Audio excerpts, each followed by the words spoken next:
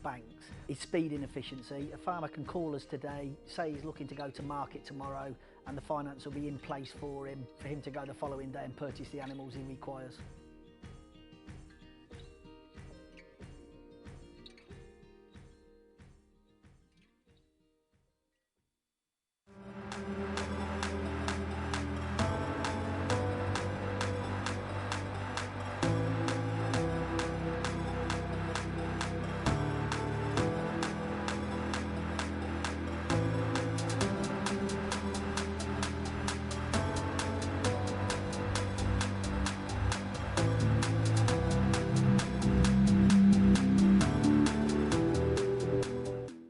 Leasing of cattle's strange. A lot of people haven't heard of it before and they wonder how it works, but it's really straightforward. If I find a batch of cows I want to buy or do a deal on, I can phone them up and say, what's the chances of doing a deal on these batch of animals? And they'll say yes or no. When we find decent cattle for sale, we need to be able to raise the money quickly and be able to move, which is something that Shire is much better at than anybody else we've tried before. The treadmill's spinning, the cash is coming in the door, the milk's in the tank, and it wouldn't have been without Shire.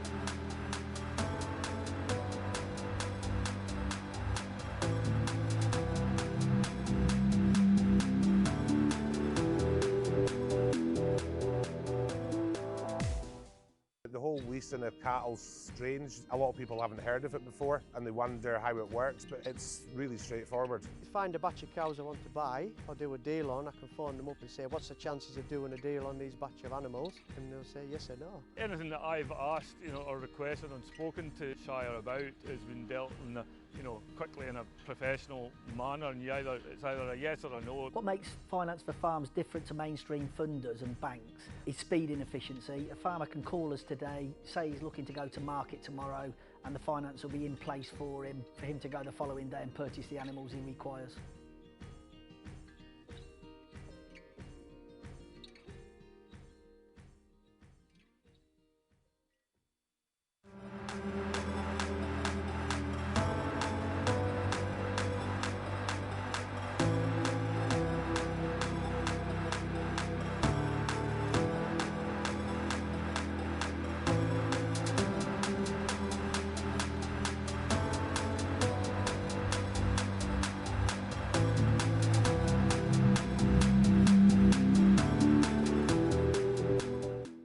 Leasing of cattle's strange. A lot of people haven't heard of it before and they wonder how it works, but it's really straightforward. If I find a batch of cows I want to buy or do a deal on, I can phone them up and say, what's the chances of doing a deal on these batch of animals? And they'll say yes or no. When we find decent cattle for sale, we need to be able to raise the money quickly and be able to move, which is something that Shire is much better at than anybody else we've tried before. The treadmill's spinning, the cash is coming in the door, the milk's in the tank, and it wouldn't have been without Shire.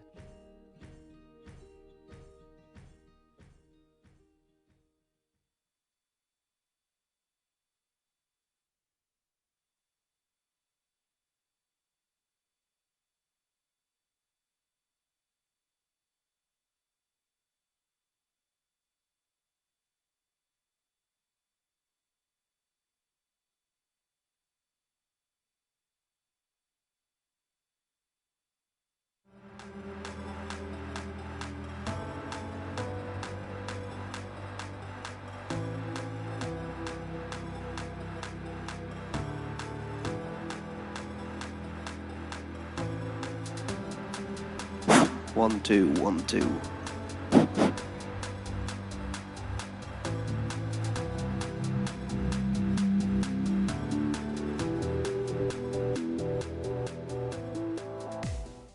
The whole leasing leasing of cattle's strange. A lot of people haven't heard of it before and they wonder how it works, but it's really straightforward. If I find a batch of cows I want to buy or do a deal on, I can phone them up and say, what's the chances of doing a deal on these batch of animals? And they'll say yes or no. Anything that I've asked, or requested and spoken to Shire about has been dealt in a, quickly in a professional manner, and it's either a yes or a no. What makes finance for farms different to mainstream funders and banks is speed and efficiency. A farmer can call us today, say he's looking to go to market tomorrow, and the finance will be in place for him to go the following day and purchase the animals he requires.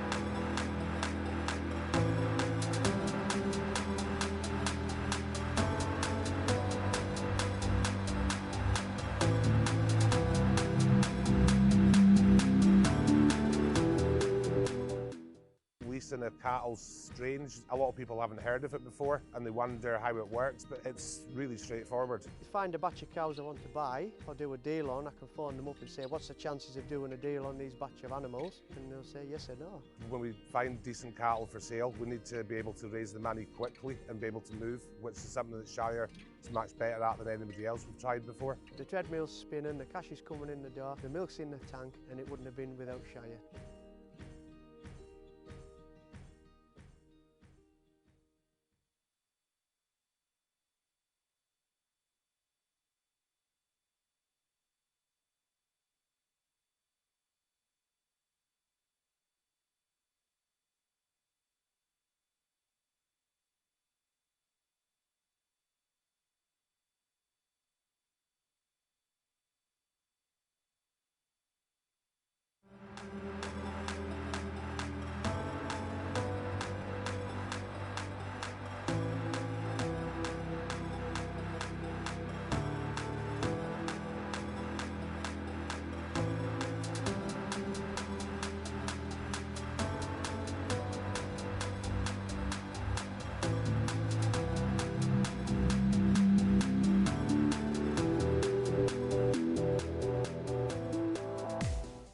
The whole leasing of cattle's strange. A lot of people haven't heard of it before and they wonder how it works, but it's really straightforward. If I find a batch of cows I want to buy or do a deal on, I can phone them up and say, what's the chances of doing a deal on these batch of animals? And they'll say yes or no. Anything that I've asked, or requested and spoken to Shire about has been dealt in a, quickly in a professional manner, and it's either a yes or a no. What makes finance for farms different to mainstream funders and banks is speed and efficiency. A farmer can call us today, say he's looking to go to market tomorrow, and the finance will be in place for him to go the following day and purchase the animals he requires.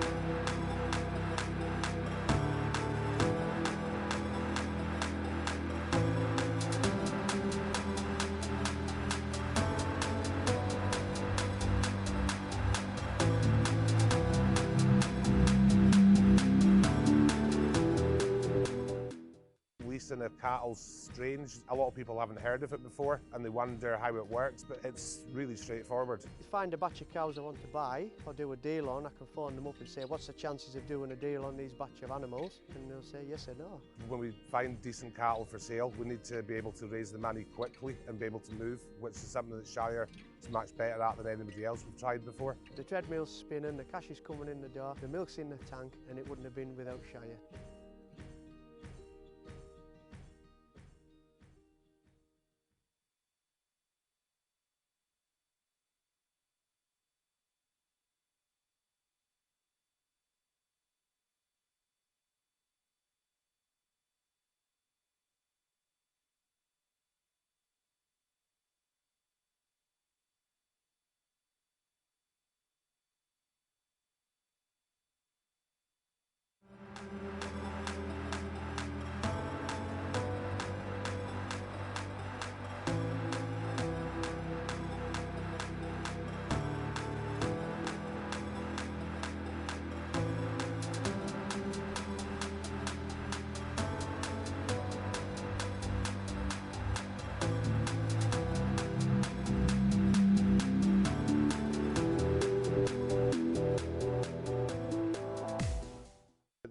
releasing of cattle's strange. A lot of people haven't heard of it before and they wonder how it works, but it's really straightforward. If I find a batch of cows I want to buy or do a deal on, I can phone them up and say, what's the chances of doing a deal on these batch of animals? And they'll say yes or no. Anything that I've asked, or requested and spoken to Shire about is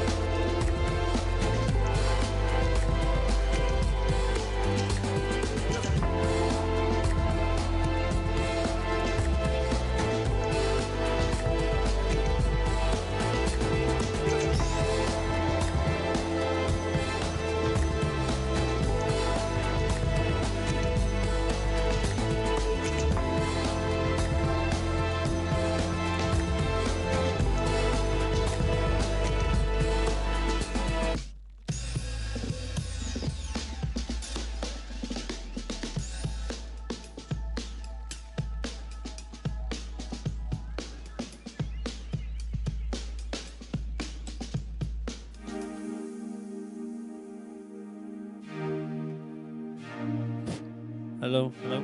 Yep. Okay, Alan. Yep. Okay, Tom, you can hear? Yeah. I can hear you.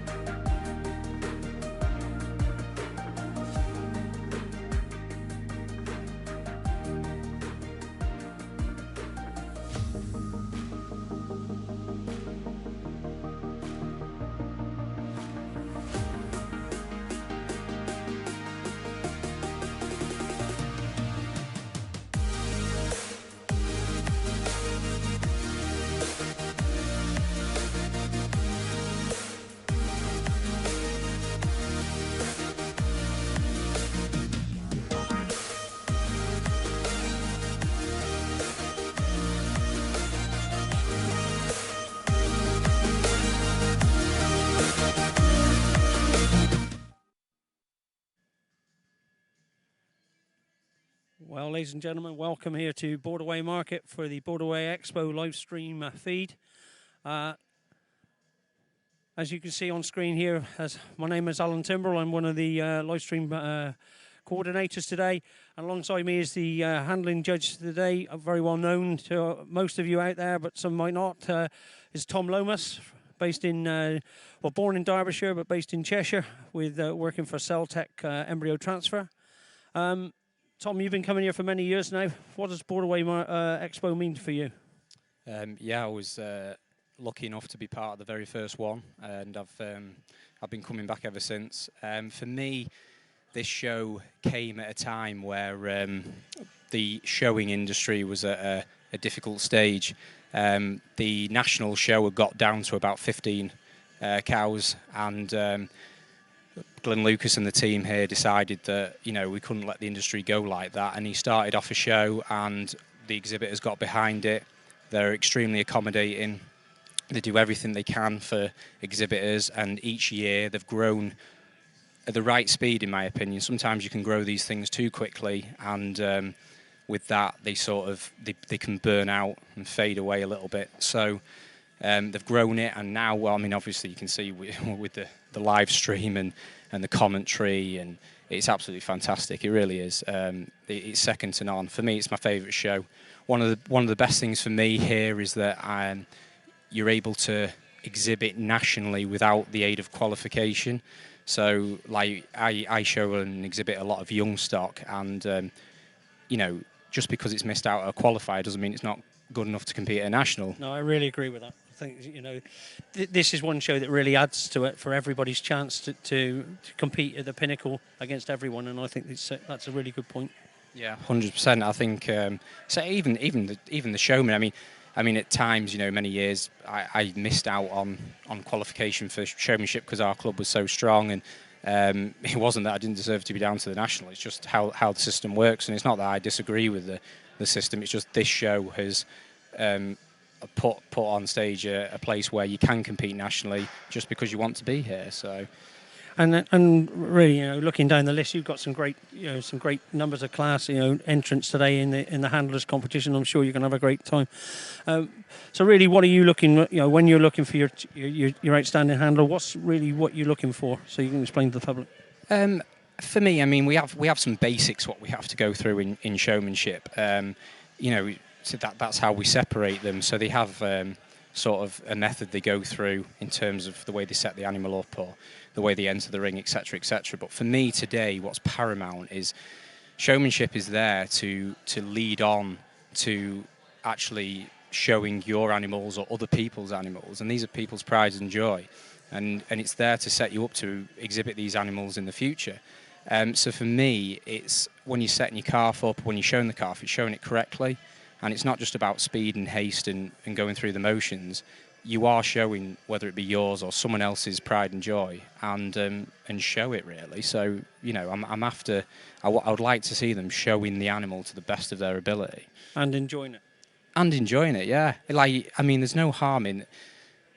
Some people sometimes think you can't take something seriously and enjoy it, but I disagree with that. I think you can try to do best, be the best, do the best you can, but you can enjoy it at the same time. It's a bit like being a Liverpool supporter this week, is it? No comment. Knowing you're a Manchester United supporter, I thought I just slipped that one in. Yeah, but last night was okay. My favourite drink at the moment is 7-Up. Oh, I've heard them all. I've heard them all. What that means, Tom, but thought I'd just drop that one in. I think if I'm here in 10 years' time, I'll still be here in the same old show. Thanks for that. I think handlers competitions have come on a lot. I was born when the art was new, so I know what it is. The first ever handlers competitions. When I was in my early 20s, wasn't anywhere near the calibre and the quality of what comes out with these youngsters now. And there is some really fine young people coming through and keeping the industry alive. Surely. Well, yeah, and going back to that, your football analogy, if you carry on playing Sunday League every week, you'll only ever grow as big as like a goldfish in a tank situation. And I think the way in the UK, because the standards keep getting better and better and better, it's allowed everyone sort of like, if I want to compete, I'm going to have to raise my game. And what's happened in the UK is the standards become extremely high, and that's across all breeds, not just in, you'll often see people showing in colour breeds switching over to the Holsteins and competing right at the top of the class as well. So it's not just in the Holsteins, it's across all the breeds. And I think that having a high standard is really healthy for the country, because when we go out to the international competitions in Europe, we're right at the top of the class. Yeah, I really agree with that. I think the one thing that you gain from these shows is the happy family atmosphere out there. All the youngsters really integrate within each other. There's a real close camaraderie, and they all want everybody to succeed. Yeah, they want to win themselves, but if they don't, they want the best friend to be up right at the top. So yeah, I think it's really come on and evolved over the years, and there's a lot of people put a lot of hard work, and you're one of those people that have put a lot of hard work in training other people, and it's great to see you out in that ring today as well. No, I very much appreciate it. No, it's a huge honour for me, and as you know, it's only as you get older, people they 1 2 1 2. As you get older, people kind of tell you that time flies by, and it's like with these youngsters today, within a blink of an eye, you've finished the Young Breeders programme and you're out of it. So for the youngsters today, the main thing is to enjoy the years they're at it, compete here, compete at the national qualifiers, compete at the national, and get the most they can out of it, because you're soon 26, and you soon get that letter of you're too old. Thank you very much. I wish I could see 26 again. I think I'm closer to the other numeral of 62 than 26.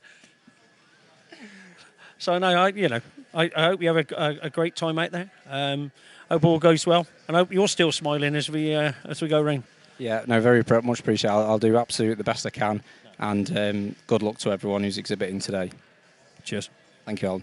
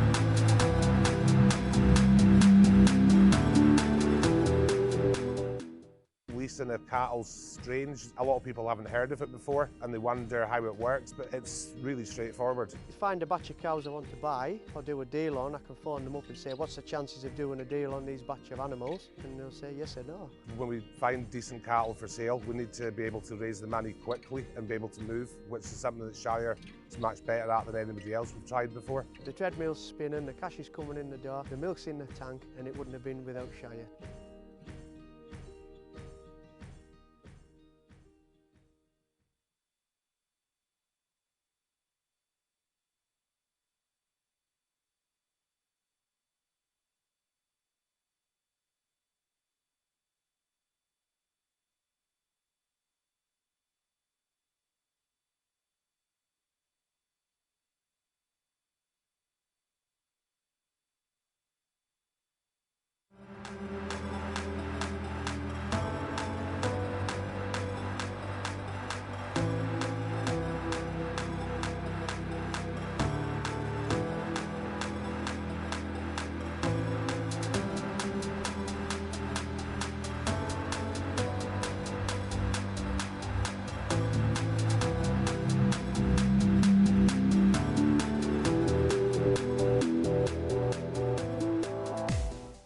The whole leasing of cattle's strange. A lot of people haven't heard of it before and they wonder how it works, but it's really straightforward. If I find a batch of cows I want to buy or do a deal on, I can phone them up and say, what's the chances of doing a deal on these batch of animals? And they'll say yes or no. Anything that I've asked, or requested and spoken to Shire about has been dealt in a, quickly in a professional manner, and it's either a yes or a no. What makes finance for farms different to mainstream funders and banks is speed and efficiency. A farmer can call us today, say he's looking to go to market tomorrow, and the finance will be in place for him to go the following day and purchase.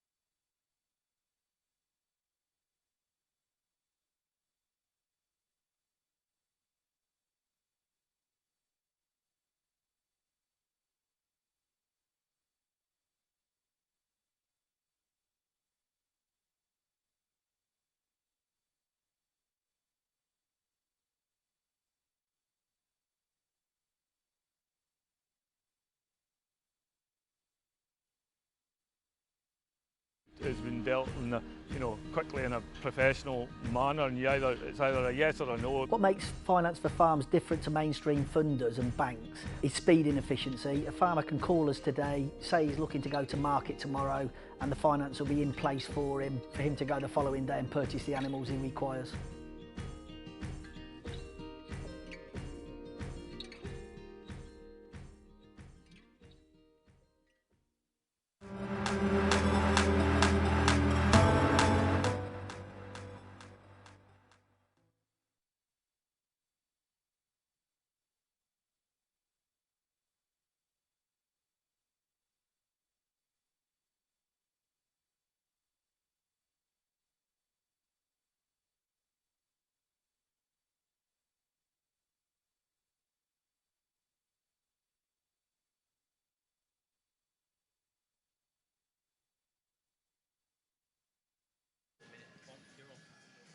Okay, good afternoon. My name's Graham Kirby, sat here with Alan Timbrell. We're at Borderway Auction at Carlisle, and it's the Borderway UK Dairy Expo, the 11th edition of this great show. And this is the second year that we've done the live commentary. So there's me and Alan sat here in the greatest seats in the house. We're on the first floor. We're looking down on the ring of handlers that are just coming in. We'll be joined periodically by Richard Bostock, and the three of us will cover the whole weekend of fun and festivities. Yeah, really looking forward to it, Graham. You know, we've got a great show in front of us. I'm sure that these handlers will kick off, and there's some really excellent handlers going to be coming out in this class. Yeah, and I like the fact here that they set off with the mature handlers, which the young under 12s. The young under 12s. It's always a big, it's a big undertaking walking into ring first, and they can, if they're keen and they're keen to learn, they should be ringside now, just watching how these experienced, mature showmen get on with the job. Maybe looking for what our judge Tom Lomas is looking for in his judging, and picking tips up for when it's their turn to come into the ring. Yeah. I see the Ayrshire nearly took out the main hoarding to start with, so it's a good start for the show.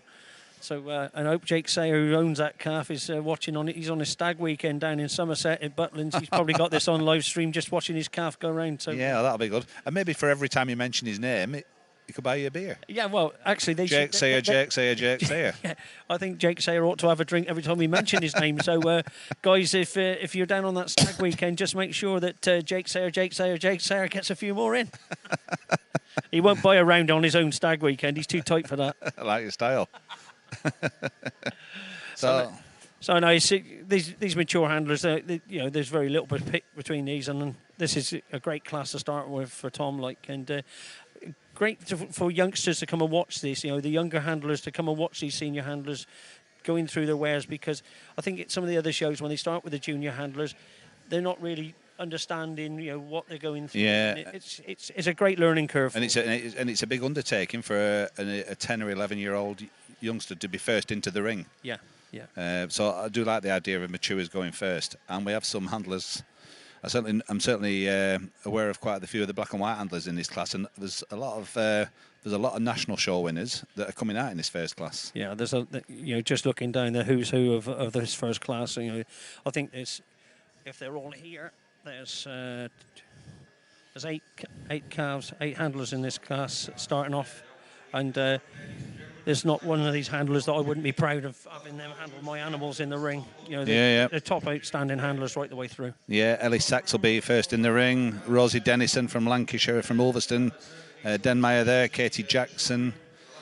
Pete Cotton from Stoke, he's in there. Amy Harrison. Yeah. Alison Laurie, she's won. She's always real stylish on the strap and real. She's won big shows.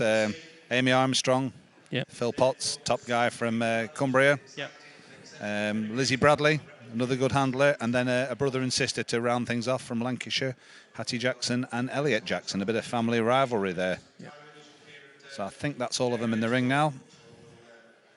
So they've maybe 5 or 10 minutes now to impress Mr. Lomas and stand out from the rest of the crowd with a bit of style and a bit of flair and show the calf off to the best of its ability.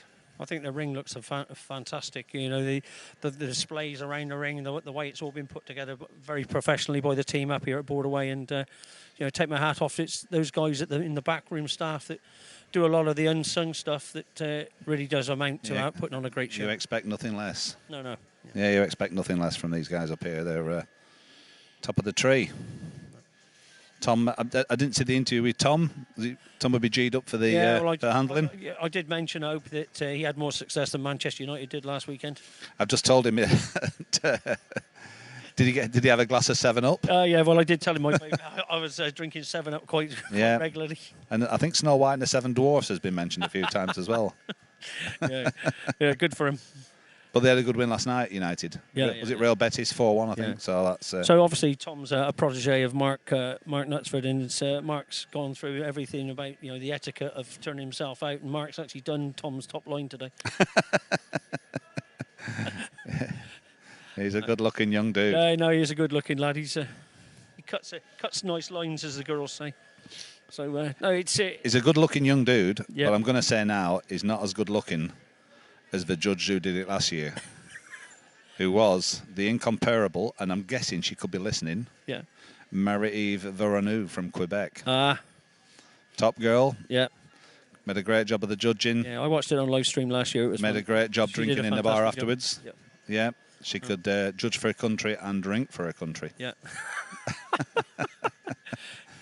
So yeah, she was. So if she's listening, Marie-Eve, hello. If she's not just listening, what time would it be in Quebec? 5 hours back, be 8 o'clock in the morning. Something like that. She's maybe still at chores or milking or whatever. So I'm sure she'll get in touch on the live stream if she's watching. So if you're watching around the world, please tag us in on the on Facebook and let us know if there's any questions you want to know or anything you want shown up a little bit more. It was real good last year when we'd a whole heap of people from Australia, Canada, USA, all over Europe, with some with questions, some just with observations, some that we probably couldn't relay to you on a public platform. Yeah. But no, it was good that they were listening all over the globe, really, which is very humbling, really. And don't forget the Fantasy League. We've had I think 140 entries into the Fantasy League, and those cows forward. Just judge it as you see it. Give us there's £100 to win, and I think it's coming out of Glyn Lucas's pocket, so it's always good to get it out of Glyn's pocket. Yeah. And you can't beat a fantasy. And if there's a dead heat, to see £200 come out of Glyn's pocket might be even better. That would be hilarious. three finishing with the same score. Yeah. That would be. You can guarantee it's not. But perhaps we should have a word. Perhaps we should have a word with Nathan and see if we can do that. yeah. So I don't think it's too soon to say there's any early contenders here. Tom's just putting them through the paces. I think what it's like is all the calves are behaving themselves, and that gives the handlers a lot of help. I think, like Alan said, you get to this sort of 21 to 25-year-old class. They've been here, seen it before, bought the T-shirt sort of thing, and they're all pretty good. It will be fine margins that determines. I think what's interesting is these calves haven't seen a ring probably for 3-4 months. Yeah. And it's all a little different. They've been shut in a shed at home, and they've been being fed, they've been pampered a bit, but it's nothing like what's coming out into this ring and seeing the audience and flags around and everything else. It's all a little bit different for them. But I must say they look a great spectacle in that ring at the moment. Yeah.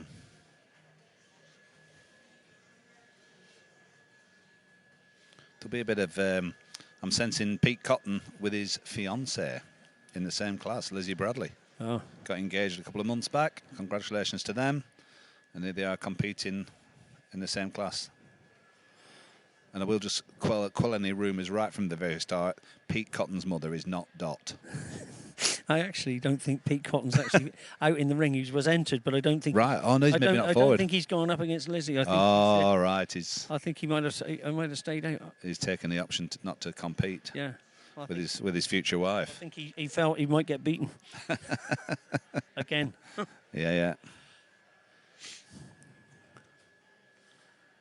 So just to mention for our two ring stewards, we got Doug Reynolds in the ring, and we also got Ross Murray. Two gentlemen that will be handling all the way through the ring stewarding and keeping everything flowing in the ring. And then obviously we got Lyndon Bustard and Mike Deacons outside, making sure all the animals and the handlers come in the right order. Yeah, always do a great job, them guys. Flowing. Yeah, they just get a crack with Lyndon this morning.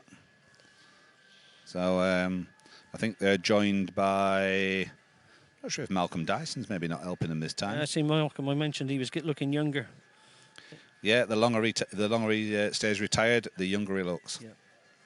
The Peter Pan of the retired classifiers. Oh, yeah. I have heard Malcolm call a lot of things, and Peter Pan wasn't one of them.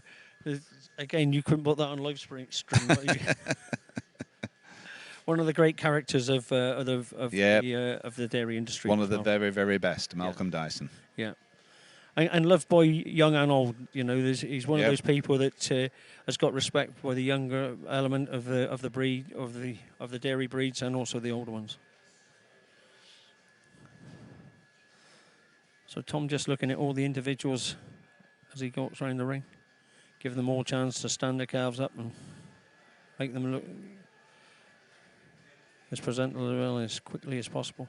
I think I was thinking with the young handlers, the sort of coaching that I've done with young handlers and young members coordinator in my time, they've got to realise they've got to maybe not at this age, but some of the younger handlers, they've got to understand why they're doing what they're doing. And I know when I've judged handling classes, maybe not so much with the very young ones, but with this, certainly with this age and with the sort of 18, 20-year-olds, I've asked them when they come into the ring. I ask all the handlers what, and I tell them it's not a trick question. What's the strong point of your calf? Is there any part of your calf you're trying to hide from me? Yeah. And if the calf has, let's say the calf's got high pins, Yeah. if they stand it and then just put a little bit of pressure on it to push it back, Yep. so it took its pins under it, that's, to me, that is great handling. Yep. If it's narrow chested and they're standing it and just touching its front legs and giving it chest width, again, great handling. And that's, to me, that's the difference between a good handler and a not as good handler. And it's them people that do that and have the calf in position so it never gives the judge a bad look. Yeah.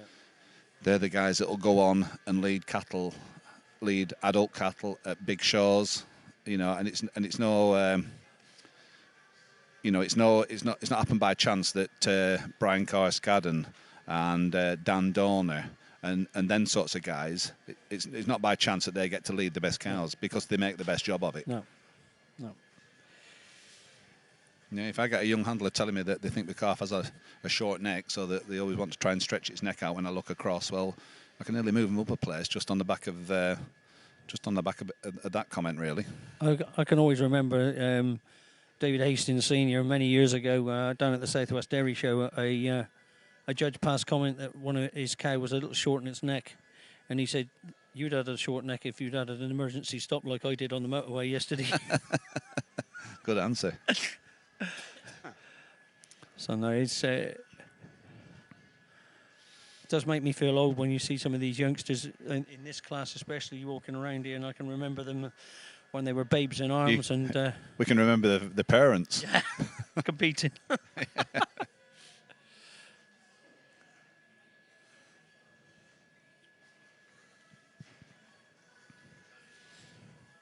few more people getting ringside now. I always like it when you get the when you get to maybe not with this age category, but with the younger category, and you get to the nitty gritty, maybe the judge's first pull, and you get the parents with anguish written across their faces. I think watching, and it's I've been in that position hundreds of times, and it is nerve-wracking at times. I once judged a younger class, under 10s class at Norfolk Show, and there was about 15 in the class, and all the youngsters around, and there was all the grandparents, parents, and everything. Yeah, fantastic. So I asked the parents to take one step back, and the grandparents to take 2 steps back. Anybody that had a loaded shotgun or bow and arrow, please take 5 or 6 steps back, because when you're judging those youngsters, you're just clutching at hairs, you know, between them. And yeah. But I think with all judging, whatever you're doing, add a bit of humour with it. But people at ease that you're interested in what they're doing, and yeah. And I think it's especially with the sort of 10, 11-year-olds. Yeah, you're encouraging. Ask them about the calf. Have they trained it? Have they washed it? Are your mum and dad here? All that sort of stuff, just to sort of put them at ease and have a bit of conversation with them, and spend as much time talking to the guy that finishes last as you do talking to the guy that finishes first. Yeah, I think it's really important. I think to make everybody feel at ease. So I'm guessing he'll not be far off. No, I think he'll be far off of his first pull anyway. Yeah. He'll acknowledge the steward in a minute, I'm sure.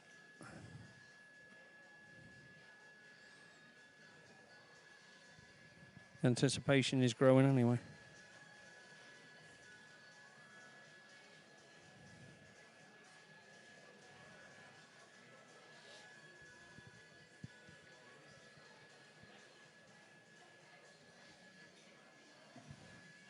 as Alan said, if you've not had to go at the fantasy herd competition, I think there's 3 classes. We've picked 6 cows out of each class. Just go in the comment section on Facebook.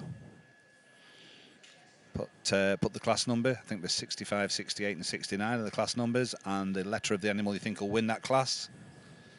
Send the comment back. I think there's, how many entries did you say we had, Alan? There's about 150, just short about, of about 150 entries so far, so pretty happy with that. And the winner will be announced at the end of the show tomorrow. And I think, as Alan said earlier, I think there's £100 prize money for the winner. Anybody coming tomorrow? It's good to see. Well, I think it's good to see. We have a pair bar in the corner. In addition, I think that's a first. So there'll be... There's already one Scotchman leaning against the bar holding it up. I see a few people down there with drinks, and I'm sort of envious. So I've brought my own drink up to the... little bit of whiskey in there, Alan. Have you? Sorry. whiskey and lemonade, just to keep the job ticking a little bit. I'm just keeping on the water at the moment, Graham. Alan's on the water. Very sensible too. RB's just rolled in with technical advisor. Yeah, RB's been getting his hair cut. Yep. With the perfect features for radio. If anybody has seen the podcast or listened to the podcast and saw the photograph on the podcast, RB's photograph was airbrushed rather a lot. As you'll see when we get him on screen later.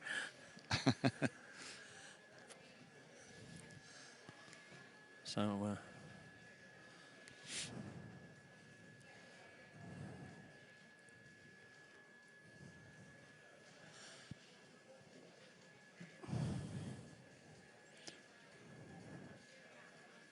so is there any questions coming through on Facebook at the moment, RB? Does it say how many listeners we've got? Have we got one?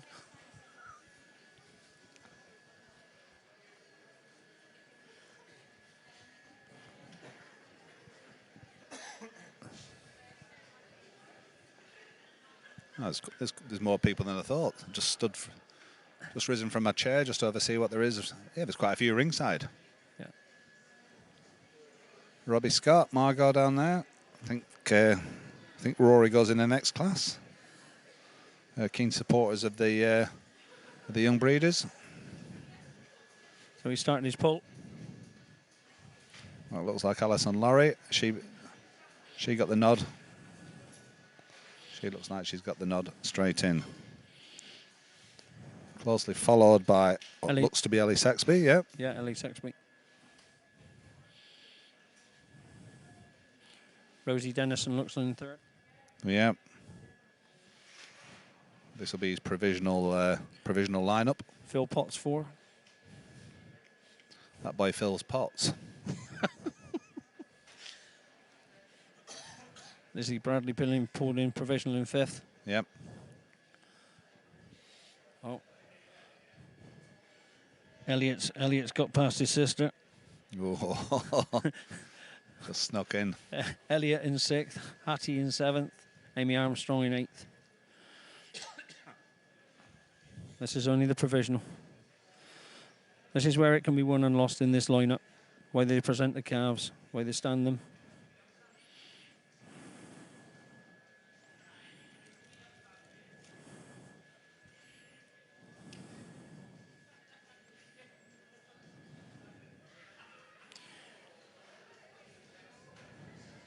Should work these as well a little bit. Maybe not work the looks the like juniors, but looks like he's putting them through with the paces. The maturers need to be worked a little bit, and they should know what they're doing. So this is Rosie Dennison going through the paces at the moment, just drawing her calf out. Yeah, and she's a past national winner. Yep. It's got the calf flowing well.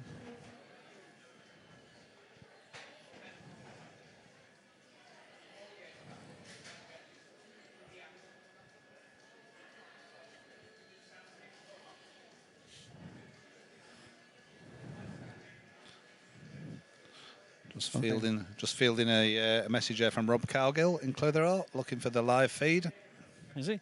Tell him to go to Borderway Dairy Yep. Expo. Yeah, just sent him that back now, so That's all right. That's good. hopefully he'll be joining us at some point. So Ellie Saxby being put through her paces now.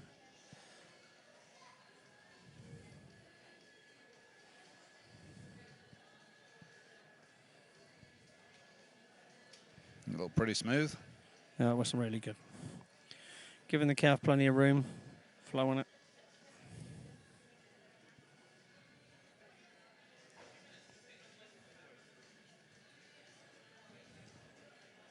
So now it's Alison Laurie.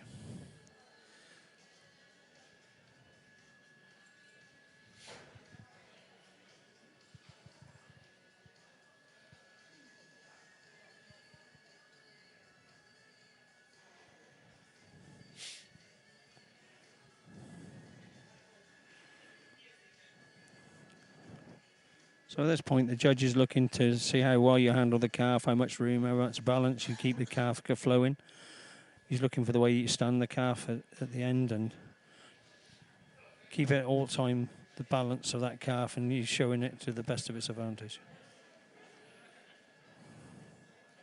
So it's Phil Potts' turn this time to take his calf through. And it wants to be done in a timely sort of effort, not too slow, not too fast. Just keeping the calf all in balance right the way through.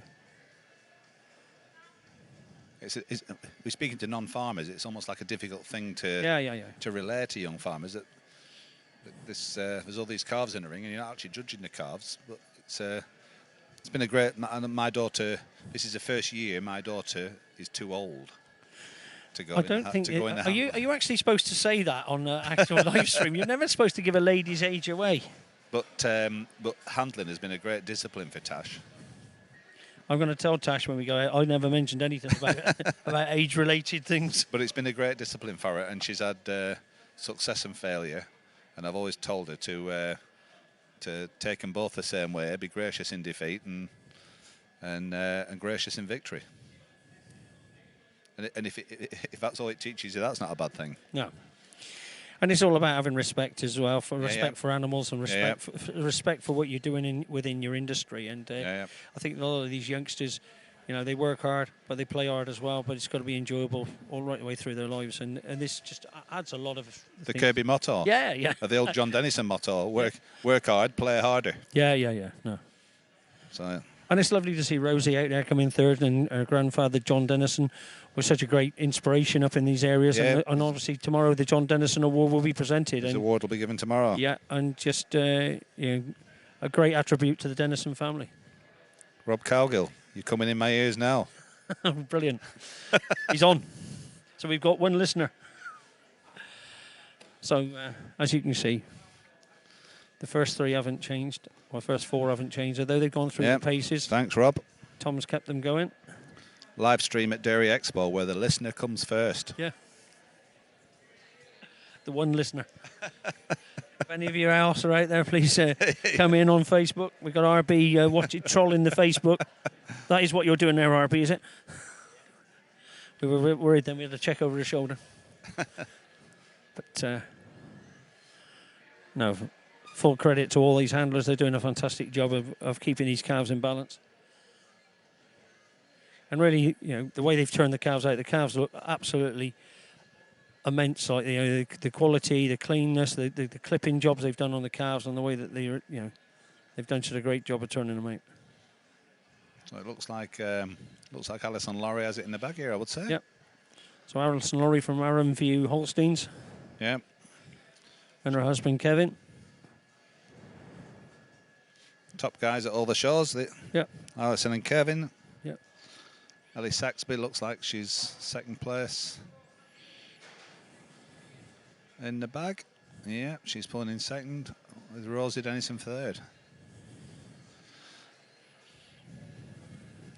A 1, 2, 3 for the ladies.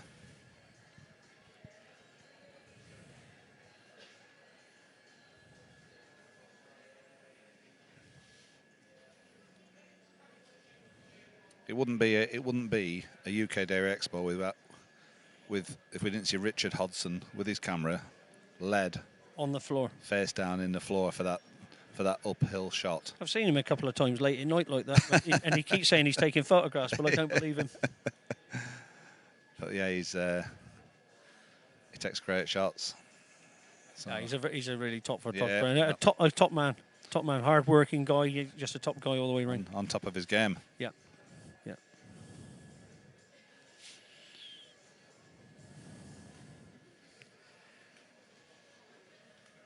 So I hope you're watching this, Jake, because your calf is not giving your future wife the easy time that it should be. If she didn't love you so much, I don't think she'd be looking quite so happy with the calf. That's the guy on the stag do. Yeah, that's him on the stag do. So have we got to mention Jake Sayer again to see if he gets another drink? Jake Sayer. Jake Sayer. So here's now Tom explaining to the competitors just exactly why he's placed them in. It's always good to see this. I love to see the judges going through that and just talking through, you know, how they can improve. Yeah. It's a competition, but it's also a way of just, you know, even these senior handlers, the little things that they could do better or whatever to just finesse them to get them further up in the league. So. Yeah, you never stop learning, do you? No.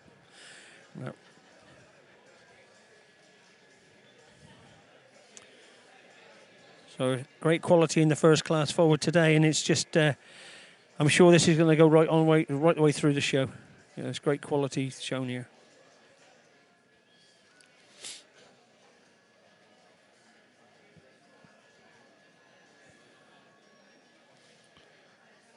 So we can give a shout out to the sponsors, and the first sponsor in the ring today, sponsoring this class, is sponsored by the banking giant HSBC. Looks like their representative is there with the tray of rosettes, and I'm sure the show are very grateful to HSBC for their continued sponsorship. I think it's really important to acknowledge all the sponsors, you know, and the trade stands are here available. Anybody coming tomorrow to the show, there's some great trade stands out there, all available to you, and yeah, it's a great show all the way around.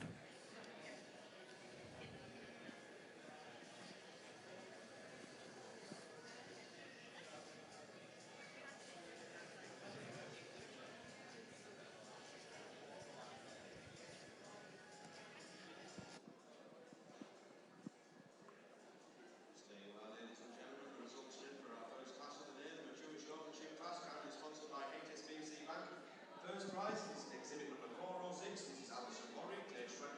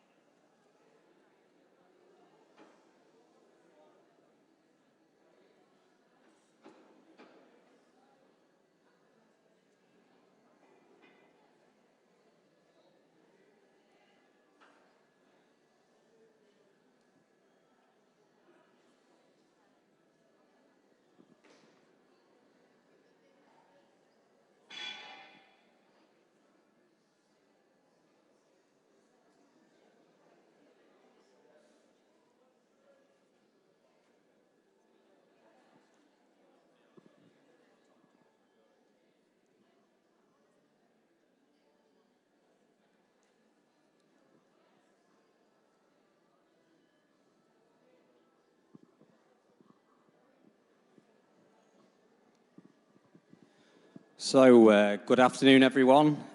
Some of you will know me, some of you won't, but I've spent a lot of time over the last 15 years exhibiting heifers, especially across the UK and Europe.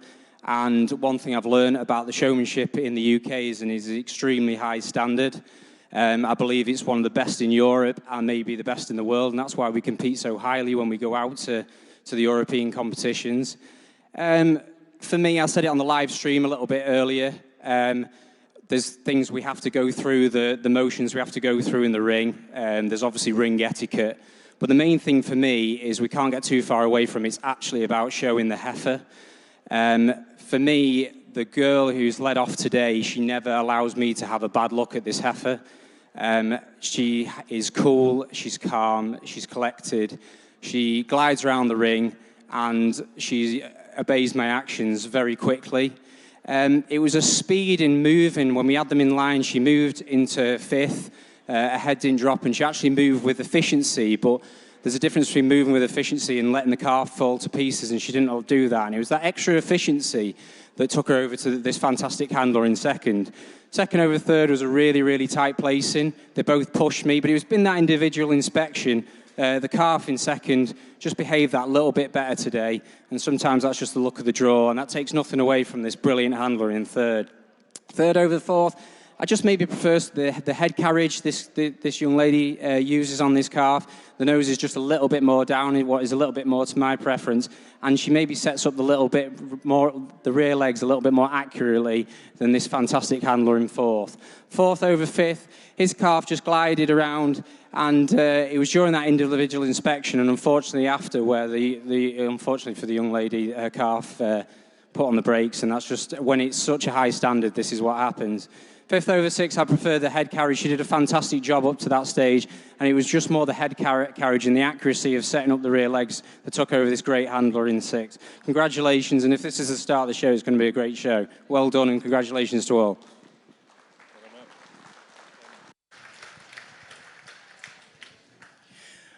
Well, this is was a really fantastic display of cattle forward. We're moving on to a second class. Just coming in. Yeah, so we're senior showmanship now, the 16 to 20-year-olds, and this is sponsored by Harrison and Hetherington Limited. So, yeah, we're really looking forward to this next class. You know, the anticipation after this first class, the quality was outstanding. I'm sure this class will be no different. Yeah, and like we said earlier, if they're keen, they should have been ringside, just watching what the judge was looking for and listening to his reasons at the end. Well, the first lad in the ring is Jack King from Northern Ireland, so he's come over and he's been helping out a team out there, and yeah, he might be only 16, but he's a big lad for 16. I think he's been hidden away, and his passport wasn't signed too early. Yeah, they probably held his age back, like just to get him into the senior class, and he wasn't a junior. Although you wouldn't know, Graham, you wouldn't know his father, I don't expect, but Martin's about 6'6". I do know him. He's a big lad. Yeah. No, he's a big lad. No. Jonathan Mars, he's a guy I don't maybe know too much, a local guy, Carlisle guy. Yeah. In second, Alfie Hare, again a Penrith guy. In third. So there's Eva Cooper is coming in. She's number 423 from Sweden. And also coming in at 425 is Laura Back-Thompson. She's from Denmark. And yesterday at the Danish National Show obviously in Denmark, the Jerseys National Show, she had the champion heifer there. So wow. She was over here, wanting to show over here. And well, her family was showing jerseys over there in Denmark. So wow, fair play to just it. Really an international version coming out here. So, a couple of international people joining our handlers over here and competing. Yeah, real nice. Rory Scott, I think, goes in this class. See Robbie and Margot down there watching on. Great supporters. Mark Bryson, another Scottish guy, yeah. Always pretty good on the altar.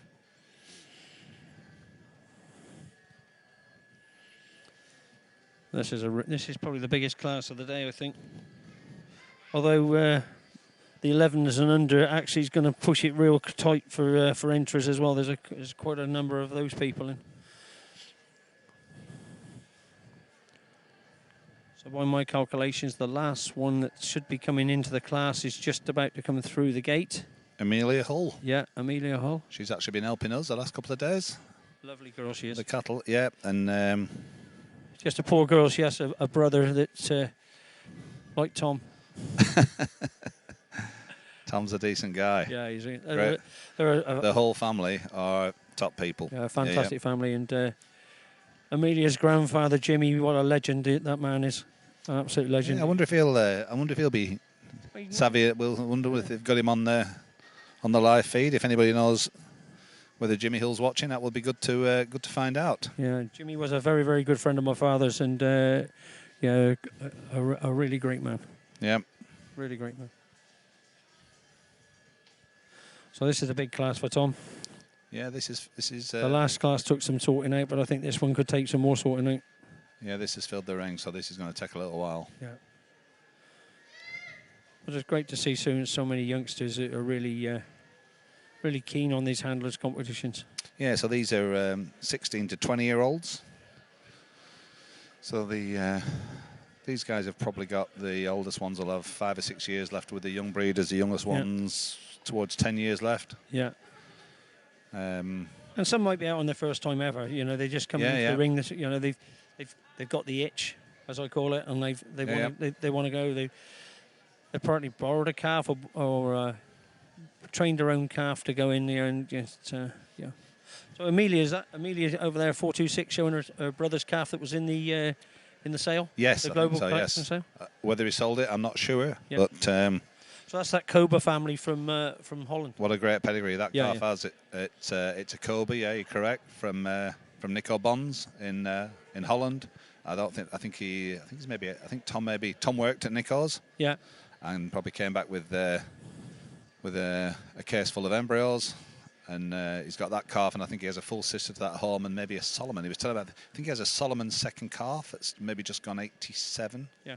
Have you actually seen Nico's herd? Have you actually? No, it's a herd I've never been to. It's a herd I'd really like to go on. That's a herd that would be, of all the trips I've run and organised and been all over North America, and there's one in Europe. A 30-minute flight from Manchester and never been, so that would be. I think we're all a bit guilty of that. Actually, we don't travel to see some of these great herds that are really on our doorstep. I'm sensing a long weekend away, Alan. Yes, it's kind of you for asking, Graham. I think there's a bit of bromance going on here. If you didn't know.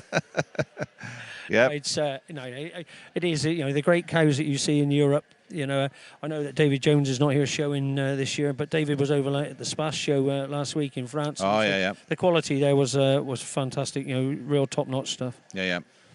So. No, good to travel. That is. So so David was 60 last week. You know, I saw that on Facebook. Yeah. He still dyes his hair, though, so he doesn't look as grey as me and you, Graham, to be totally honest. And he often wears that girdle when he's out now. So I heard. So I did hear that. Yeah. Yeah. I'm sure he's very grateful that you've mentioned him. I hope he is. I hope he's listening. Yeah, he's sorely missed at the show, sadly. I think. He might get a bit of. It's probably colder down there because they get more snow down that end of the country than they are up here. So, it's been cold. It was very cold up here last night, but very little snow up here in Carlisle. For anybody wanting to travel up, actually, you're thinking that we've got a lot of snow up here. I think there's more snow in the Midlands than there is up in the north of the country. Yeah. I think Richard Green. I think he's travelled up today, and I don't think he had any problems. He's come from Doncaster, so yeah. It's not. No. We're not gridlocked. That is for sure.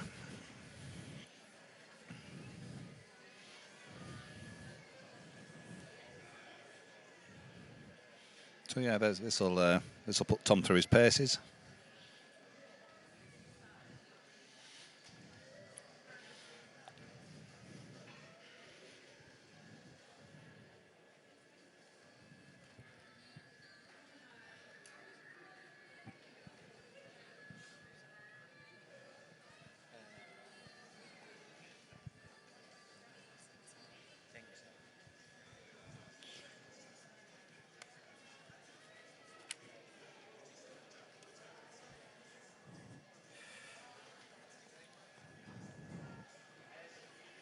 Some really good calves out there. I know we're not judging the calves, but when you look at the quality of the calves right now, all breeds going through it.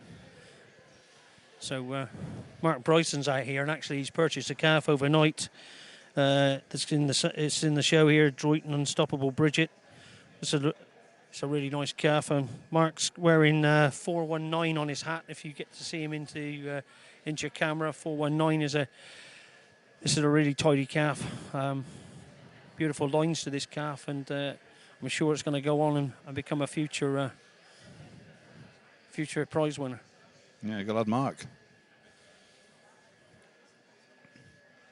Mary Eve has been in touch. Mary Eve is watching the live feed. Judged the handling last year. Always a great crack. And she sent the picture back across with the Quebec breakfast that she's so fond of. The orange juice and Crown Royal. The Crown Royal. Yep. I haven't tried it, but perhaps we ought to before the end of the show. Quebec breakfast, very, very pleasant. So hopefully see her in Madison or the Royal later on this year.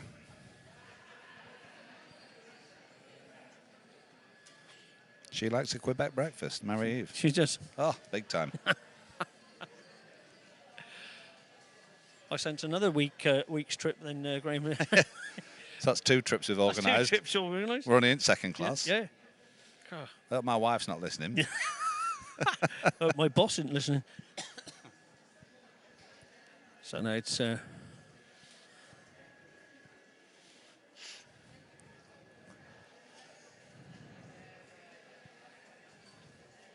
starting to fill up a bit round ringside now, and there's some anticipation. Alison Laurie has come back to the side of the ring just to check out who she's going to be against in the championship. Robbie Scott, she's chatting with Robbie Scott, and Robbie's just going to wait and see how Rory goes on, and then maybe stamp on her foot or something like that. Big Kevin's coming there to make sure that Robbie's not running any security. Yeah, security. I think Kevin played an absolute blinder though, really, because he's married Alison. He's never been the best at showing. And Alison's much better to look at than Kevin. Yeah. I think Kev's noticed that we're talking about him. Now he's worried. Get him in notoriety. Kev, from up here, you want to put your hat back on? Kev's not happy. I'm looking him down on. I think his father might have more hair than him. He's put his hat on now. He's waving at you. Yeah. Oh, with 2 fingers. It's all good fun.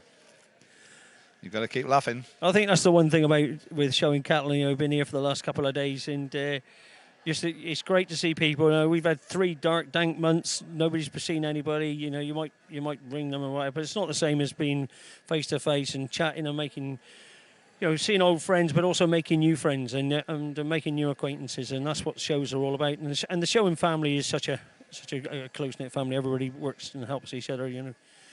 There was It was quite Baltic in there last night in the sheds, but everybody had a smile on their face and they were happy to be here. So it was cold last night. Yeah, it was cold. It was cold. There ain't too many warm cattle auctions around, are there? No. Concrete and steel. No. But no, this is a great show ring for this and a great spectacle, and hope it's coming over to you as good as it looks here.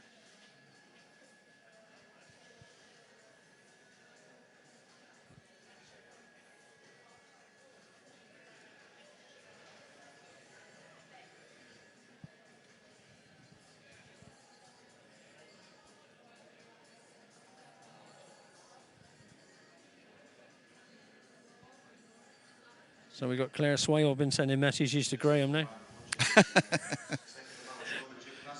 Thank you very much, Claire. Yeah, we're enjoying it. Hope it sounds good at your end. Nice to know you're listening in. We're missing you, Claire. Yeah, if you can't be there, probably the next best thing is to listen to... I know Richard Hodgson likes laying on the floor, but it doesn't look quite as good as you. I'll second that. Or I'll third it. Yeah. But no, hopefully we can transmit a bit of the excitement and passion that we have for this industry and transfer it your way. There's some real top quality. Yeah, Hamlin looks good. Great entries for the show tomorrow. Big class. I think one of the calf classes tomorrow has 31 entered in it. Yeah. Milking classes look really well supported. Yeah. I know last year that maybe the jerseys weren't just as well supported as you would like, and then I got the email through maybe a week ago with this year's entries. Jersey 2-year-olds, 17 entries. Yeah, 17. I think there's 14 forward. Like. Unbelievable. Yeah, no. I think last year there was maybe 2. And I had I walked round and had a really good sort of view of them last night, and they should be some really good heifers coming out now, 2-year-olds. Yeah, and that'll be great to see. And Andrew Kennedy's pointing up towards us now. I think he wants us to mention him. He's not drinking coffee, by the way, if his wife's listening. It looks like I think that's a Guinness, boys, is it? Looks like it could be Guinness. Yeah. He had a few beers last night. Having a crack. All right, fella. There he goes.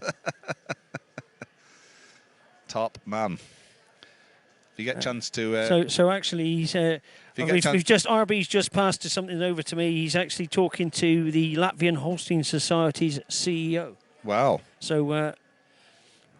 I think Andrew will be judging in Latvia next. Pretty cool. That could be a third trip. Yeah, I think. Now we're off to Latvia. I think RB. We'd have to be in on this together, Anybody fancying a good little trip? I think it's July to the Summer Sizzler in Northern Ireland. Oh yeah. At Kennedy's, they put on a sale there. There's been 2 so far, and they have been great sales. Yeah. And great. A great weekend for anybody from the UK. Drive over and a pretty good event. And the same as everyone in Northern Ireland, it's such a great crack out there with those guys. Oh, fantastic. Good cattle. Yeah. Good cows, good cattle, good people. A great country to visit. I know 2 years ago I got the chance to judge the Balmoral show, and I judged all breeds in Balmoral, and the quality of stock out there and the crack I had was just fantastic. So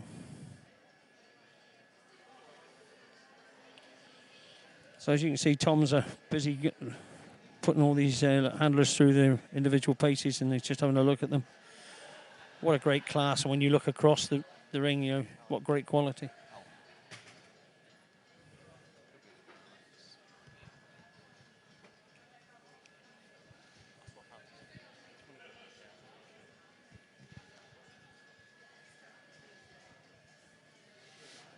RB. Alan's just had to nip to the bathroom, so I will take his place. How are you? Not bad, you? Pretty good, yeah. Sorry I'm late coming up here. I've no problem. Got stuck at the free bar in the corner of the room. Not a bad thing. Not a bad thing at all. Looks like you've had a couple of good classes so far in the showmanship. Yeah, pretty good start, really. I was saying to Alan earlier on, it's nice that they do the mature handlers first. I think that's a good thing. Fantastic, isn't it? These younger ones get the opportunity to see the older ones who have got that little bit more experience, just to see how they exhibit their animals. Yeah. I think Tom mentioned it in his reasons. It's a skill to show your animal off to the best of its ability. And that's what showmanship is. It's not just a matter of ticking the boxes, it's showing your calf off the best of its ability. Well, probably the best showmen are the ones that aren't really noticed. Exactly. People like the late, great Donald Dubois. He was a great showman, wasn't he? Yeah, as good as there's ever been. And Marie-Eve judged it last year. Great showman in her own right. Yeah, I've just been messaging her on Facebook. She said she's been really impressed by Tom's reasons, which is really good, coming from Marie-Eve, one judge to another. Yeah, it's nice to hear.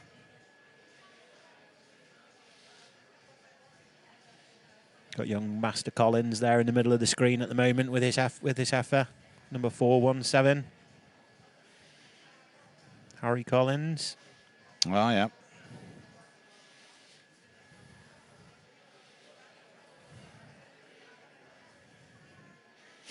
Just behind him with the black heifer that just recently acquired, Mark Bryson from Scotland. Bit of business last night then. Yeah.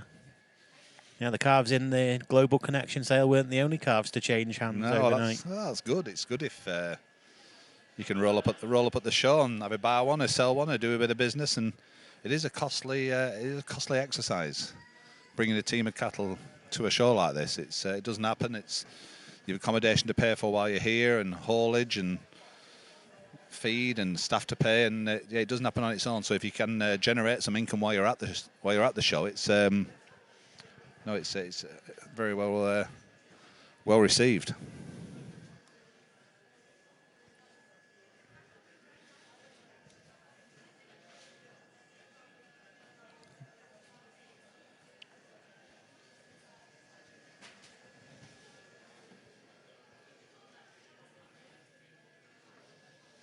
Just coming onto your screens there. Is that Liam Scott? Rory Scott in this class. 415. Oh yeah, Liam Scott further down. Yeah. No relative.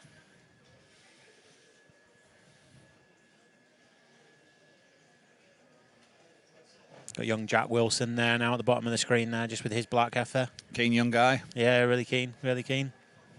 Good to see.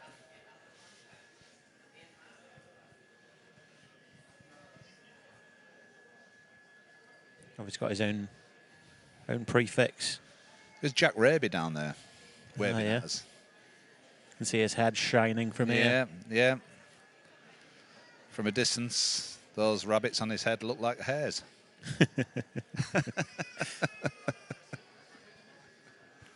No, it's quite nice to see, actually. There's a lot of people ringside, isn't there, Graham? There is, yeah. For the second handling class, real good. From all parts of the country, and a few foreigners. I see a couple of Dutch people, a Spaniard, someone from Latvia.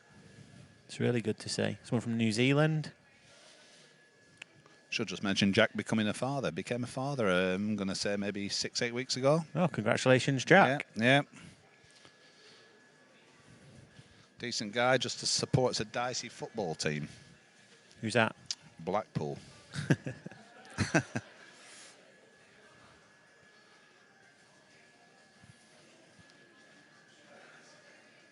Just on the screens there, Alfie Hay with his black heifer. Kevin's son? That's correct, yep. Yeah.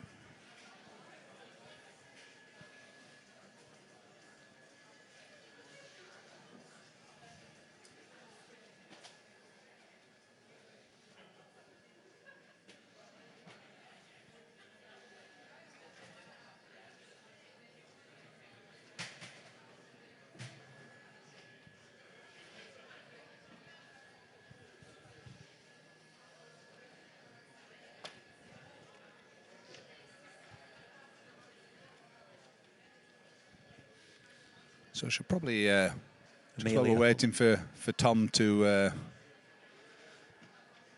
get his first pull, we'll just give a mention to the mainline sponsors, which for an event like this are absolutely essential. Cars Billington, CIS, Harrison Hetherington, HSBC, and Holstein UK with the national sponsors. Fullwood Head Dairy Supplies, Toy Genetics, Finance for Farms, part of the Shire Leasing Group, Digital Dairy Chain, Milk Tech NZ, New Zealand, I'm guessing.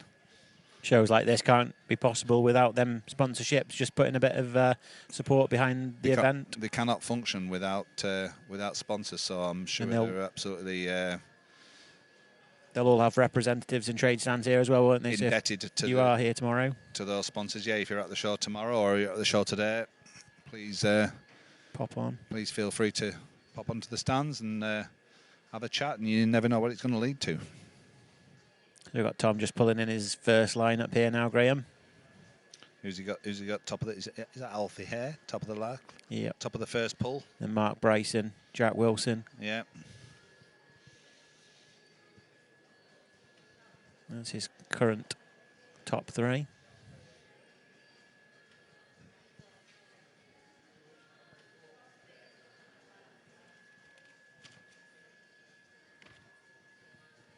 Some really good showmen even in this second lineup that he's pulling into place now. Ring steward Ross Murray just positioning them for Tom. Yeah, looks like he's doing a pretty good job, Ross. First time he's been ring steward at this event. I think it always helps when you've got ring stewards that are judges themselves. Yeah, or have shown to a national level or been involved at, they know what... Get a good front view there now. And they should all be probably trying to emulate the great Murray Reisner, who, in my opinion, is just in an absolute league of his own as far as ring stewarding is concerned. He's a great ring steward, isn't he, at Yep, the Winter Fair and stuff? The Toronto Winter Fair, for an English guy coming over every year, the Toronto Winter Fair will not be the Toronto Winter Fair without Murray Reisner. Great guy. I'm just creating a little bit more space between his two lines just to compare these showmen.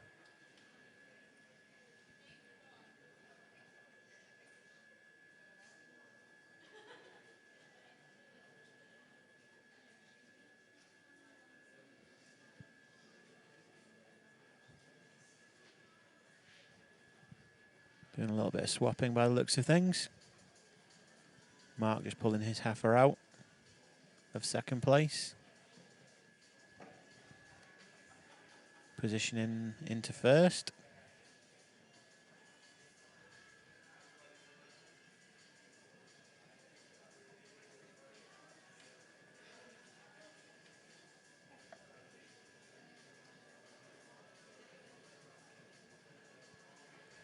Alfie now pulling his heifer out, giving her a spin.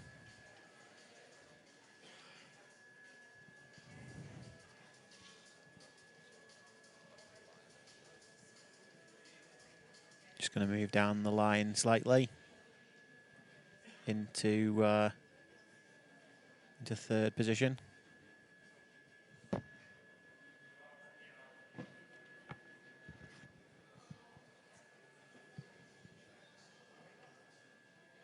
Mr. Timbrell's back from his bathroom break now.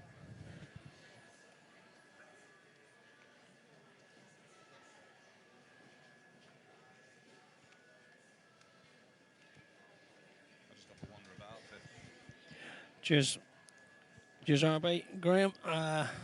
Yeah, I've just been chatting to the actual CEO of the Latvian Holstein Association, and she also works for Alta Genetics, which is the company I work for. So yeah, we had a little bit of common ground there then. Yeah, a bit of common ground. At least one bull anyway. So no, it's. What bulls are they using in Latvia then? I think pretty well what we're using over here. You know, all the high index bulls. Yeah, similar sort of bulls, and yeah, it's an emerging market for Alta over there in Latvia and that. So yeah, it was good to chat to her. She's very good friends with Andrew Kennedy, and that's why she was stood there talking to him, and also Mark Knutsford, because Mark's been out there and judged in Latvia. The Latvian national last year. Yeah, and that's where they met, and obviously I think Andrew may have gone out with him as well. So okay, so that's a little bit of a result there. So Mark Bryson's been tapped out first. I think that's Mark, is it? Yep, so far. So Mark Bryson has been tapped out with that calf that he's just purchased off of Droyton. So that's a really good unit working together. So right, it's really paid off. It's he's paid off. Well, yeah. So I'm sure Andy McKellar, Big Andy, who's a real good friend of mine, he's going to be over the moon for Mark, like, you know, and that's great. Like, great, the young man's backed his judgment and bought a calf, and we're sure it's going to have a great future. That's a really nice calf. Like, three great showmen there in the top three. Obviously, followed really closely by Alfie Hay and then Jack Wilson.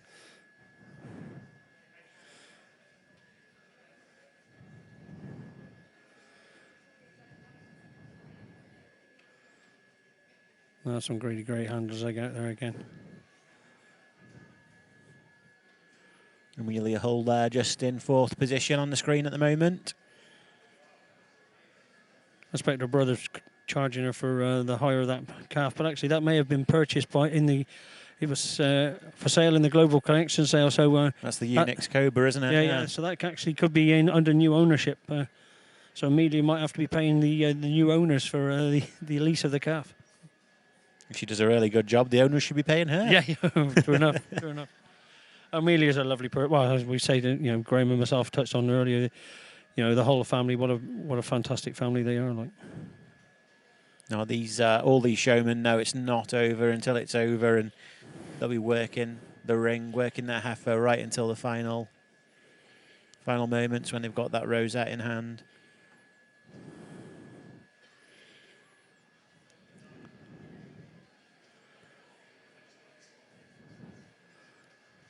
This is where it can be won and lost sometimes, though. So calf just hasn't settled. It's the first time she's really been stood that way, and you're looking at the public, and something's only got to just catch her eye a little differently and just unbalance them. But looking at the lineup, they're pretty well stood up there now. It only takes a split second of lack of concentration, and the judge spots it, and bang, you're down 2 places. It's only little sort of like you're talking of little hairs nowadays, aren't you? And when they're showmen of this calibre, it's the little hairs that matter, isn't it? Yeah. As a man with little hair yourself, you know that. A man with little hair. I lost all my hair through worry. So, no, it's good. I think we might have to quieten down on the bald jokes. I think we've had one every 5 minutes since I've been up here. There was one young lady actually this morning, and Mark Lee's daughter, Mark and Ann Lee's daughter. She actually shut her hair in her zip, and I said it hadn't happened to me for about 40 years. I thought that's why you had no hair. I thought you got your hair stuck in a zip. No. I did ask her if she could donate some of her hair, but actually she said when she's going to have it. Have her hair cut. She's actually going to donate it to a charity for the what's the the Children's Cancer Charity. Yeah, that's right. Yeah. And you know, what a great gesture. What a great gesture. So I know Evie Tomlinson did it a couple of years ago. She grew her hair really long, and she donated her hair. She had it cut really short, and I remember. It's just wonderful for those young ladies helping out other people that have not been quite so fortunate as them, and always thinking of others people. So no, that's great. It's one thing you can say about our industry, isn't it? There's a lot of thoughtful people in it. A lot of people that go above and beyond for anyone when they can. Exactly. Just getting a good look now of Tom, just offering a few pointers to them lower placed showmen that aren't going to hear on the microphone why they are where they are. But Tom, I was speaking to Tom a couple of days ago, and he said it was going to be something that he would work really hard to do, is offer some constructive feedback that they can take away, work on, refine their skills, and come back again next year. I think it's probably the most single and most important thing to those guys down sort of like that are down near the end. What did I do wrong? How can I improve? And it's really good that. And those you can see those people really listening because they want to improve. They're not there thinking I'm not going to listen to him. He didn't like me or whatever. It's all about improvement. And to see these youngsters, you can see how intense they are. They're listening to what Tom's saying, and he's just giving them some really good pointers there. Yeah, taking and receiving feedback is a vital skill that these young people are going to need when they're heading to the big wide world of work. And you're never too old to learn. Like I'm nearly 60 now, and I'm still learning every day. And it's really encouraged when you see these youngsters. And you have to say that about horse and young breeders as well. It does provide them lifelong skills. Oh yeah, it does. And us old farts have only got to remember we're only custodians, and we hand it over to youngsters. And what we don't teach youngsters, but actually youngsters do teach us as well. Less of the old farts, Alan. I'm a lot younger than yourself. Yeah. Well, you might be RB, but your hair's catching me up. Oh, another hair joke. Yeah. So we're just watching these. So not to forget the sponsor here is Harrison and Hetherington Limited, and this age group was 16 to 20. And so it's... Just watching him hand out the rosettes to the showmen. And now we're watching these top 6 showmen head down underneath the flags, position their calves correctly, and then we'll hear some feedback from Tom, who is just having a chin wag with Mr. Gareth Ogden at ringside on his thoughts and reasons for placing the showman in this order. Okay, wow. I'm glad I don't have to spend the next 8 years competing with these guys, especially these 3 young gentlemen at the top, because you're literally splitting hairs between them. We come back to my, what I've said right from the very beginning, that I want people who set calves up accurately. And when I was working these guys in the line, this young lad at the top, he had his calf set up the best. He saw the flaws in the calf, and as soon as I looked at it, he flinched, he squeezed the rib, or he pushed the shoulder just to get that calf lifting its chine, lifting its loin, so it was set up the best for me, and I'm really splitting hairs here between them. 2 over 3, again, nothing between them. I just felt this lad was a little bit smoother on the halter, and maybe at times just carried the head a little nicer. but there was nothing between these two, and these three are really, really going to be at the tops of classes in the future. 3 over 4, I would love to have got this young lady a little higher, but unfortunately down to the individual inspection, a jersey did what jerseys do sometimes, and put the brakes on. But I really think she's going to be competing right at the top of the class later on in the year. 4 over 5, it was just the way she flowed around the ring. She was a lot smoother on the halter. She carries the head beautifully. She's got a perfect size car for her. And it was just that sort of extra style because of the head carriage what took her over this fantastic handler in 5th. 5th over 6, it was just down to that the individual inspection, especially setting up the rear legs on the first glance on show side. She just got her calf a bit more complete, a bit more together, what took her over this great handler in 6. Congratulations and what a class. Please give them a round of applause.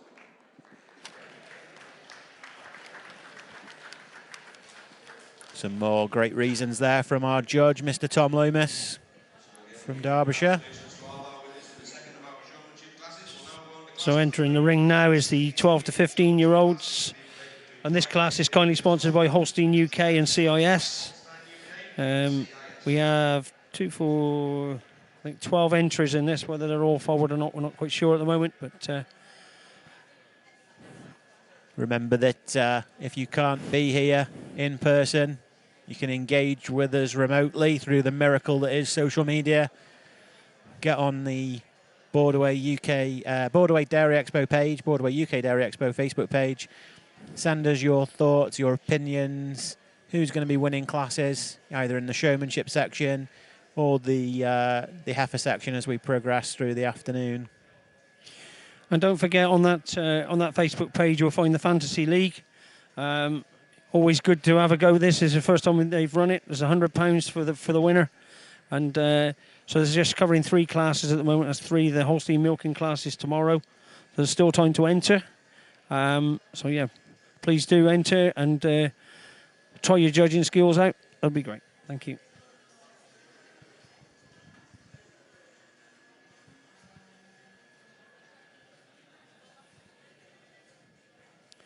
I think we're having a little problem with the jersey. She doesn't want to walk down this end. Some great showmen in this class. A couple of top 2s in the All Breeds, All Britain Calf Show. Yeah. Namely Molly Collins. She was second interbreed coloured showman in the All Britain this year. Peyton Robertson just coming to the ring as well from down in the wolds of Gloucestershire.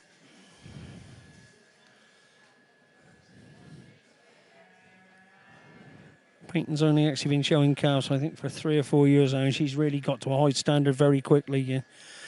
A girl that's really driven in what she wants to do, and she's helping out Molly Westwood at Panda.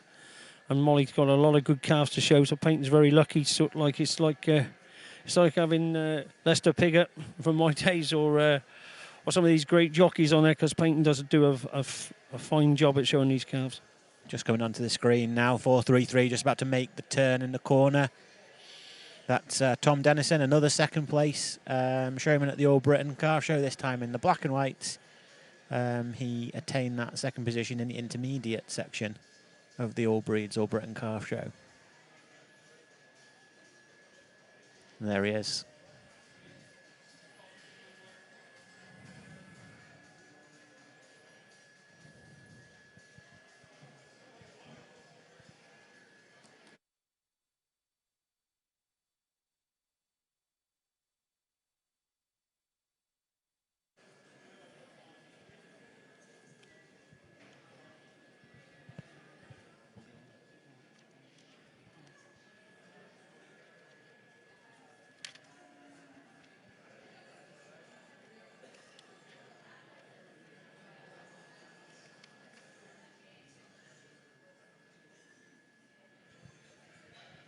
And the striking Jersey heifer here that's just about to make the turn in the bottom left-hand corner of the ring.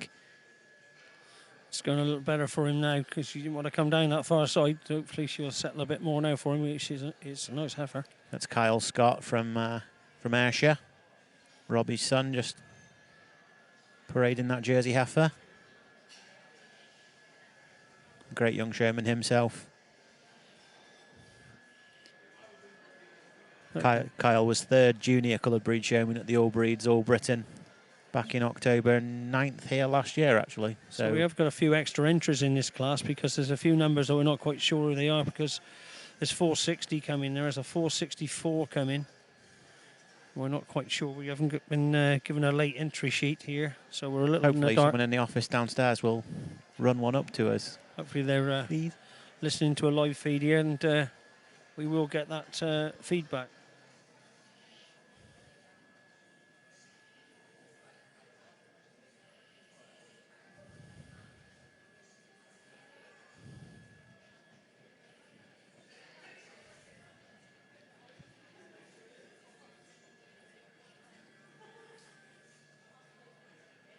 (4-3-2) here, just doing a bit of a pirouette. Alfie Dyer, who made a massive, massive journey yesterday all the way from Maidstone in Kent with Ben and Holly Dyer.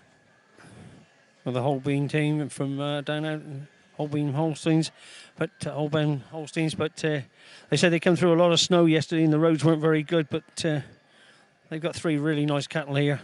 I thought I had a long drive this morning, leaving at 3:30 to be up here by 5:30, and that's a whole nother ball game, isn't it? Driving from Maidstone. So Mark Davis and Richard Saxby left the morning before. Well, yesterday morning they left at 1 o'clock in the morning from Devon.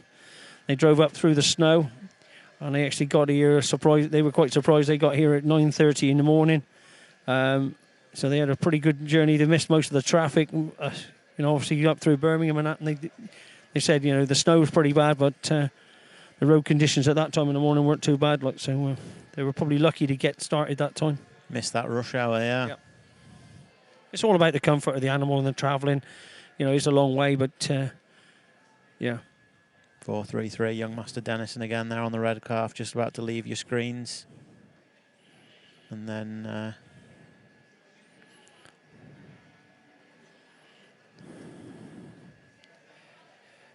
there he is.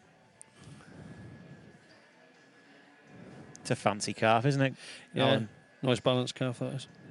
Really nice balanced calf. With a long head and neck on it. Yep.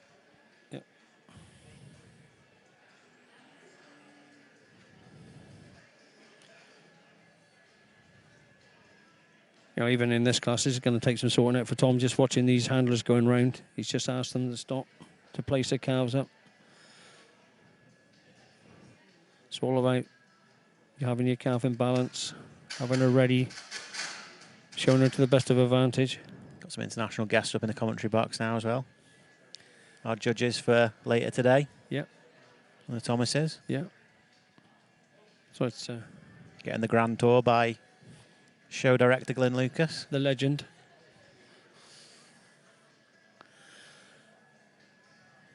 Peyton Robertson there on her red heifer. That's a panda heifer, and it's I really like that calf in the line yesterday, walking round. And Molly's got some really good, outstanding calves in there. Talking of Molly's, just in the bottom corner here now, Molly Collins, seasoned showman herself.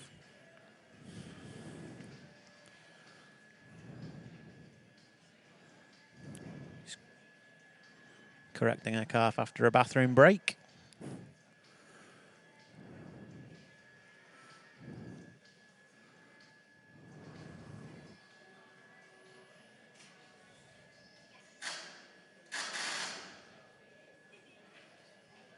Bit of microphone interference in the ring, isn't there, Alan? The calf's a little bit startled by that. I think there's... I'll test the showman, won't it? Yeah. Probably wakens a few calves up. They may have been just getting a little bit sort of like downward and just loosening the... he's just settling them up a bit, spiked them up a bit. Molly Collins, his calf's got her head up nice and got his ears pricked. She's doing a good job showing that calf.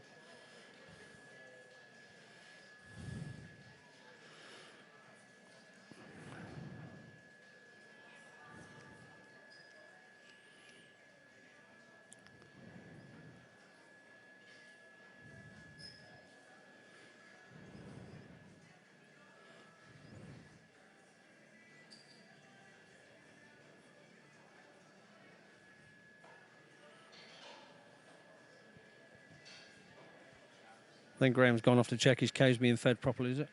I think so, yeah. Wants the milk on it for tomorrow.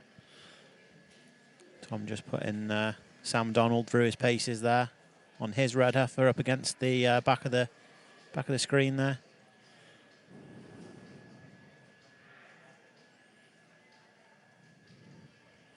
Oh, Sam's a local lad, is he? Carlisle.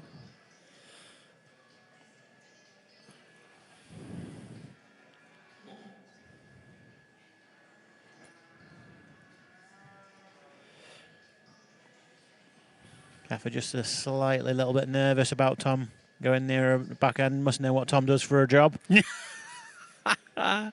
She's worried she's about to get flushed. Yeah. Is it 10 or 11 years he's now working for Celtic? It would have been 2013. So 10 years this year. Yeah. I remember that because it was the same time as European show in Freiburg. Oh, right, yeah. In Switzerland. Kyle Scott on his jersey there now. Slammed the brakes on.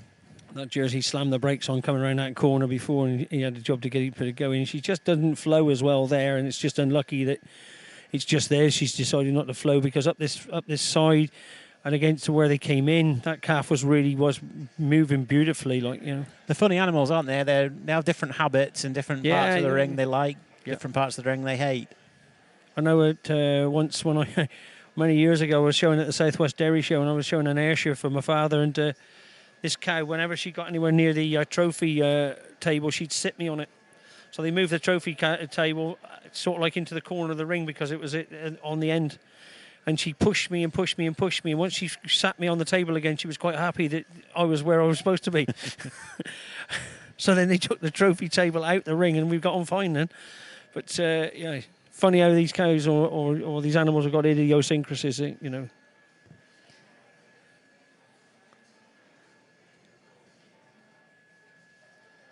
What's nice about Kyle, he knows his heifer's not quite, travelling as well as it probably could do, but he hasn't tried to, get ratty with her. He's just as one with her. He's just coaxing her on, and he's doing it. Hasn't let him phase him, has No, he hasn't. And he's done a good job. And moving really smoothly. Yeah, he has.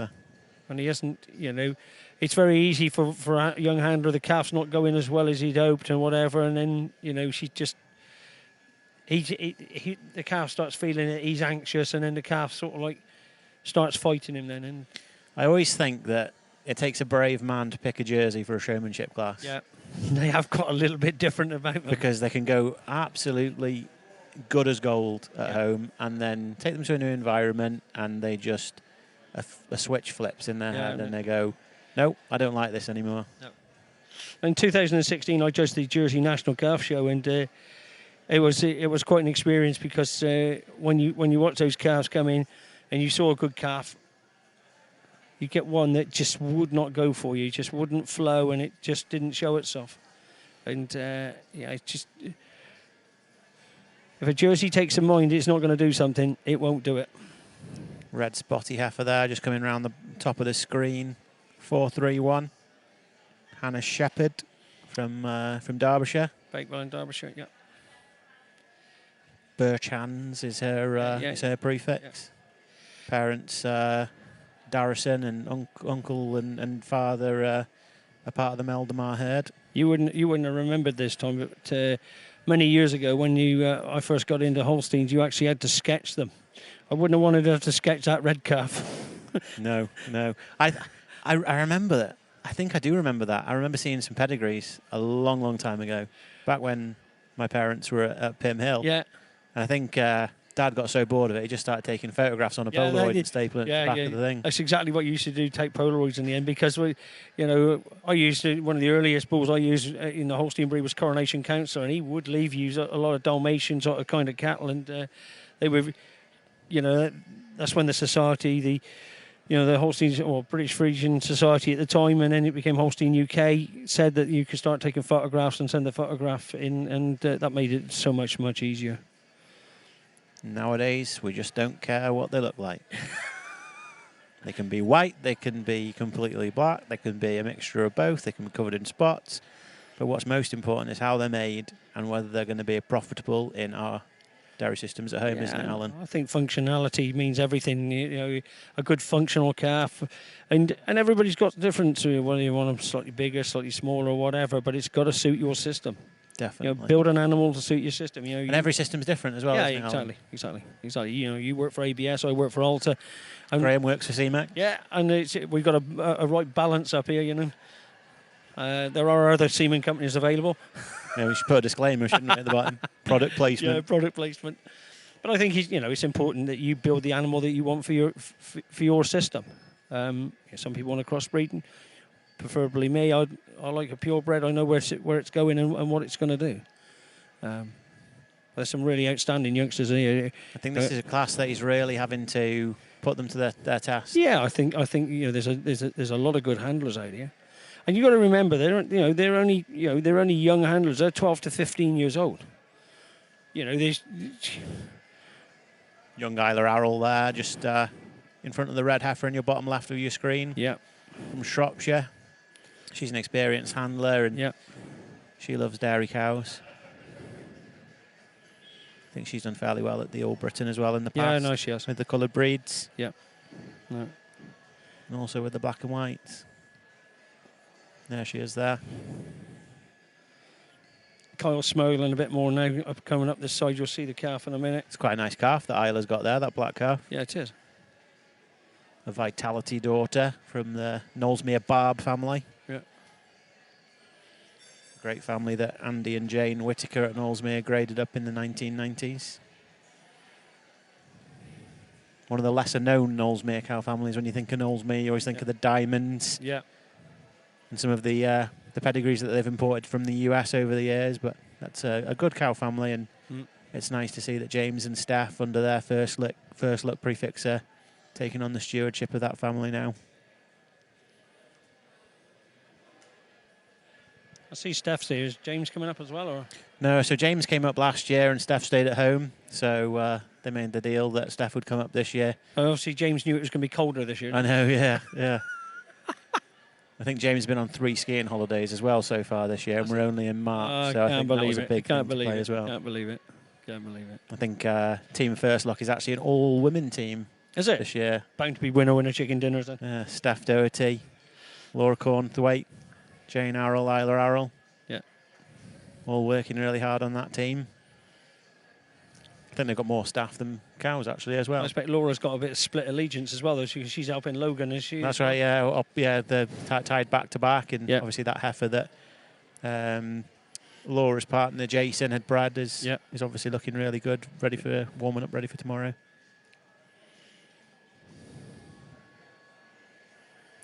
Tom just finishing his one-to-ones with these young showmen.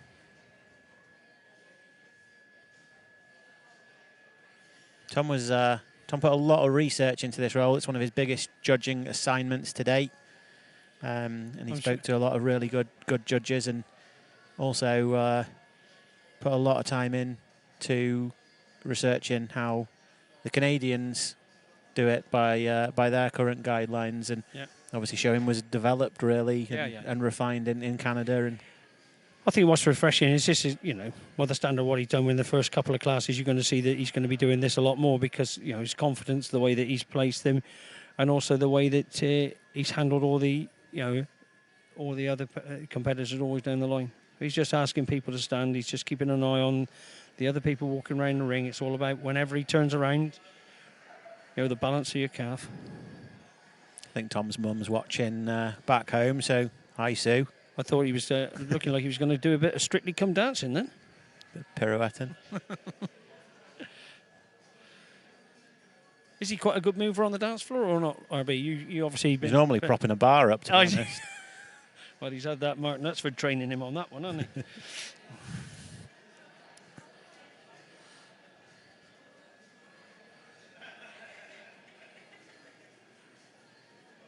Master Dennison there, just in the bottom corner, just spinning his calf again.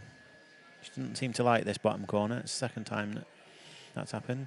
I think the for tomorrow they need to do a little bit of a ring tampering with, because those big gateways that are coming in, they're very loose. If something touches them, they go. It needs something on the bottom of them to stop them moving.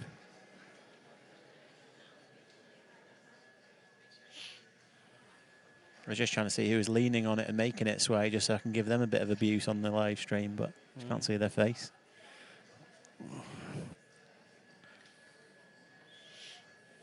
Don't know.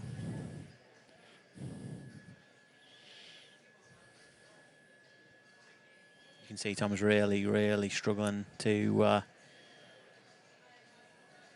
split these great showmen.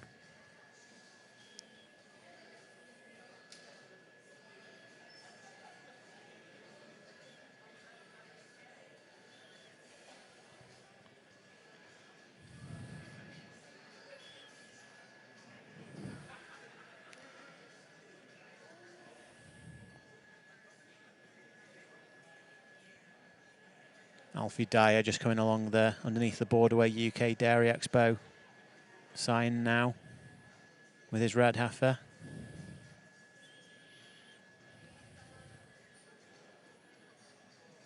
Followed by Tom Dennison on his red heifer.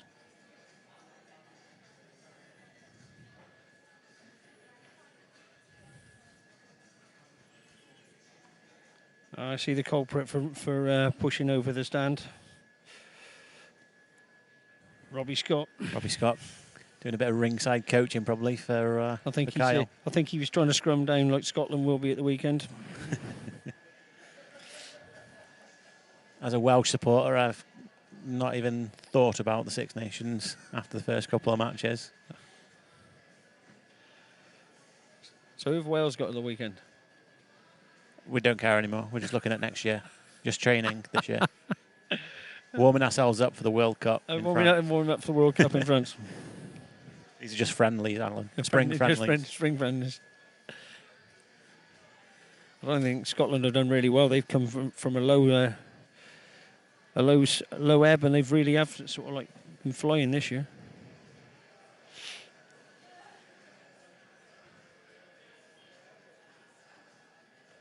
Like I said, don't be shy, get involved, send us your thoughts and your messages to either directly to one of us or to the Facebook page itself.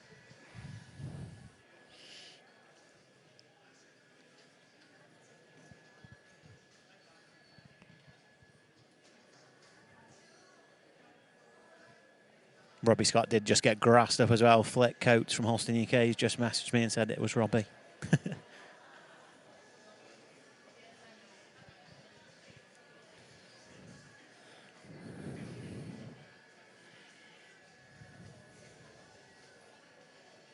James Doherty's just corrected me. It's actually 4 skiing holidays he's been on this year. A joke. And how many more has he got booked? Oh, spring's only just begun. So we've got our first pull. 463, and I can't actually tell you who it is. Not unless you can tell me who she is, RB. Very competent young showman. Well, that just goes to prove, because Carl Scott's been pulled in second, and that jersey's not gone very easily for him. And yeah, it's just he's got his rewards for not panicking, not losing it.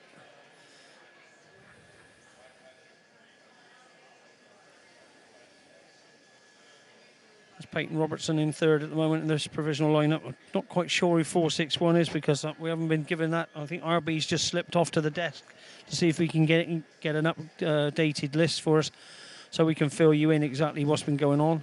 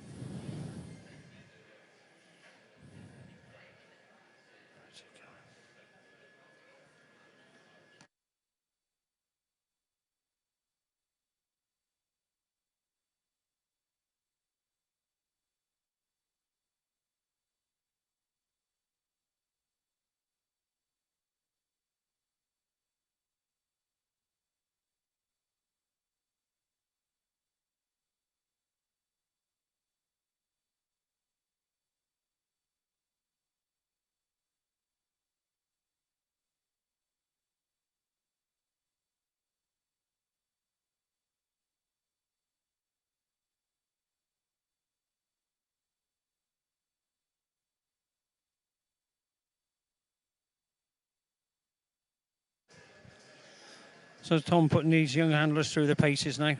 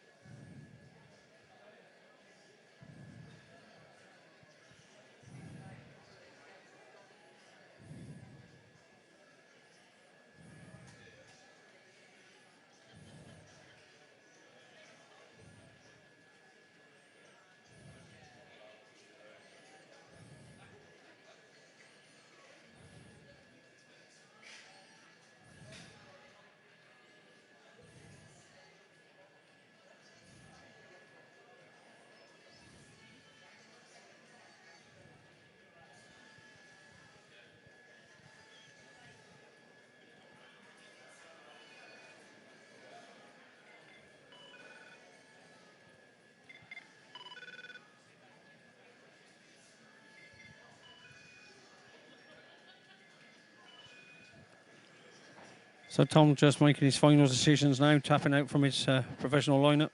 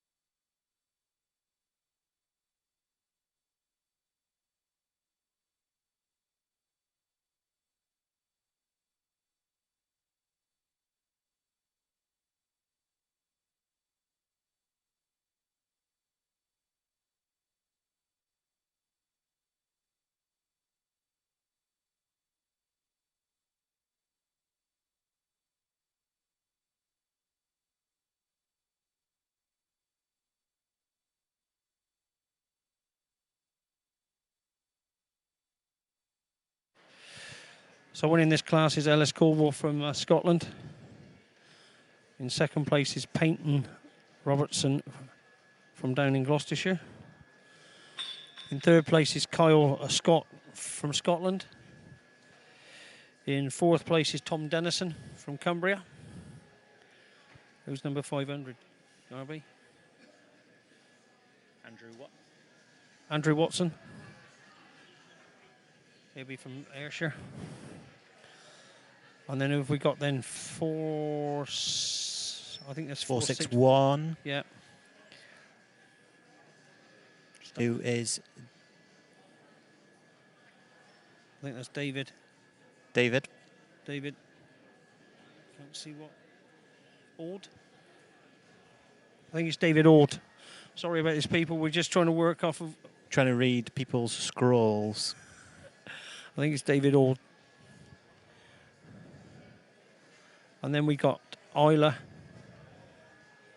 Arrow coming there in next. In the following place, 432 will be Alfie Dyer. 429 is Sam Donald. Great class of showmen there. Yeah, and as you can see, Tom going through and talking to the individual showmen again, just giving them some tips for next time. I think he's doing, just all these youngsters are really sort of like looking and listening, and it's It's a great standard. Shout out to the team at Holstein UK and CIS who just helped us quickly find out who them late entries were. So 463, I presume her father is Stuart Caldwell. Which explains why she's towards the top of the class then. Yeah, well, Stuart was a master showman himself, and he's actually down there. He's watching his daughter very, very closely. Great showman. Yeah, no, great showmanship judge as well. Yeah, actually. no, great showmanship judge, and yeah, obviously the training's come through. So there's John Jemison, the Holstein UK president, presenting the prizes. Outgoing president, yeah. Oh, outgoing president, yeah. So into his last stint now. Oh, hang on.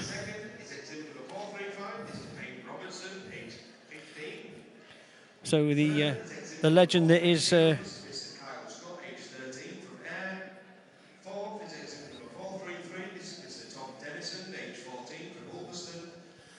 The legend that's Glyn Lucas has just handed over all the information for the Global Connection sale, which we'll fill you in a minute. Yeah, so breaking news, stay with us, because on the swap of the two classes, we'll bring you the live update from the Global Connection sale, which looks like it was pretty successful. And also some going overseas. Yeah. So, yeah. Stay with us. Yeah, stay with us.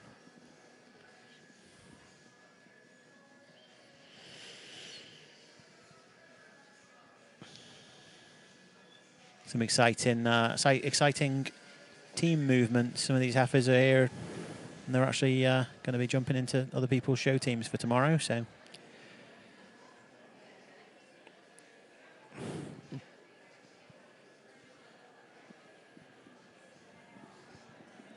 I told you all the standard was high in the UK. Well, this class is definitely no different. I'm leading off with this young lady in first. I mean, if you want to see someone who enjoys showing calves, this girl definitely does. If you want to see someone who's got a big smile on her face, and why not come in the ring like that? You know, she's got a pretty calf, and she's showing it extremely well to a high standard. She went through the individual inspection very well. And the top three handlers were really difficult to place today because I think you're splitting hairs between them. But it was when we got into that lineup and we worked them and moved places that this girl just set her calf up far more accurately. She got it in position very quickly. And, you know, in big classes like this, it's that extra efficiency we want. And that just takes her over this handler in second. 2 over 3, really, really, really tough placing. And unfortunately, it just came down to one move. As they moved out, it was just the clockwise and anti-clockwise rotation what took over this fantastic handler in third, who's not had the easiest time with this heifer. 3 over 4, I just love the way this guy shows heifers. He's going to be showing them, I'm sure, later on today because he's just got a natural ability. It's the way he carries the head, and it's just the way he's so smooth on the halter. And considering he had that tough time, he never dropped his head. And it was just that extra sort of showmanship what took him over this fantastic handler in fourth. 4 over 5, again, really tough placing. But as I've told you a few times today, I'm after that accuracy of setting the legs up, and that's just not the rear legs. And I prefer the way you set up the front legs in the individual inspection over this great handler in fifth. 5 over 6, another tough placing, but in the end, it was just over the way the legs were in the line, a bit more accuracy in the movement in the individual inspection and in the overall lineup. But what a class for their age. Just give them a massive round of applause. Well done, Tom. Fantastic reasons. Spot on. I was in total agreement with you there. Carl Scott, that calf has not been easy to show, but he never dropped his head once. He never let that heifer worry him. And he's worked with her, and the heifer is enjoying it. You know, she's really settled to it now, and don't let me down now and not walk out the ring properly. So now we come on to the mini me's are coming out now, and this is always worth seeing. This will be tough. If he thinks he's had a tough class already, he's got a tougher class coming out. There's a big class of youngsters in here. Yeah, Peyton Robertson was second, and Carl Scott third. So yeah, there's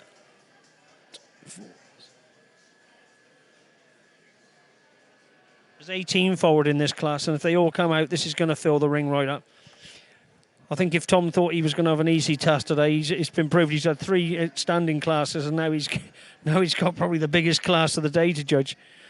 Let's put the extended sides on for this. Yeah, class. Well, I did tell Tom to duck if any grandfathers or grandmothers are here with shotguns. So we won't keep you much suspense much longer. Breaking news from the Global Connection sale.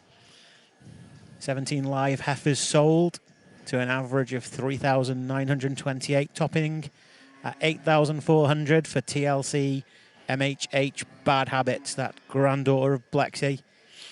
She moves from the first look string to a syndicate of Droyington, Greyridge and Oakfield. So the McCullers, the Greys and the Mannings. 41 embryo lots sold to an average of 723 quid. That's fairly impressive, with a top of 1,200 for them. And Braydale Goldwyn semen topping at 360 quid a straw too. So some really impressive stuff there. Just to go through another couple of calves, that Unix Cobra that we saw earlier with Amelia Hull at the strap. She sells to the Republic of Ireland, Alan. Goes to Steve McLaughlin. Yeah, who you're in a bit of hot water with, are you? I hope Steve leaves Amelia on it, because it's just not the build for that calf. I heard he had you around the scruff of the neck on the way into the shed yesterday. I did happen to mention that he was an ugly person, showing probably one of the loveliest cows that I've ever seen in the tank. Peak Goldwyn Rhapsody, when she won here in 2018, she was an immense cow for me. And Steve is a good friend. I know he could take the banter. And he came up to me yesterday and said, I thought he was... Did I think he was ugly? And I gave him a big kiss. Just like to share the love round. Also going to Southern Ireland, Panda Global Magic Red, who we'll see a little later today on the coloured shavings, selling for 5,600. Peter Hines of County Cork, Southern Ireland. I see that Logan Diamondback Sesame Red went for 5,400 to Steve Moore, is that? That's, Dane Valley at Middlewich there. Not too far from Riverdane, actually. Yeah, I judged that herd last summer in the Champion of Champions in Cheshire. And if anybody wants to see a really outstanding herd of cows, that is one outstanding herd of cows. Just the amount of great cows. Doesn't do a lot of showing or anything like that, but just a great herd of cows. And I think Stephen's daughter's fairly keen on the show. Yeah, I think she's quite partial to a red calf, so I think that's just a really, really nice, lovely guy, and a great herd of cows. Some of these young showmen now just going back to the show. I see the Woodcat calf is not going to be travelling too far. Woodcat Crushable Raptor, making 4,200 and going to Brian Donald in Cumbria. And the Toy Lambda Leva, the daughter of that awesome uddered cow, selling to the Pottos at Wiltshire. Jamie Potto down in Wiltshire. So your neck of the woods, isn't it? Yeah, no, Jamie's a great lad. He's for $5,000. Yeah, he's just actually been voted most inspiring young farmer in the whole of the UK. So he's a really, really nice lad, a great family. So congratulations to all of our consigners and purchasers in the Global Connection sale. I think you can all agree it was a roaring success. And it's an absolute great opportunity to pick up a show calf, have someone else show it for you, and have all the glory without any of the hard work. So this class, they're 11 years and under. I'm not quite sure what the youngest is out there. We're not actually told. Oh, hang on, we are. 7 years old is the youngest person, and that's Kane Ogden. 439 is 439 out there. I'm just looking around the ring. I think that might be the little gentleman over there.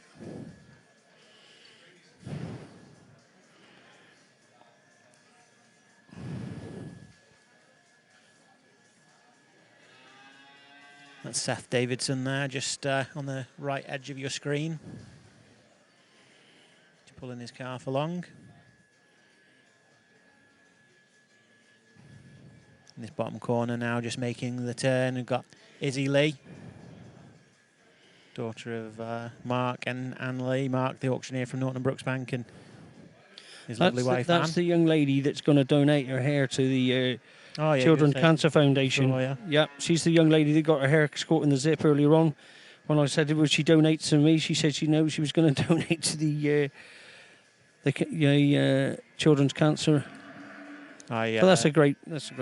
I judged Ashbourne show last year, and Izzy was showing there, and she did an absolute sterling job of leading her heifer. Yeah. She's doing that same skill level here now today with this Holstein heifer.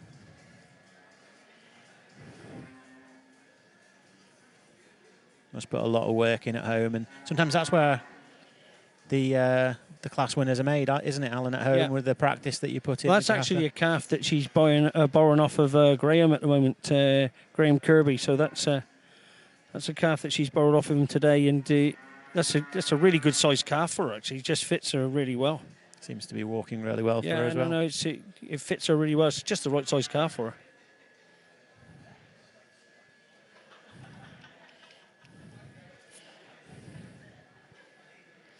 Jersey heifer over there, got Chloe Rudd just on your screens at the moment. That's 443. 441, Alan, get your glasses on. 443, sorry, I'll stick my glasses on. 443 is Charlotte Brough from Carlisle. She's age 8.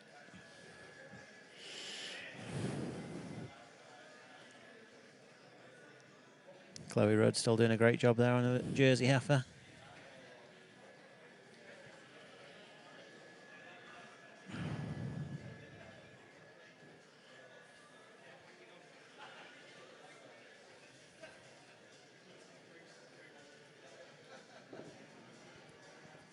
.444.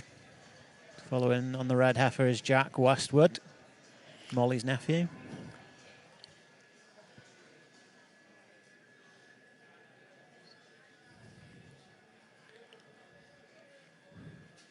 .449 just in the centre of your screen at the moment. That's Bethany Fisher from Penrith. That's Hunter Weatherup just down here in the corner now.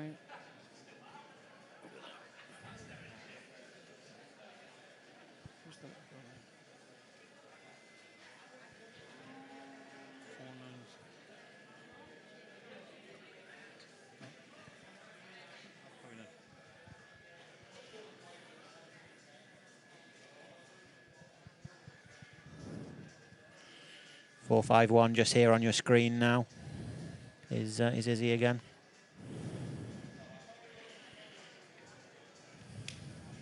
Just in front of her, Jessica Brough from Carlisle. Just about to have her one-to-one with Judge Tom Lomas from Derbyshire.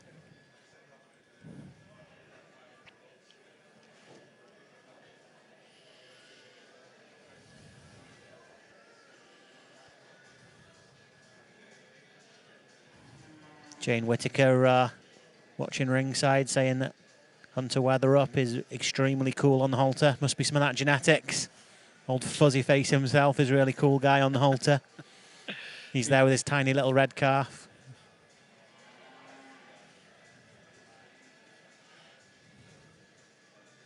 We'll get to see him shortly.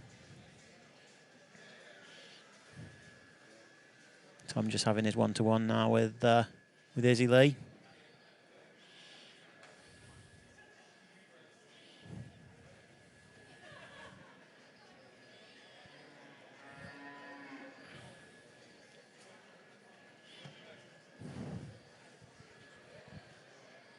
Tom's mother-in-law watching at home, waiting for her big shout-out. So I have to mention her. Good old Jane.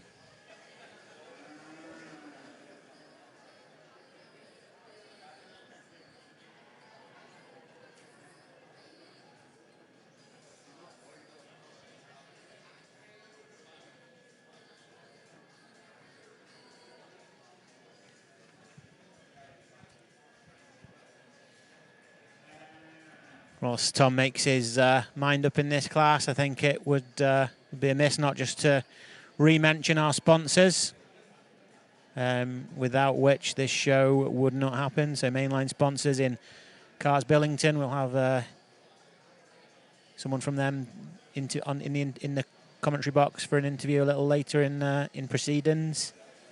CIS and Holstein UK, Harrison and Hetherington, the the hosts of the show, and HSBC, the world's local bank.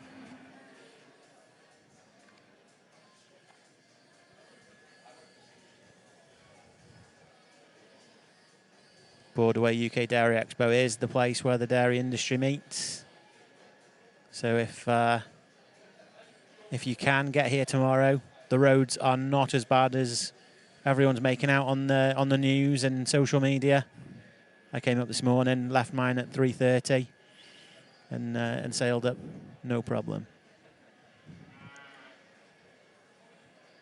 It's a cool little showman there on the Jersey calf, isn't it, Alan? Well, she did a fantastic job because the Jersey calf wasn't having anything of it, and she didn't let it go. And she's not the biggest young lady, Miss Laird, but Chloe Laird. Chloe Yeah. Laird. She's not the biggest, but she's feisty, just like her mother. Looks like she's. No, the calf. Jersey's just having a lie down. The Jersey's having a lie down. Doug's going to save the day. He's going to carry the calf up for her. Yeah. Oh yeah, bless her. Yeah. She's like I was saying before, Alan. These jerseys, they're the boss. There's no boss in them. No, there's no boss in jerseys. Old Doug Reynolds giving her a dust down. Yeah.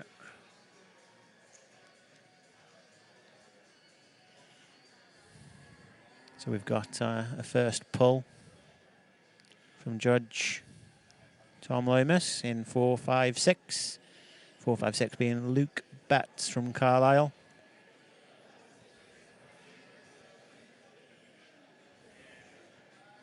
Probably won't just see as much movement in this class.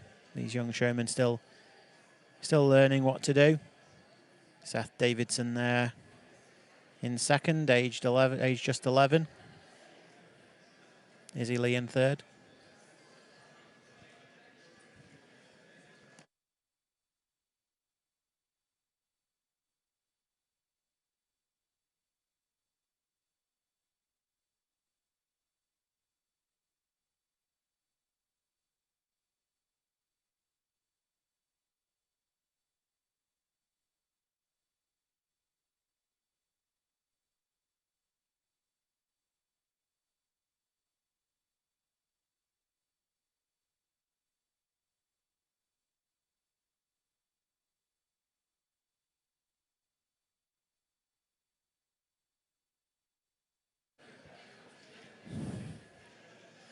Some really great showmen here, working hard.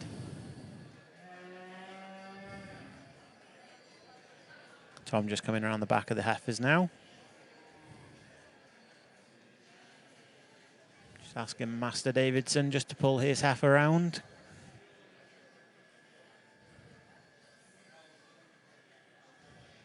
Who appears to have computer said node.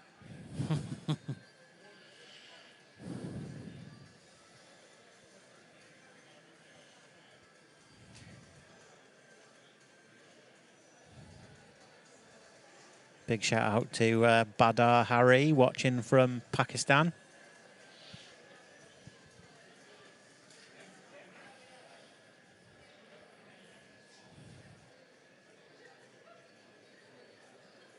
One of our first international spectators to check in with us.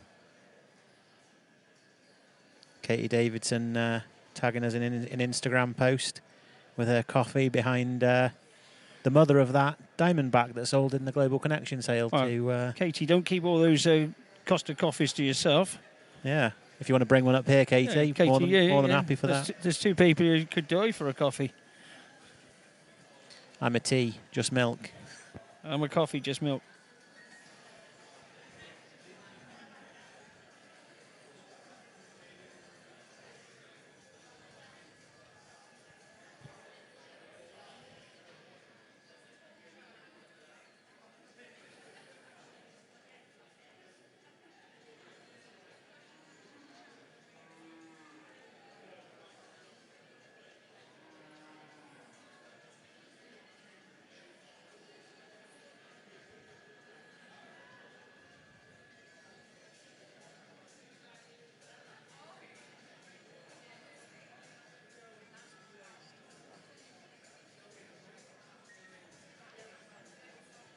Ring steward, just Ross Murray, just replacing the hat on our current first place handler. So I think he's made his decision. He's pulled out Izzy Lee. Izzy Lee. Followed by Seth Davidson in second place. So that's showing one of Graham Kirby's calves. Seth is? Huh? Or? Yeah, Hannah and Graham Kirby's calf. That's the one that... oh, Izzy leading. Izzy Lee's leading. Yes, yeah. So Graham will be really pleased. She's done a really good job of showing that calf. 454, Ruby Donald in third on her red heifer. Who's 456? 456 is Luke Betts from Carlisle. I can see Anne Lee ringside with Becky Channing. Yeah. Becky's a great handler of her time. No, very good. She'll have had a real bit of tuition, I'm sure, with Miss Lee. Yeah. Both looking extremely pleased. And Becky's a real hard worker too. Been on many a show team with Becky. She's been helping Blaze Tomlinson in the team, and yeah. Yeah, ringside you've got Anne Lee. You've got Izzy's little brother, and Auntie Becky Channing.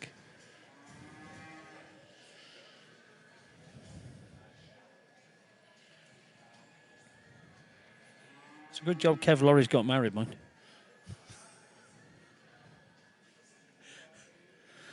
Wedding photos wouldn't look so good this year. Yeah, he's going a bit bald on that in the top there. Yeah, he definitely is. I can't talk. I think this worry, is it? I think Gilmore, his father, might have more hair than him. I think you're right, yeah. Big dispersal sale coming from a big reduction sale because obviously it's the Sanderford portion of the Brewery side Ayrshire herds going, and Kevin's got a really good unit at Mire Mill. They put a really good calf unit up at Mire Mill as well. And Sanderford's a rented farm, so the tenancy's up there, so that's why there's... That's the one near Prestwick, isn't it? Yeah, that's the one right underneath the Prestwick. So if you ever go there, the planes from Prestwick come over the top of you and you just wonder what's going on. Everything shakes. But the ground shakes. Yeah. It's a really good farm. But yeah. Oh, that'll be an amazing sale. Brewery side sale will be, there'll be some top-notch cattle there, so anybody that's looking for a good Ayrshire or a good blended cow, head to Sanderford, Gilmore and Kevin Laurie's on the 3rd of June. A really great sale.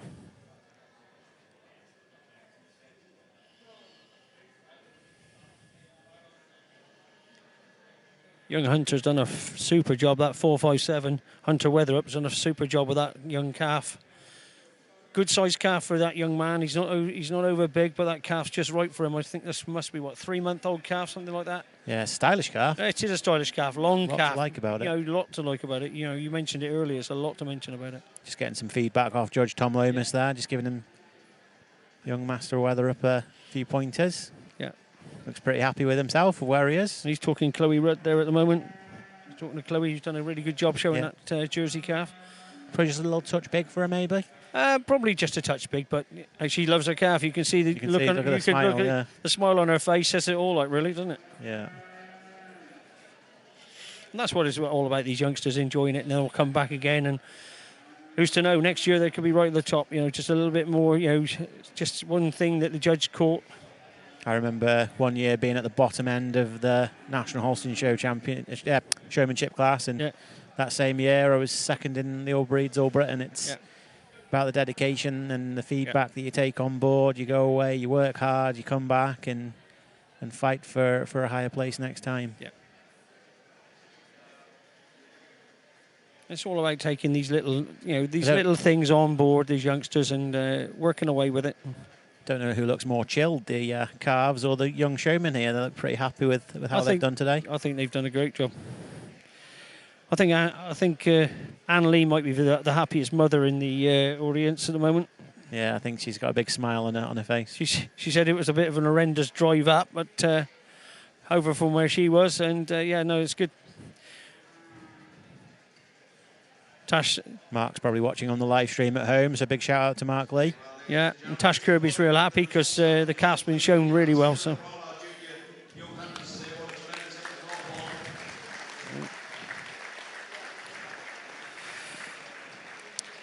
the sponsor of this is Cars Billington, and that's Representative Cars Billington just handing out the rosettes here. You know, big thanks to Cars Billington for sponsoring and putting quite a lot into the washing. It's really handy having their shop just next door as well. If you forgot your last-minute show supplies, you can just nip next door, grab a bag of beet pulp, a bag of shavings. That's great. It's great.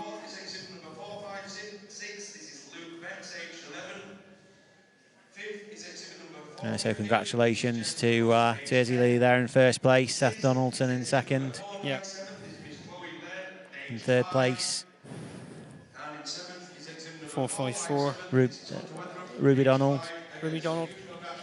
So will that be... That's our top three.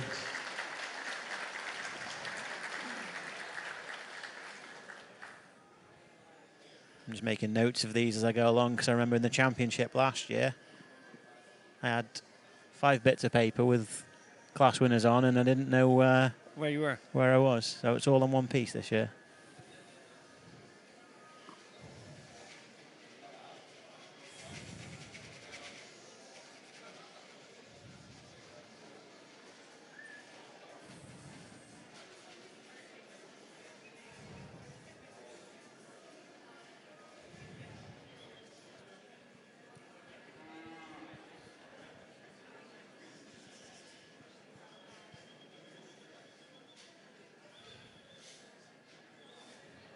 Shout out to one of my colleagues, Jade Kemp, watching from Wisconsin, a really snowy and cold Wisconsin. Okay, so let's start off by giving every single one of these a round of applause, because I think they all deserve it. It's unbelievable. Seeing them at this age, coming out here, big ring, big audience. It's a credit to them. I'm leading off here with a quality handler today. It was quite tough. The top 4 were very closely placed, but she put it all together in the end, and she showed her calf the most accurately out of everyone, and the position in the legs. And I extremely liked the way she moved in between and out the lineups. It was smooth, it was efficient. She never let her calf look bad, and it took her to the top of the class. 2 over 3. In the end, it was just that movement in the rear leg set, especially in the lineup, what took her over this classy handler in third. 3 over 4. Again, it was down to the rear leg placement. She got them legs right when we moved them in the lineup. Over this quality handler before, he did a really good job all day. 4 over 5. It was just a nicer way of showing. He had a real smooth way, especially sort of carrying the head, and he did correct his calf at times. 4 over 5. It's real tricky placing, really. She did this handler in 5th did a fantastic job today. But I just want to make a special announcement about this girl in 6th, because probably she's not even old enough to remember Manchester United winning the league. And here she is out here, absolutely quality handler. Like every time she's got her calf set up right, the front feet are right, the back feet are right, and she was showing her calf to the best of her ability. And I think when she's given away probably half her age in this class, I thought she had to be in my final 6. So well done to all, massive congratulations. And time for the championship.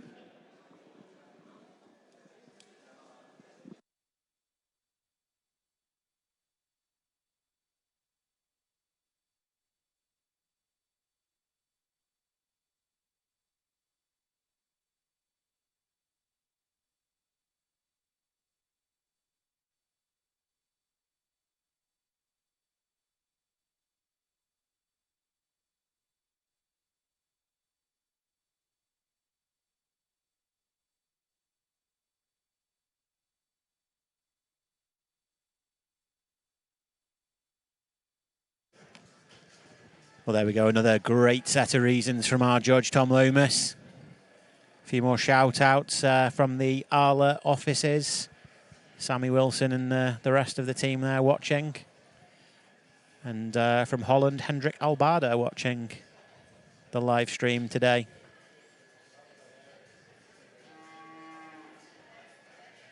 It's only 3:45 in Holland. You should be doing work, Hendrik. Yeah. So now this the tension is really here now, and this is what all them late nights after work, after school have been for. There's just some great showmen here, and like Tom, he's done a fantastic job as far as I'm concerned. You know, these top handlers, he's He's really put them through the paces, and you know, you can see the youngsters have got a lot out of it as well. You know, there's some super jobs he's done.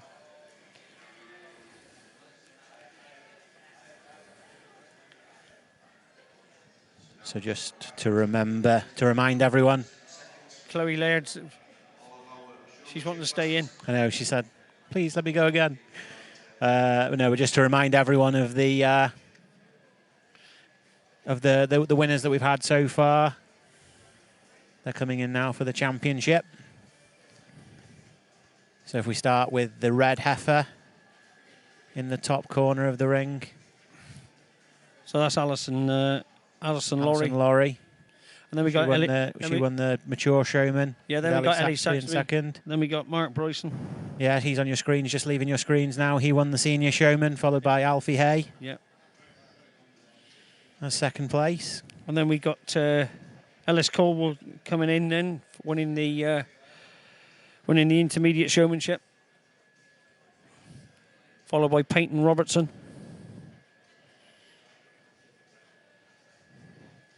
And then we have our two youngest handlers, Izzy Lee and Seth Donaldson and Seth Davidson. Sorry, Seth Davidson. But on your screens there now, Alice Caldwell just on the black heifer.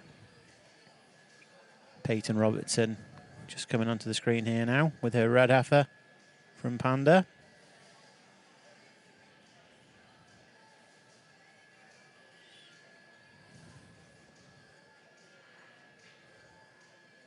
We wondered whether they would tune in again, but a big shout out to Team World Dairy Expo, watching from their offices in Wisconsin as well.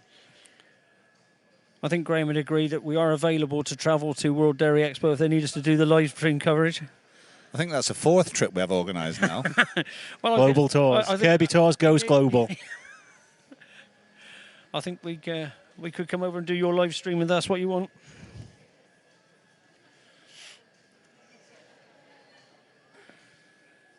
Tom told me on the phone the other day that he will treat the championship as a class in itself, and he'd like to see that any feedback that he offered to the contenders of the championship, they went away, they reflected on it, came back and put them newly refined pointers into good use. Just having a bit of a nod of his head there. He liked what he saw, the speed in which these young showmen position their heifers. Alison here on your screens, just coming up the far side of the ring here. She's a very consistent handler, though, and she is, consistently, yeah. She's up at the top end of handlers competitions. And we've got our senior showman there in the bottom corner now. And Mark Bryson on his black heifer and Alfie Hay on his black heifer.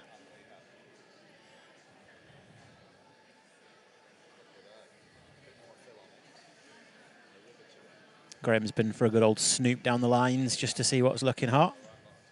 Hopefully he'll give us some feedback in a minute. Yeah.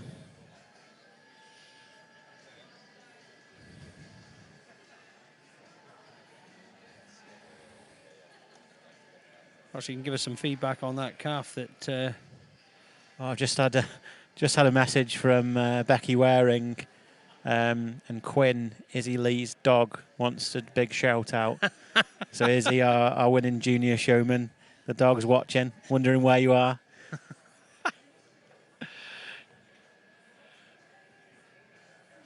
So we've got at least two people watching, and one's the dog. I was going to say, that's not a very nice way to talk about Becky Waring. I think I'll be in as much trouble as you are with Steve McLaughlin if I said something like that. I think I'm going to be in trouble.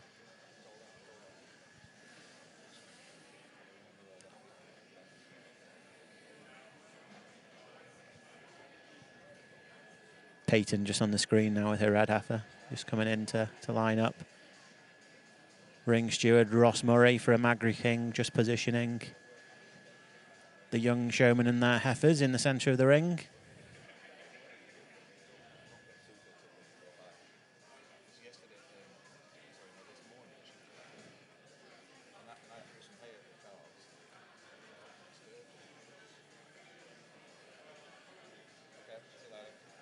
Quality and the standard have been really outstanding. Like, you know, it's through all age groups.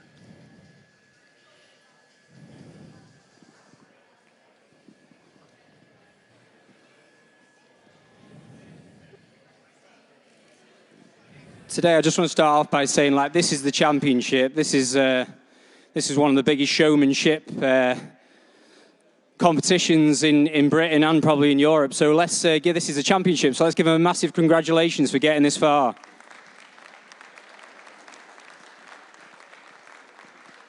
I'm gonna go forward and I'm gonna pull out 5 people who I deserve to be in that final 5, the centre ring calves, and we'll go from there.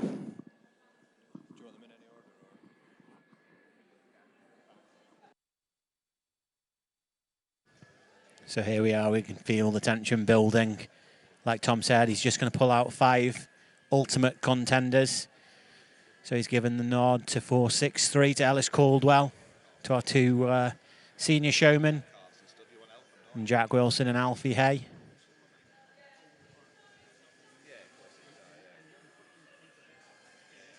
And our 2 mature show people, Alison Laurie and Ali Saxby.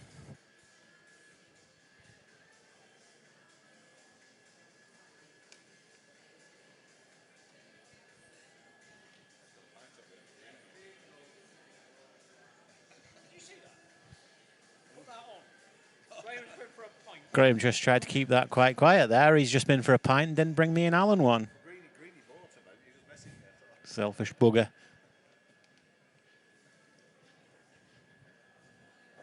Looks like the meeting of minds at the bar, actually.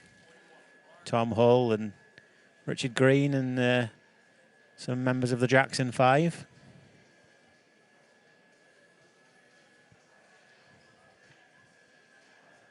Here's some thoughts from our judge, Tom Lomas. Just briefly, I suppose I've got some few thank yous. This is definitely the biggest thing I've ever judged so far in my career at 32. It's an absolute huge honour. Like everyone knows who's done these sorts of things, you don't get to this stage by doing it on your own. I have some massive mentors who have been a big influence in my life. My friends are paramount, my family, my girlfriend Claire, they're all massively supportive. They're the people who sort of allow me to get on and do these things and sacrifice the time. People back at work and having time off, so I really appreciate it. The biggest thank you is to H&H, Borderway UK Dairy Expo, for trusting me to do this, especially like Glyn Lucas. He's been a mentor of mine. I think the world of him. I think he's one of the best cowmen and marketers in this industry, and I owe a lot to him. So big thank you. Now to the main honours. You've all seen this before, so let's get behind them, make some noise, get some clapping together. These guys have been absolutely fantastic. Remember, you know, it's tough at the top, but my thing today has been accuracy and who's gave me the best look of the calf. So congratulations to all, and let's go and make champion reserve and honourable mention. Well, it's showtime. Well, this final 6. We're going to get this party pumping. Final 5, you know, the tremendous handlers here. Oh, he's going back. Our champion goes showman. Goes to Scotland. Alison Laurie. Ali Saxby in reserve. And Mark Bryson in honourable mention. 3 great handlers. Scotland 2, England 1. I hope that doesn't happen the rest of the weekend. My champion handler today, I mean, it was tough at the top. These 2, it was hard to split, but she just never ever let this calf look bad. She, what I like is how cool, how calm, how composed she is. And it's not a mad stress to get them legs set up. It's about getting them legs set up accurately, and that's exactly what I want to see. Close placing, champion over reserve, it was a similar sort of reason. But then reserve over honourable mention again, she was just a little bit more efficient, especially with them rear legs, and just getting her calf set up more accurately over this fantastic handler in honourable mention. So congratulations and well done. Wow, wow, wow. That was fairly impressive, wasn't it, Yeah, Alan? no. Alison had that calf, as Tom said, flowing really well. And you never got a bad view of the calf, like, did you? She's really always on it. She's top, she's top of her game. Like, she's been top of her game for a few years now, and Ellie's done a really good job. And really, Mark Bryson coming in there, an honourable mention. He's an up-and-coming young lad, he is. And to have picked that calf himself and bought the calf off of Andy McKellar, big shout out. It's a really good calf, good sized calf for him to show, and he'll go on and show that all summer now, and that'll be a great calf for the future. Yeah, shrewd investor as well as a great showman. And yep. Yeah, you have to really put your hands together. So if you are at home, give these guys a clap. Let them hear you from all the way up here in Carlisle. And if you want to send some comments, and we'll pass them on to them. Here comes Grandmaster Funk with his milk churns to split the main ring into two. One that we'll be using to have two classes at once, Alan. So yep. We'll have to get our skills sharpened now. But I think at this pause, I think we will probably play you some adverts. Okay. Just before Tom leaves the ring, I would like to thank him on behalf of all of the UK Dairy Expo team for doing such a great job with the international showmanship competition this afternoon. Tom's our youngest officiate, our youngest judge who's taken over, or who's judged over the 11 years. I really appreciate his comments at the end. I think Tom's got a great future in the business, not just as a judge, but also as a breeder and a marketer. And let's give a big round of applause for our great young guy. Thank you.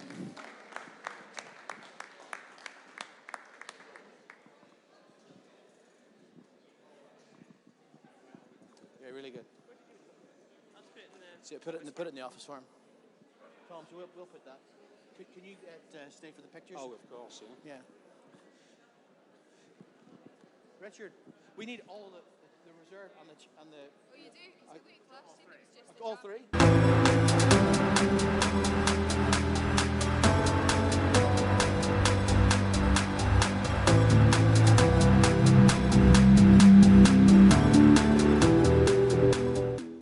Leasing of cattle's strange. A lot of people haven't heard of it before and they wonder how it works, but it's really straightforward. If I find a batch of cows I want to buy or do a deal on, I can phone them up and say, what's the chances of doing a deal on these batch of animals? And they'll say yes or no. When we find decent cattle for sale, we need to be able to raise the money quickly and be able to move, which is something that Shire is much better at than anybody else we've tried before. The treadmill's spinning, the cash is coming in the door, the milk's in the tank, and it wouldn't have been without Shire.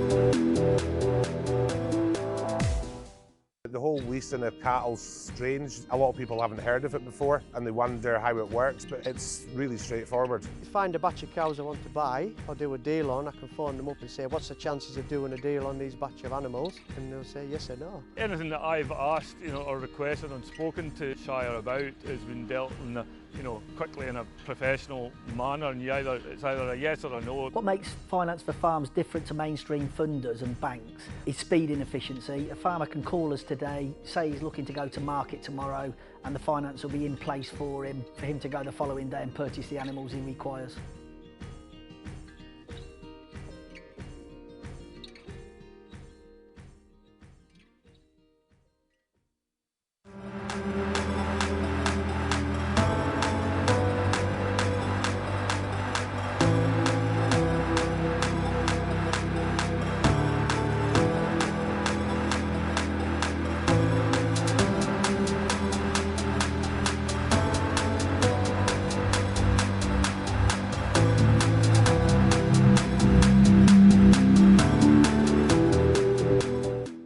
leasing of cattle's strange. A lot of people haven't heard of it before and they wonder how it works, but it's really straightforward. If I find a batch of cows I want to buy or do a deal on, I can phone them up and say, what's the chances of doing a deal on these batch of animals? And they'll say yes or no. When we find decent cattle for sale, we need to be able to raise the money quickly and be able to move, which is something that Shire is much better at than anybody else we've tried before. The treadmill's spinning, the cash is coming in the door, the milk's in the tank, and it wouldn't have been without Shire.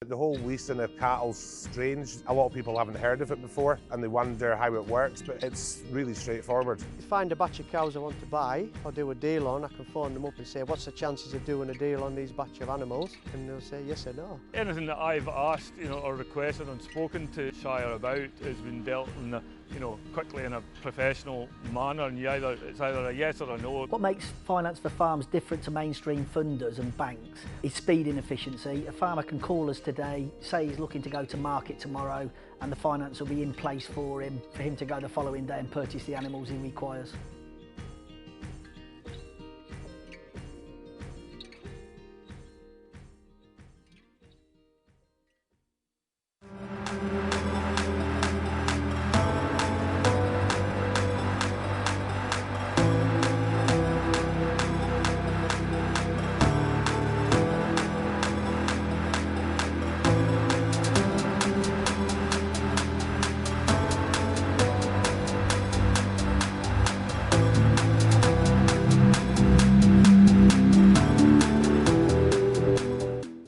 Leasing of cattle's strange. A lot of people haven't heard of it before and they wonder how it works, but it's really straightforward. If I find a batch of cows I want to buy or do a deal on, I can phone them up and say, what's the chances of doing a deal on these batch of animals? And they'll say yes or no. When we find decent cattle for sale, we need to be able to raise the money quickly and be able to move, which is something that Shire is much better at than anybody else we've tried before. The treadmill's spinning, the cash is coming in the door, the milk's in the tank, and it wouldn't have been without Shire.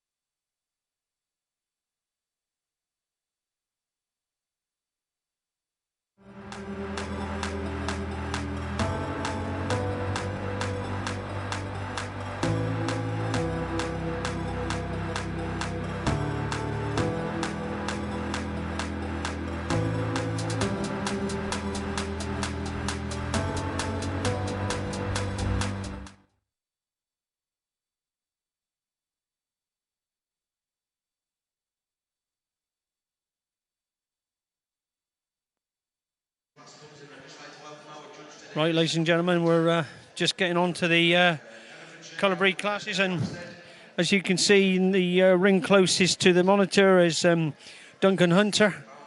Duncan originates from Hertfordshire. He's been a past breed manager of the Ayrshire Cattle Society. He's judged all over the world. I'm sure he's going to do a fantastic job in here. And he's judging the British Friesian National, so this is their national show of the British Friesians. And in the ring furthest away from the monitor is the red and white Holstein class, and that's been judged by our American judge, Jenny Thomas. Her and her husband Nathan's judging the black and whites and the brown Swiss. Jenny's judging the red Holsteins, the Ayrshires and the Jerseys. So I'm really looking forward to it. And, there's some super calves already out in the class here in this junior calf, Holstein calf class.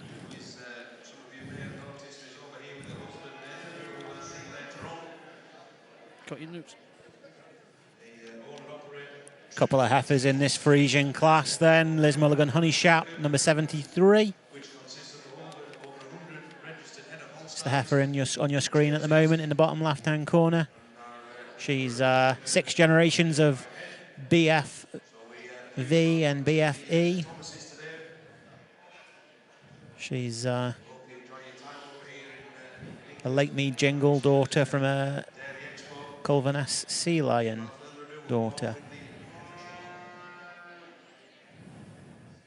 And then behind that, a Culvaness Wallace, and then actually a Stardale Vacky Bull behind that. Well, that Vackagy family has always been really strong at Stardale. Yeah, tracing its roots back to the Frisian breed all them years ago, and then obviously been developed and refined into a great Holstein family now. No. Other entry in that class, number 74, Ithingelt Mission Mini.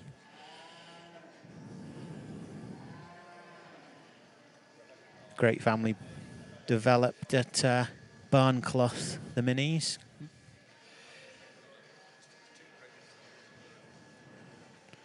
So in the furthest away from the monitor is 5 red Holstein calves born 1st of September 22 to the 31st of December 2022. Some really like sponsored by H&H Insurance Brokers. Yeah.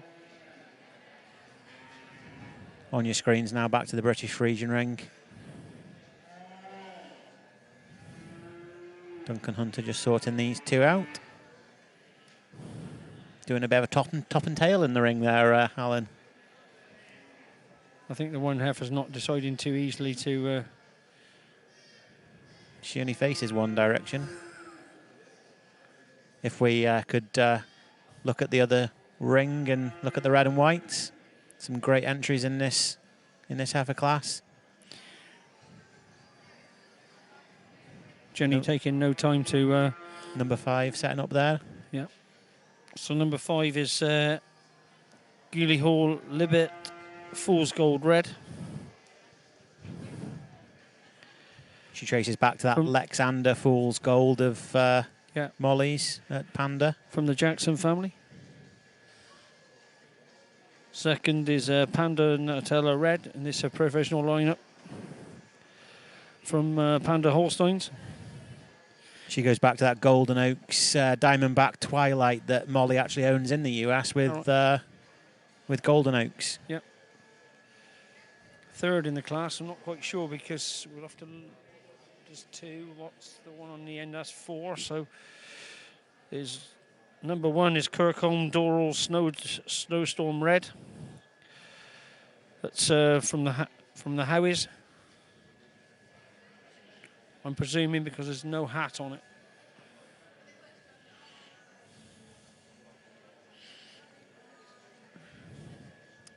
Although that is Hunter Weatherup leading it. Is there any late entry in that class? So number 5, we've got the Fool's Gold heifer. Number 3, Panda Nutella. Got number 2 in 4th position.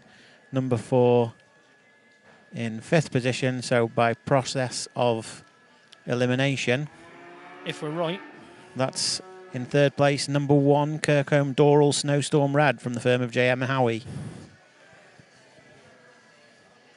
So first in the other class, in the British Frisian class, we have number 74, which is Ithingelt Mission Mini. And in second, we have number 73, which is Liz Mulligan Honey Chap 2 from the Lawson family.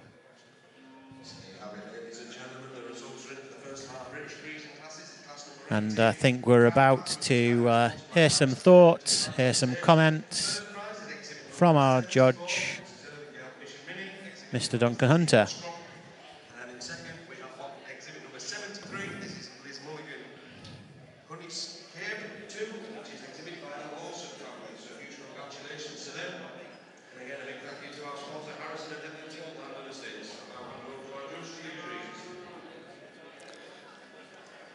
Good afternoon, ladies and gentlemen.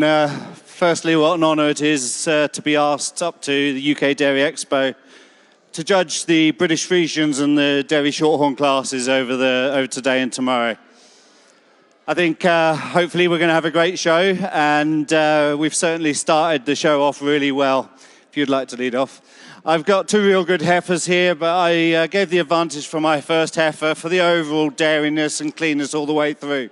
She's cleaner through the neck and through the shoulders, and she's got clean bone all the way through, especially through those rear legs, and just handles herself that little bit better than my second heifer. A heifer that you've got to admire for her stature and her length and tremendous balance all the way through. But two great heifers to start the British Frisian show off. Well done.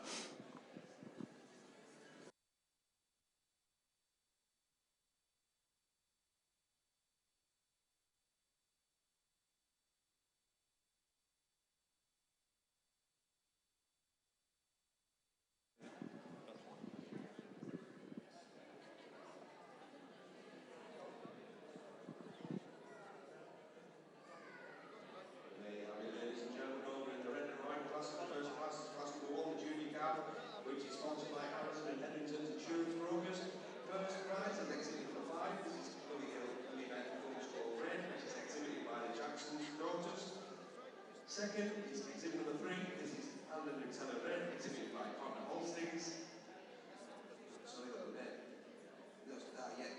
Third is exhibit number 513. This is Parkhead Aladdin Starburst, exhibited by the Weather Siren.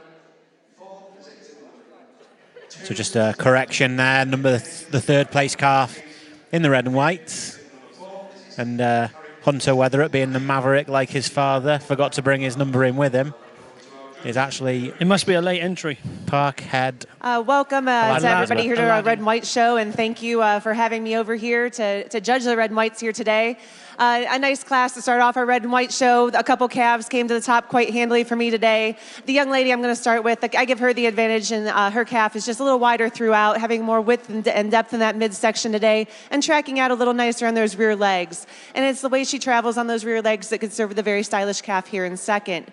The calf in second, I give her the advantage over our young man here in third, just having a little more size and scale. The young man in third here, he does have the youngest calf in the class, but what a nice made heifer to have out here in the ring today. You love those legs and the way she travels out on them, and that's what gets her out to the similar made heifer here. Gets her over top of, the similar made heifer here in fourth. The heifer in fourth and over the heifer in fifth. Just appreciate a little more straightness of lines, a little more lift in that loin region here today, and a little bit wider through that rump today than the big powerful heifer here in fifth. But again, a quality class here in our red show. Before we were interrupted by them amazing reasons from our judge, I was just correcting myself on the name of the third place calf, Parkhead Aladdin Elizabeth, from the Weatherup family. So entering the ring now is the Dairy Shorthorn class. First class in for the Dairy Shorthorns.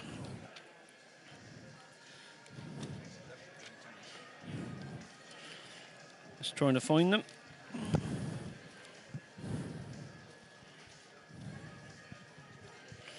Here we go.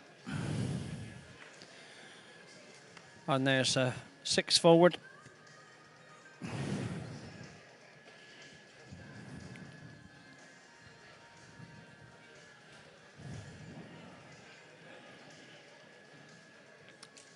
There must be a late entry because there's a number 64.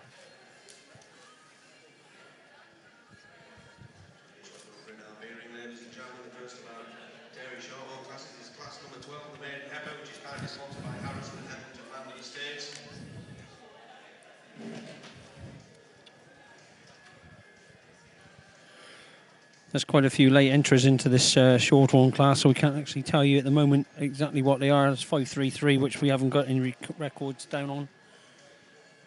Number 61 is Mossreg Bessie Brownie. From Philip Armstrong.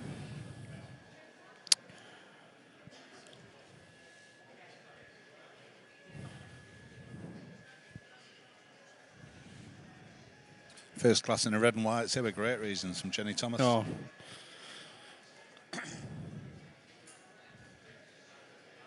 just so fluid and, you know, to the point. Yeah. Got them lined up pretty sharpish and then gave a great set of reasons. No, great set of reasons. So Duncan's next class is obviously he's in the Dairy Shorthorns. Duncan's judging the British Friesians and the Dairy Shorthorns. And he's got 6 forward. There's another one just arrived. So there's 6 forward in this class. And this is the Maiden Heifer class, and it's sponsored by H&H Land and Estates. So very much big thanks to H&H Land and Estates for sponsoring this class. Looks a pretty nice class from here. It looks a nice class, nice balance. Yeah. You know, heifers and got a bit of width to them and got a bit of bit of femininity right the way through the whole of that. All the heifers on show. This could take a little bit of sorting out for Duncan. He was saying it took him 7 hours to come up from Hertfordshire this morning because of the weather. Yeah, not ideal. And Duncan's not a slow driver because I've been in a car with him before, and we used to call it Duncan Airways because actually we landed in Toronto one time when I went to Canada with him, and we were supposed to be at we landed at 2 o'clock in the afternoon in Toronto, and at 9 o'clock that night we were supposed to be in St Hyacinth as the guest of honour at a dinner. Stayed there a few times. And everybody said that we couldn't get there in time, but Duncan took control of the car, and we arrived actually on the 401 at junction 14, which was Dunkin' Donuts, to meet our person that was going to get us through Montreal to get round Montreal to go to St Hyacinth, and the guy couldn't believe that we were actually there in the time that we got there. I can't tell you the speed, but if we went another 4 or 5 miles up the road, and I drove, and there was a police car stuck behind, and we were told later that it would have been a $10,000 fine and 3 months in jail for the speed that he was doing. Yeah. So spent some time on that road. So entering the far ring is the first Jersey class, and Blythe Bridge, first one in. Yeah, it's a beautiful little calf. That is a beautiful little calf that Chloe Laird is showing. Beautiful little class. Just trying to find.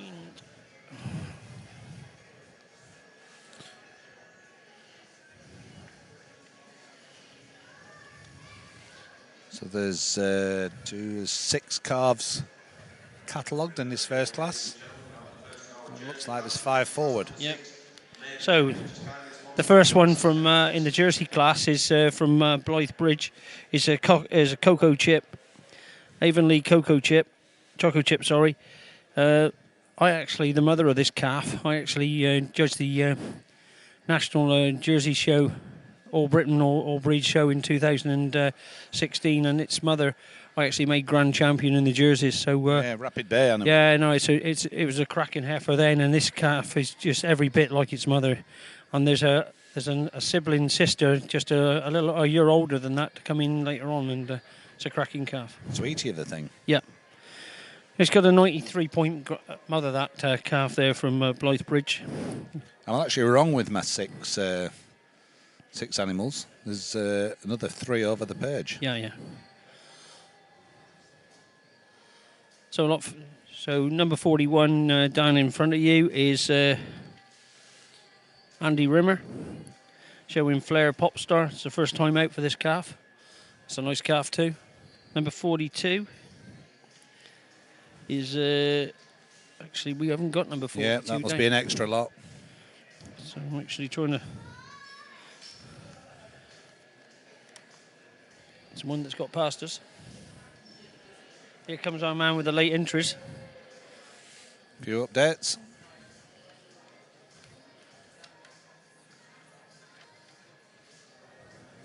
Where's number 42?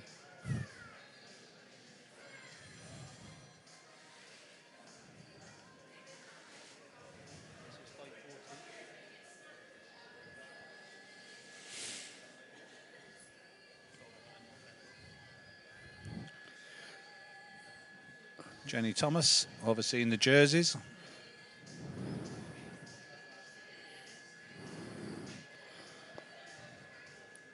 There's quite an age difference in these heifers. So these heifers have been born in 2022. This this class is being sponsored by Harrison and Hetherington, the Jersey class. So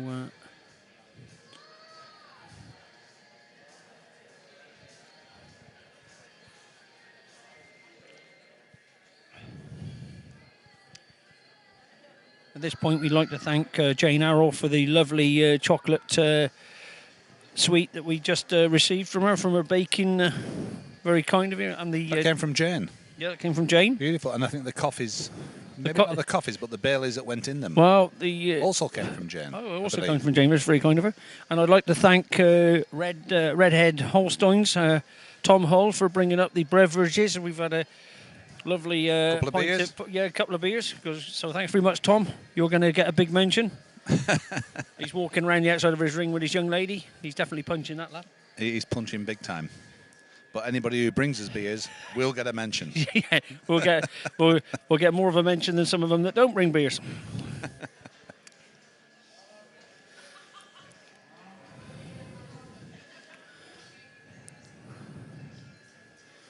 So the first pull on the Jersey class, and it's Andy Rimmer that's been pulled first. Or Flair jerseys with Flair Popstar.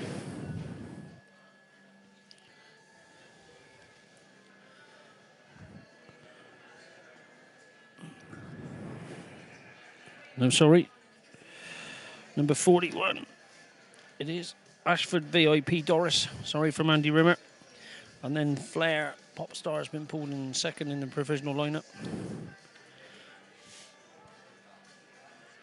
From Flair Holstein, from Flair Jersey, sorry. That's their first time out for the Flair.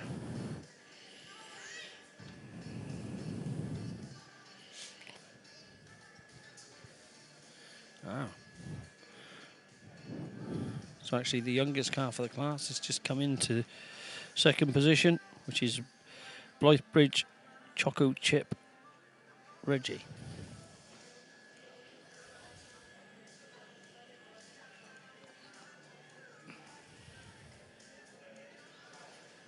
Looks like the Shorthorns have got their got a line up across there. Good to see decent numbers in colour breeds. Yeah. Last year there was one or two classes that were poorly supported, but this year there was a nice class of 2, 4. There was a nice class of 7 Shorthorns across there, and nice class of 5 Jersey Maidens here.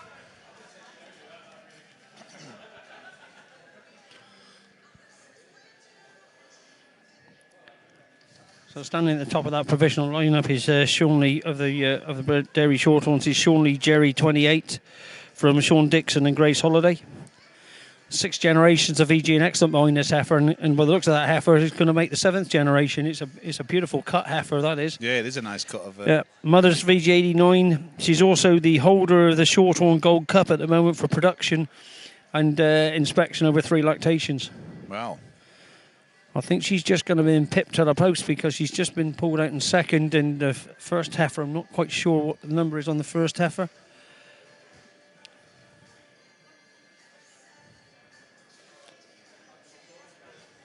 Can you see that yet, Graham? No. It's coming around now.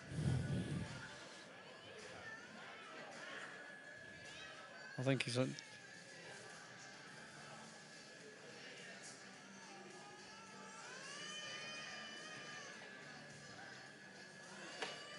63. 63 is Mossrig Barrington Iris, the 18th. That's again 6 generations of VG and excellent behind that heifer. And what a beautiful cut to the heifer. Deep open rib, that heifer, and a lot of balance to that heifer. As I said, Sean Lee Jerry, the 28th, the second in that class. Well, looks like she's going to be second in the class. Quite closely followed by... Can't see the number at the moment.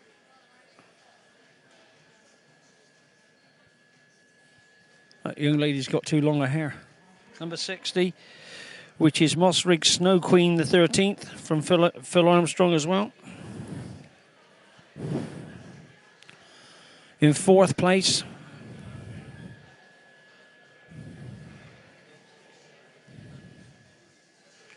is number 61, which is Moss Street Bessie's Brown Eyes 30 from Phil Armstrong. Looks like the jerseys have got a final lineup, and winning this class is Ashfold VIP Doris, a River Valley Venus VIP daughter from Andy Rimmer. In second, Flair Popstar. Lone Star daughter. And in third place, Blythebridge Choco Chip Rigi. And Avonlea Choco Chip from Rapid Bay UK Grandest Rumour.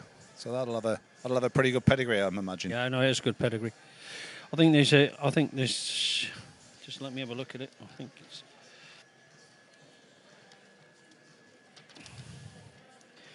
I think that calf has actually got five or six generations of straight excellent behind that. Yeah, I think it might have. So, mother was national show champion. It's just a really, really good cow family that is from Rapid Bay.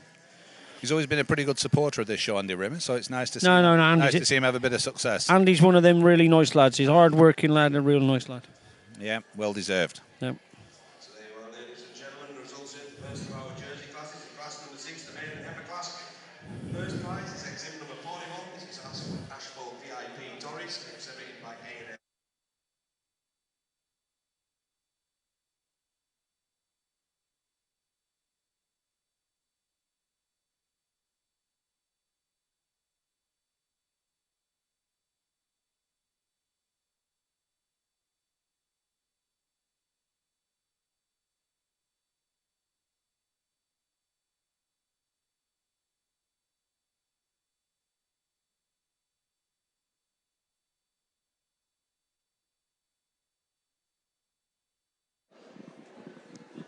Here in our Jersey show, another nice class presented here in front of me today. The young man I'm going to win with today, his heifer puts it all together here as far as having that strength and that style and that balance and carrying that throughout and that width through that rump section here today. And that puts her over this pair of youthful calves here in second and third. The calves in second and third, I did switch there after our first poll, giving the advantage to the second place calf and just being a touch longer in that head and neck and just a touch wider in that pins area today over our very stylish third place heifer here. But two very similar heifers. Both, I give them the advantage over our first place and just tracking out a little nicer on those rear legs with a little more correct set today. The young lady here in third, you love this pretty little calf, very stylish calf, and it's that overall squareness and style of her frame, and correctness in the way she tracks out on those legs, and that cleanliness of bone that gets her over the big, strong, powerful heifer here in fourth. I did make a switch here at the last minute, but the heifer in fourth, I give her the advantage in just being a little nicer through her straightness of lines and carrying a little less weight, especially through that thigh region today, over the big, powerful heifer here in fifth. Again, congratulations to these exhibitors.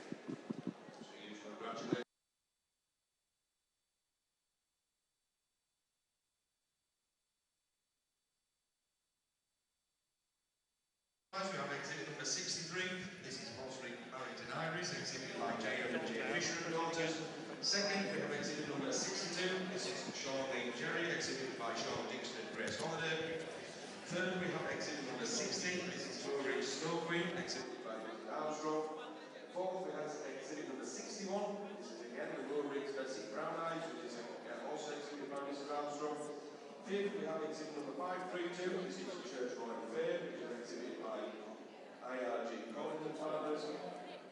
Sixth, we have exhibit number 64. This is Irvingdale Tallulah 23, exhibited by Mrs. Bostock. And in seventh, we have exhibit number 533. This is Church Roy Gwen, exhibited by IRG Collins and Partners. So I'll just hand over to our judge to give his reasons. Ladies and gentlemen, what a fantastic class of young heifers to start off the Dairy Shorthorn show today. Tremendous quality all the way through. But I started off with this big, powerful heifer, a heifer that's got so much presence in the ring. She's got so much strength and openness and depth through that forerib. And she shows me a tremendous strength through the loin. She's set properly right down through those legs and feet, but an overall tremendous stylish heifer. And I gave her, it was that style and that overall power and strength through the loin that gave her the advantage over my second heifer. A heifer that you've got to admire her dairy qualities all the way through this heifer. Again, a heifer with a nice open depth, deep rib to her. But it was that openness and depth through the rib and the length of the heifer that gave her the advantage over this heifer in third. A heifer, a really well-balanced heifer with a lot of style, didn't behave herself particularly well in the ring today, but a heifer that's got a big future. But it was the overall dairy quality that gave her the advantage over this very well-balanced heifer in fourth. Again, another heifer that's got strength and power through the front end, tremendous length about her. And it was that length and it was that overall power that gave her the advantage over my next heifer. A heifer that's really sweet and very dairy, and she really did show that length through the neck, which gave her the advantage over my next heifer. But great class of heifers. Well done to all the exhibitors. Thanks, Duncan. First couple of classes have been sensational. Yeah, no, reasons. they have been good. Duncan's give great reasons on that class, and what's the most exciting thing is Andy Rimmer managed to change his shirt. He must have been the quickest shirt change I've ever seen in my life. Because after winning the last jersey class, he's gone off. He's ripped his shirt off, stuck his air tie on, and he's back in it.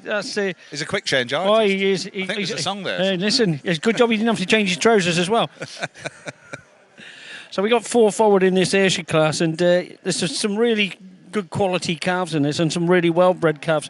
I'd like to bring you the calf that's closest to the monitor at the moment is actually from Jake Sayer, and we've been saying that Jake's actually down. Jake Sayer? That's Jake Sayer. He's down on his stag weekend down in Minehead, and his young lady to be, or his wife to be, is leading that calf, Amy Armstrong, and that calf is one of the only very few in the Ayrshire world calves that's got 13 generations of VG and Excellent behind that calf. Wow, some pedigree. Yeah, and that's some good calf as well. I mean, it's a really good formed calf. He bought that in the black and white sale for 3,000 off of Cuttle Towers, the lorries at Cuttle Towers. Oh yeah, and this time was yeah. I remember it going He backed through. his judgment, and I think he's bought a really handy heifer there. Moving around to number 53, there is Parkhead Bandit Brenda's. That's first time out, bred by the Tinkler family in Yorkshire, and this is young Tom Baines is showing this, and he owns the calf. So yeah, that's a lovely put together calf as well. And it looks like he's pulled into second. So in third is the Andy Rimmer calf, which is Holmeswood Oblivious Bella. There's 6 generations of VG and Excellent behind that. Her mother's a VG 88. Just a real stylish heifer by Hilltown Oblique. And then the 4th calf in that class, Marleycoat Sea Lily 35. Well, that Sea Lily family at Marleycoat is one of the strongest things. Oh yeah, that's a great family of cows. And at the moment, Cattle Services are merchandising a bull called Marleycoat Sea King, who's been really well used throughout the UK, and it comes a direct descendant of that calf there, is off the same mother. So there's some real strength and depth in that class. Nice class of calves. Yeah, it is a nice class of calves. Maybe just worth introducing our judges. As I just said earlier on, there's been some great reasons. Jenny Thomas has now given 2 sets of reasons. Sensational. But Jenny, last year's show, of course, was an all-female lineup of judges. And this year's show, there's a husband and wife team judging. So Nathan Thomas is judging the Holsteins and the Brown Swiss, and his wife, Jenny Thomas, is doing the red and whites for jerseys and the Ayrshire's. So they're over from Ohio in the States. Of course, they're famous for the herd, Triple T, which has 100 registered Holsteins and jerseys. And they currently milk 35 to 40 head. They board a lot of cattle, and they board the jerseys for the Area Dairy. For any of you guys that have travelled out there, that's just one heck of a herd of Jersey cows. Well, they're board at the Thomases. But Jennifer doing the judging with the red and whites of jerseys in the Ayrshire's. She's judged shows on a local, state, regional and national level for both Holsteins and jerseys. and several of the other component breeds. She worked full-time as a professional cattle photographer for 10 years. Takes photos on a part-time basis now. She began her career with Select Sires in Ohio, where she works as a communication specialist. She still assists at the family farm.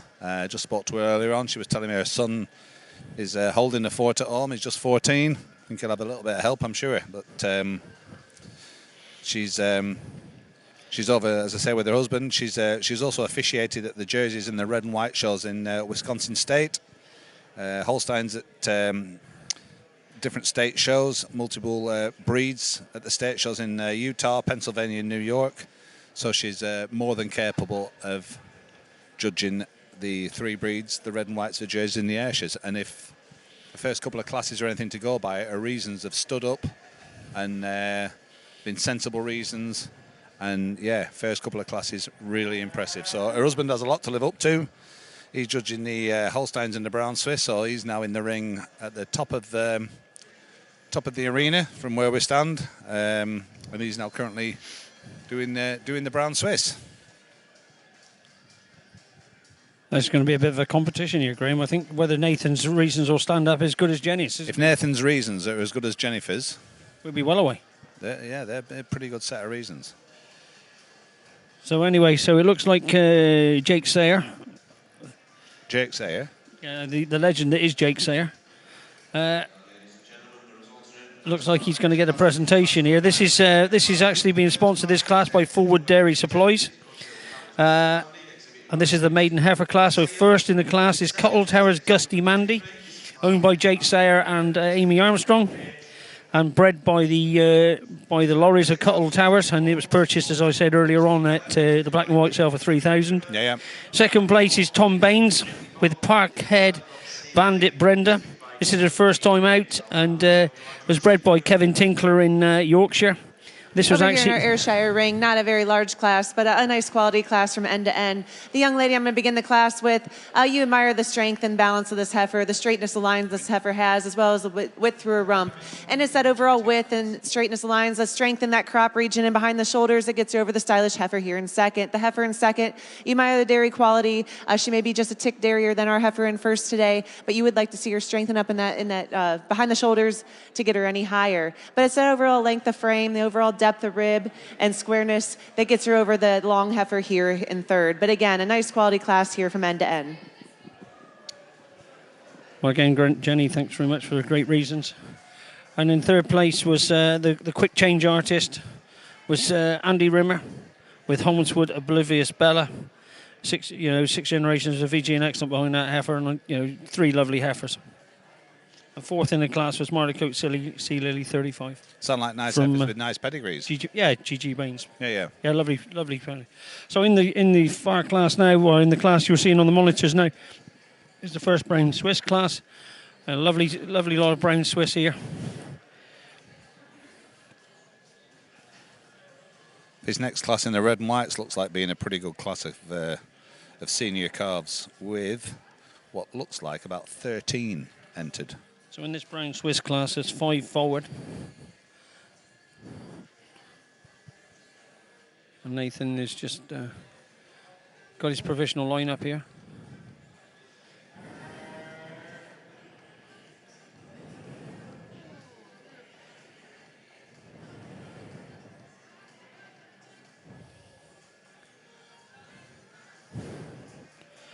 At the top of the provisional lineup, as he's just swapped them, I think he may be pulling out the second one that was in the provisional lineup.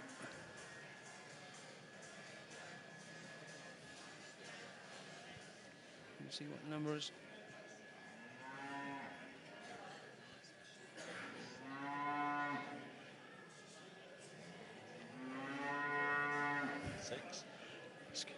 No, it's 60 something.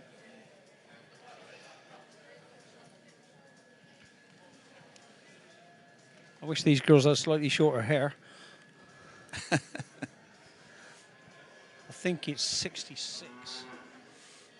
Kedar cow. It's Kedar, eat, sleep, show, repeat. I'm pretty sure it's Kadar Eat, Sleep, Show, Repeat. She's had a Kadar Rhapsody who's an excellent 95 and got 2 generations of straight excellent. That's a super heifer. That is, really is some heifer there in first place. And in second place is the Atomic heifer, Atomic Silver Lining. She's a VG86 mother, and yeah, just a really good heifer all the way through as well. In third place,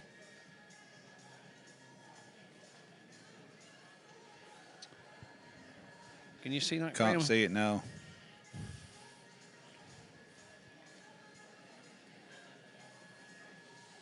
I don't think they've helped with the. There you go, 69, we think. So is hold on to your hats. She's the G's Knees from Will on Brown Swiss. Down there, so that's Stuart Williams has purchased that animal to go down to back to Wales to restock. Stuart lost all his animals with TB, and it was a really heart-wrenching thing. So Stuart's bought 2 Brown Swiss off the Kadar team or off of that went through the black and white. Yeah. So that was bought in the black and white, and yeah, it's really good for Stuart. Like, you know, you get a prize winner, and he purchased a prize winner. He's left her here in Scotland to be shown at this show, and then actually he's taken her back down to Wales straight afterwards. In fourth place, get 4th RB. Kadar, Dreamer, Snickety Whoop. It's an honor and a privilege here to judge here in the UK the next 2 days, and in our Brown Swiss heifer class here.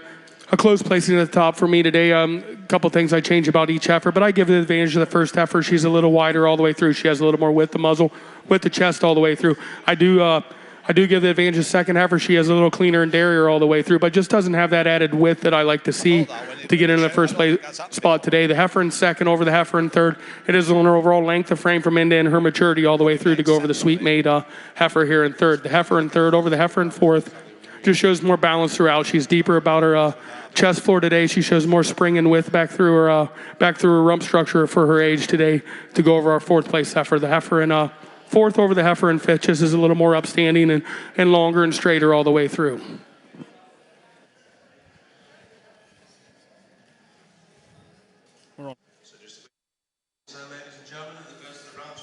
Okay, so the red and whites, senior calf red and whites. Wow, what a class this is. It's a big class, and it's a lot of good calves in here, a lot of good quality calves in here. Looks real quality calves right through. 10 calves.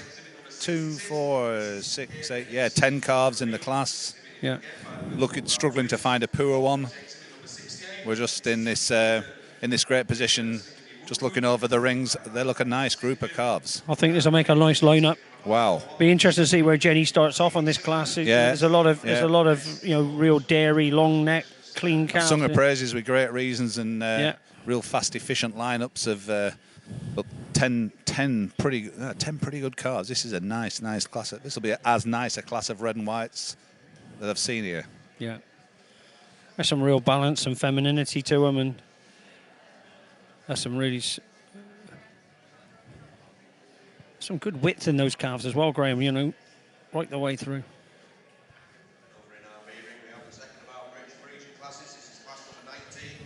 Yeah, this will work her.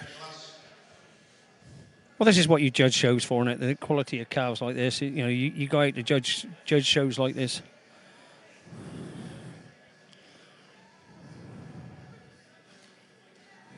And then, sadly, at the other end, we had the other end of the scale where we've only one in the class. Yeah, it's just a shame, like, you know. It is, yeah. Some people haven't been able to travel here because of weather and different things like that. And there's a bit of ill health, and you know, a couple of the Frisian breeders have been able to attend because of ill health, and it's just a shame that it's just come at the wrong time, like, for them. Yeah. But it looks a good heifer, though. She's got some width to her, and she's got a hell of a good top line on that heifer in the British Frisians. Just a little correction in. Well, it's just been purchased in the. In the sale. Yeah. Of course. So lot 13, the Logan Diamondback Size Me Red is now owned by the Moore family. Is that the Moores from Cheshire? Yep. Yep. Back at Nutties. Yep. Near Nutties. Yeah. And lot 19. I'll go through the sale as well, RB. Yeah. So I say lot 19. Sorry, number 19 in the junior calf class. Also consigned to the sale, Panda Global Magic Red, now owned by Peter Hines from the Republic of Ireland. So that's the benefit of the sale. You can purchase at the sale, and within a matter of hours, you have an entry in the show.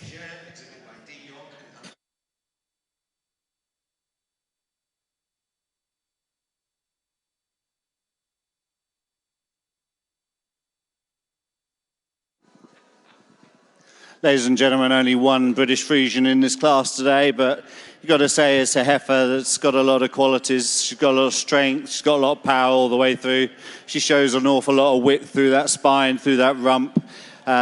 She's all there. She's tremendously well balanced and a worthy winner, even if she is all alone. But congratulations to the exhibitor for bringing her out today. Well done.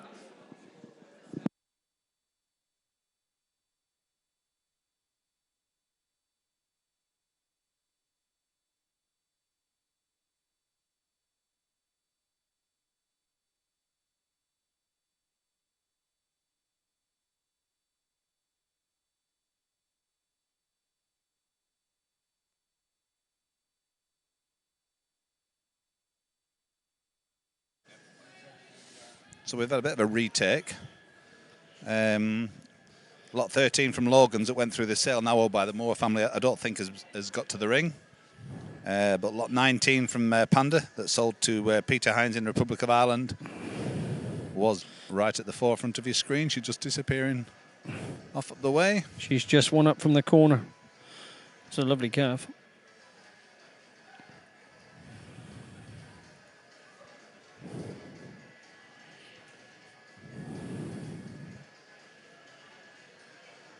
That's a lot of good cows. I wouldn't like to call this one. Yeah, this is going to work, Jenny.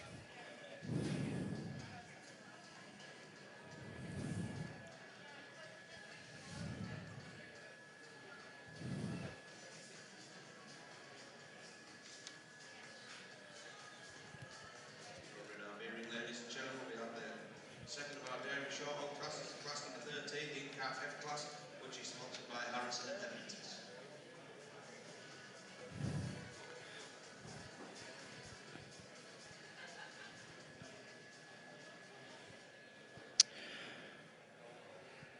So the in-calf heifer class in the dairy short one's only one entry, but it's been sponsored by Harrison and Hetherington.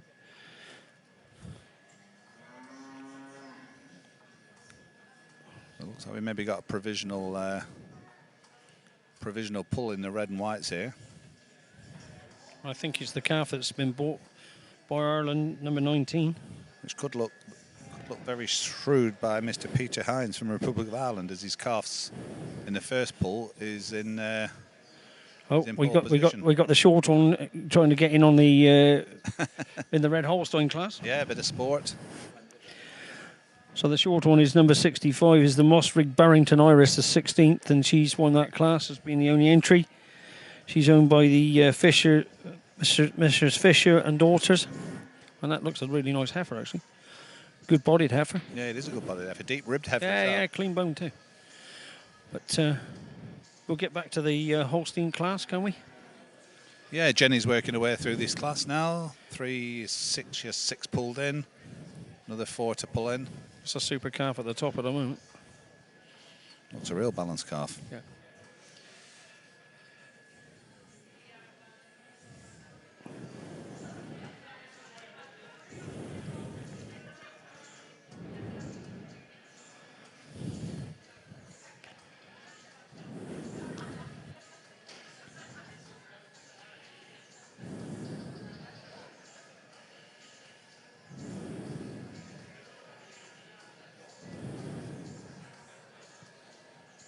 So Jenny's now just working her way to the front of these 10 red and white heifers.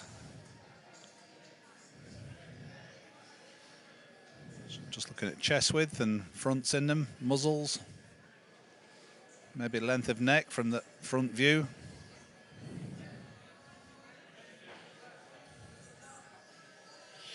Just confirming her own mind she's got them in the right order. This calf at the top of the line looks pretty good to me. As you said earlier, there's not a bad calf out there. There isn't a bad calf.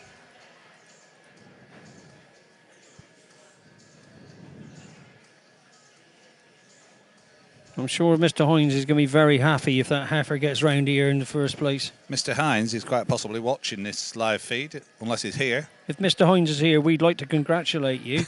And we are available to participate in some beverages if you need us to. If he wants to celebrate his victory, feel free. Yeah. If he's not here, well done, sir. And it's being led by Peyton Robertson, who's just a lovely young lady, just a really, really hard-working young lady. And she's made a good job of it. Yeah, she has. She used that calf in the handlers, I'm pretty sure. And what a super job she does on those calves for Molly. Yeah. Just to say that, the calf decides she wants to do a bathroom break. Molly has a heck of a string. She's tied just across from us, and she has a very, very impressive string, a great stand, well put together with and Molly's just a nice person. Impressive cattle on it, yeah. I never hear anybody say anything bad about Molly. She's just a super person, a real enthusiast when she does. She backs her judgment. Yeah. She really does breed good cattle. Yeah, no, her calves look on point. Yeah.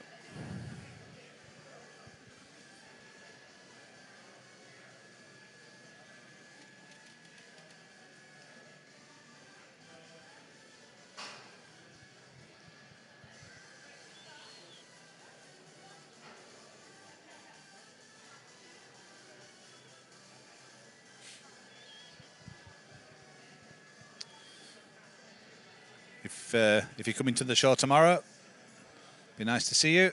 Come and say hello. If you're not coming to the show, join us on the live feed.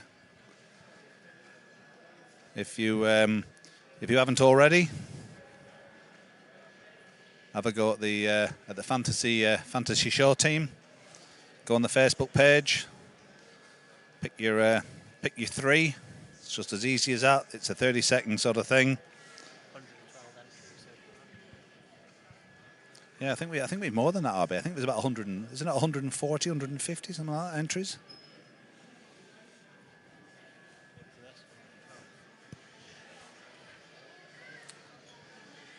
Make sure you go on the website on the the Borderway Expo website, because that's, or on Facebook page, because that's the only place you can enter. Yeah. Don't go to anywhere that might have shared it, because your entry won't get counted. I did the same thing yesterday. It was shared, and I tried to make a post on there, and then got one back from the Dairy Expo saying, please put it on the official page. So that's the only way you'll get counted. So put it on the official web page, Facebook page, and then you'll be counted in.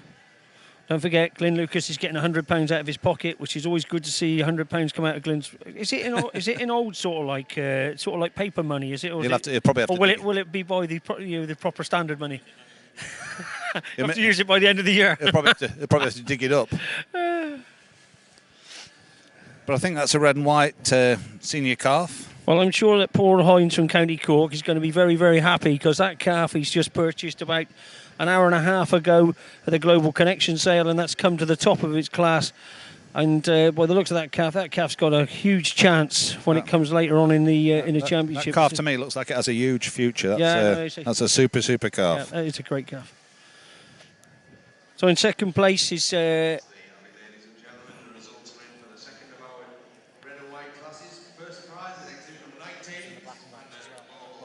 what's second? Number 8, Denmark Swingman Tina Red. In third place is Panda Leadham Winning Glory Red. In fourth place,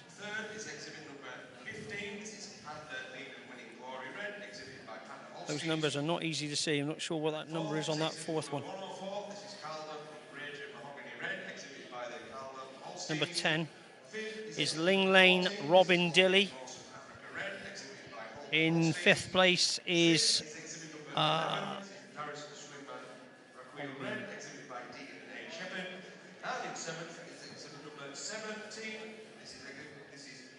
it's Holbein Orson Africa Red. Next is Darrison Swingman Rachel Red. Let's give these red and white exhibitors a big round of applause. A large class, but a very, very quality class from end to end. Several heifers here kind of came to the top quite handily for me today.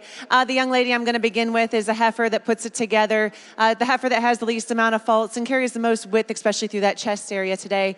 And it's an overall width that gets her over this really stylish calf here in second. Being a close pair here on top, this young man with the second place heifer, you love the style that this heifer has. You love that length of her neck and that dairy quality. Just like, again, you like to see her just widen her out just a little bit between those front legs today to get her any higher. But it's overall style, balance, and that strength, especially in that shoulder region, that gets her over the long heifer here in third. Heifer in third, heifer you love on the profile move, a heifer when she stops, you'd like to change her there behind the shoulder a bit, but really love that openness and sweep to her rib and the strength she does have. And it's that overall length of neck that gets her over this really pretty calf here in fourth. The calf in fourth, love this calf out on the move, love to lengthen her out in the neck to get her any higher, but really a very quality calf entry out here in the ring today. But it's that overall so overall height of her shoulder and tightness in that crop region today that gets her over this really dairy heifer here in fifth. But again, high quality from end to end. Give these exhibitors a huge round of applause. Great class of calves, and again, great reasons. Yeah.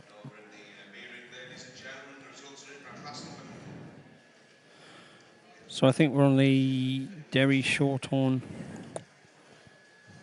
Oh, there was a second in-calf heifer came in, was there? Earthcut to Paul has come in as well.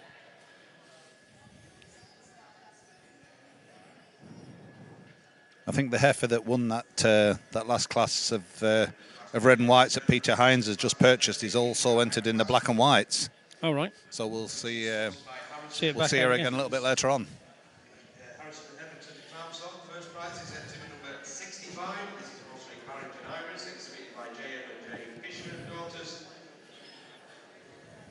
And in second, we have exhibit number 258. This is Kirby, exhibited by Bostock.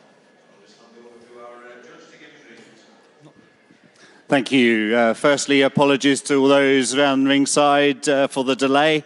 Slight miscommunication down in the shed, I understand. Two in-calf heifers here. Tremendous quality through both of these heifers, but you got to admire the strength and the power and the overall scope of this first heifer. She's got so much length, she's got so much strength, she's got so much balance all the way through. For a big heifer, she balances herself out tremendously well, but it was for that openness of depth through the rib and the length and the overall correctness over this heifer in second. A heifer that you've got to admire the balance throughout. She's got tremendous qualities all the way through, but two good heifers. Thank you very much.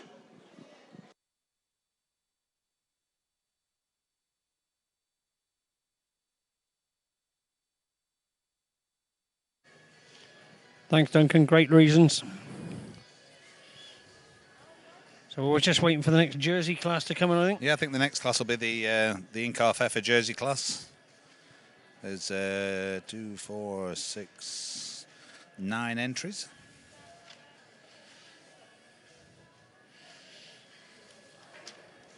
Remains to be seen if they're all forward, but really good to see. Really good to see strong entries in the. And sponsored by RB's employer, Genus PLC. Sponsored by Genus. Well, Genus ABS. Yeah, yeah. So yeah.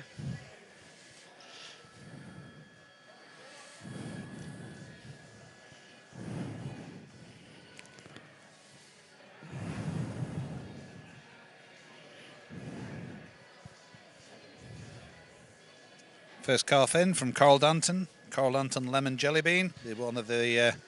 One of the few jerseys owned by Anthony Grimshaw there. Yeah. Second one in is Valley Rockwell Lady from Peter Cotton.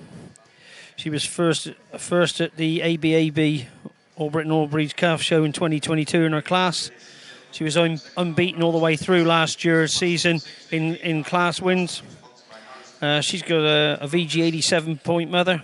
So, yeah. Nice pedigree. Yeah, next one into that ring, number 45 is Catherine's On Time Beatrice. Mother was reserve champion at Dalton Show. Oh, so she was reserve champion at Dalton Show, and she was also reserve interbreed champion.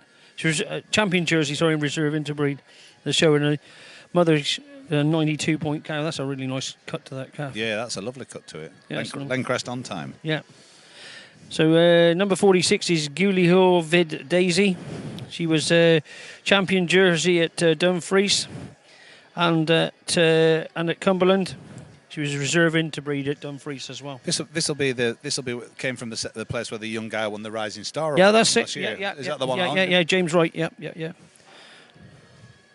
So number 47 is Catherine's Victorious Nightingale from Catherine Jenkins, who's a real supporter of the Jersey breed up here in Cumbria and the area. She passionate about the breed. Travels around a lot in the local show circuit, and she's a real stalwart.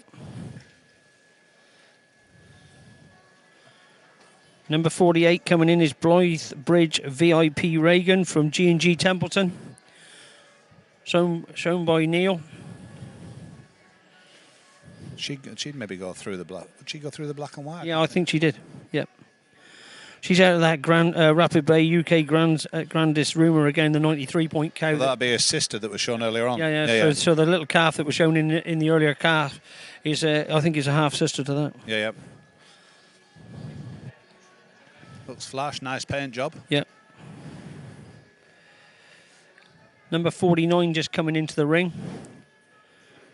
Led by Laura Cornthwaite, but she was first time out. She's Honeyfield's Chrome Panama. She goes back to another Rapid Bay cow, Liquor JG Panama, who's an excellent 93 point cow. Long calf, that. Yeah. That Rapid Bay calf was shown at the in 2016 at the Jersey All Breeds All Britain Calf Show. I think was honourable mention under me. So there's a couple of cows here that were out of heifers that I actually judged in the 2016. Jersey All Breeds. Yeah, and the final one into the ring is Skiddaw Matt Dolly. Yeah, and it's really nice for the Raven family. They've real big supporters. I think they've got 5 in this string, and yeah.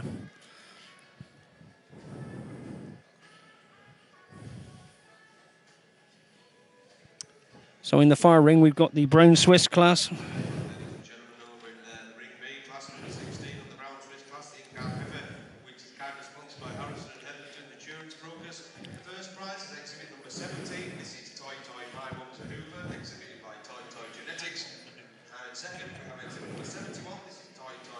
So the winner of this class is in the in-calf heifer class for the Brown Swiss is Toy Toy My Mum's a Hoover from Toy Toy Genetics. Just 2 entries here in our Brown Swiss in-calf heifer class, but 2 really nice heifers. And with that being said, the first heifer, she just overwhelms the rest of the other heifer in the class today with her overall balance from end to end.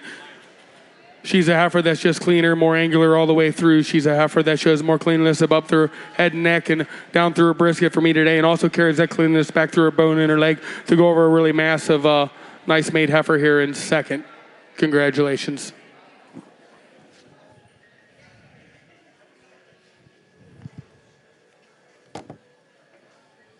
Second in the Brown Swiss in calf heifer class was number 71 was Toy Toy Isabin. She's another Toy Toy Genetics and Izzy Smith. Her mother's an excellent 90 point cow, and she's the highest production cow, Brown Swiss cow last year in the UK.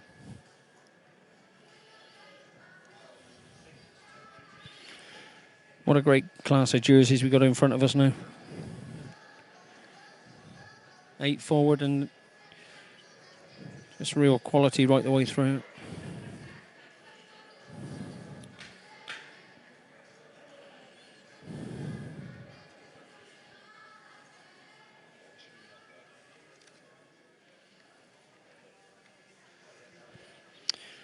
So this class is anything that in-calf heifer class born in 2021. And as I said, sponsored by Genus ABS.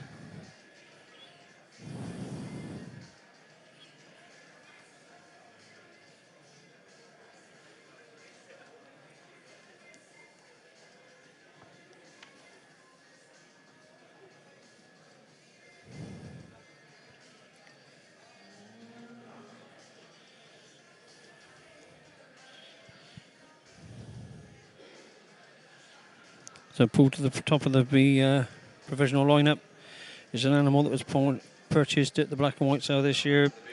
Is Blythebridge VIP Reagan. Second in the first pull is Valley Rockwell Lady from Pete Cotton.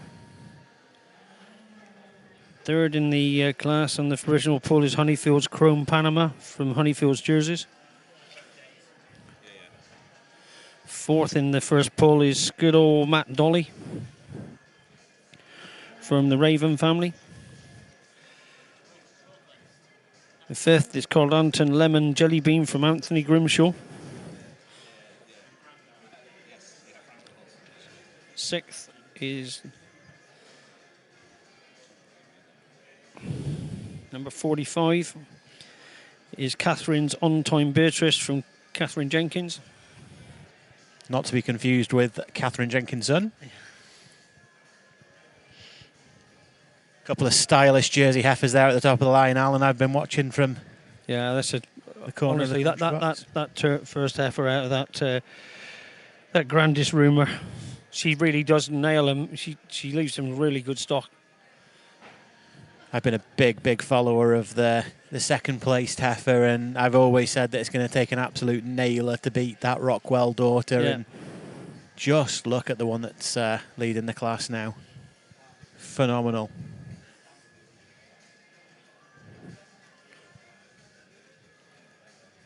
Sensational calf. Two great calves. Two great calves. Painted black, just like the Stratman. Looks like he painted his shirt on as well. Looks a bit snug on Mr. Sloan there. I think he's trying to lose some weight for his wedding.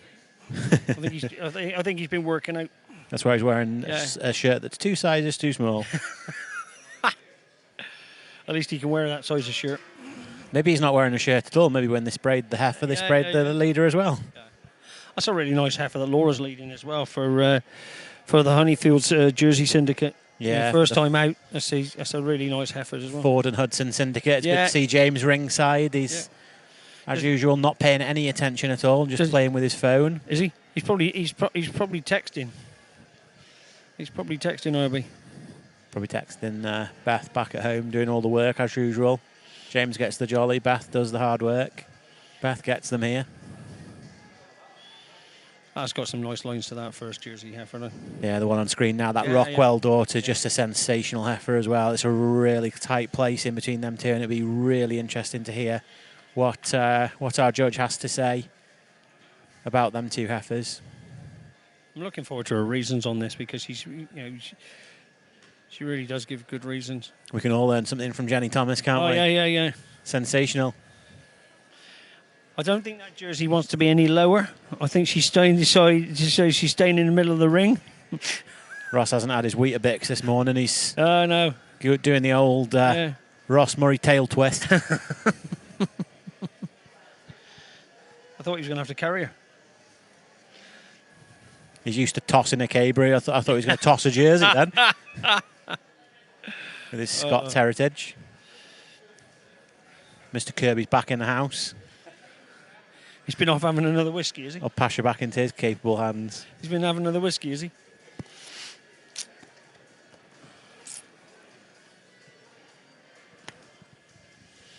Cheers, RB.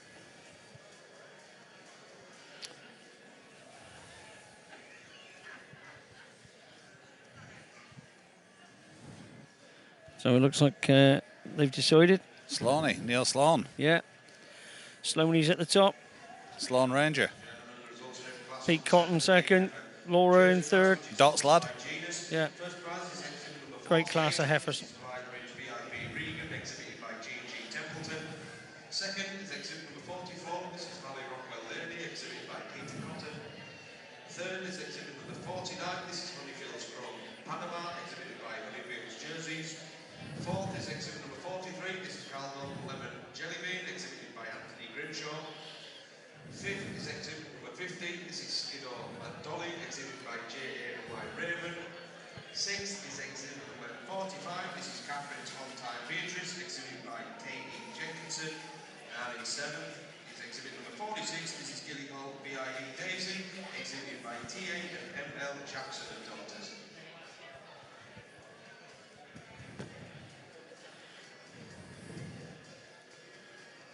Go on, Sloaney.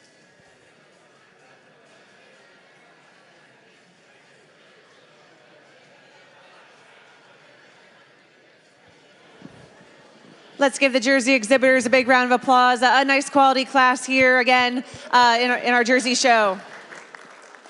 the young man, actually the two young men with the heifers in first and second, heifers that kind of came to the top of the class quite easily for me. The heifer that's winning the class here today, she's the heifer with least amount of faults. You love the way she struts around the ring. Love that openness and depth to the midsection that she has. She carries that openness of rib all the way throughout and through that rump. The heifer in second, you love the openness rib that she has as well.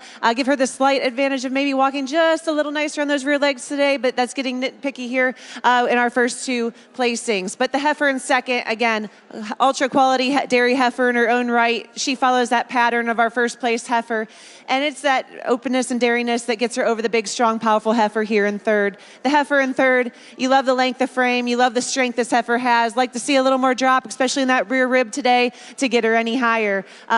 However, it's that overall strength and straightness of lines that gets her over this dairy heifer here in fourth. The heifer in fourth, a long-framed heifer. You love the dairiness, the cleanliness, and it's that overall dairiness and cleanliness and style that gets her over our big, strong heifer here in fifth. Again, a nice quality class from end to end. Let's give these exhibitors a big round of applause.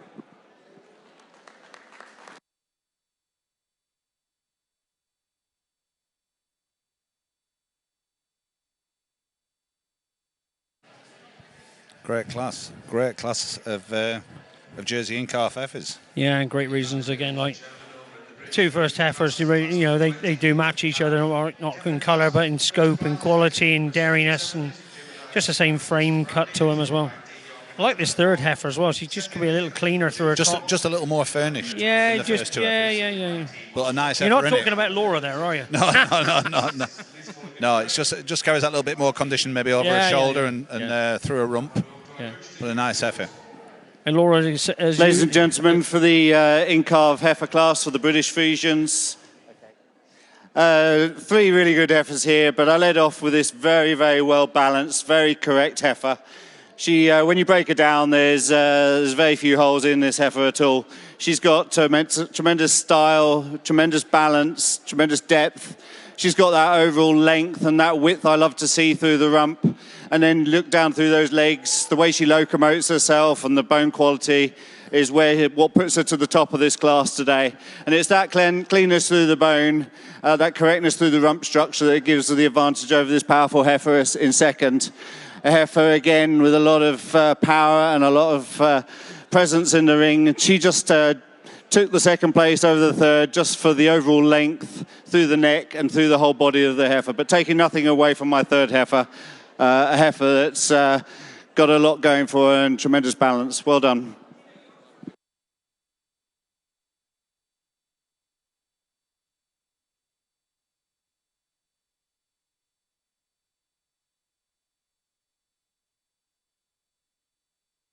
That is class number 10, heifer class, which is kindly sponsored by the Asian Cattle Society.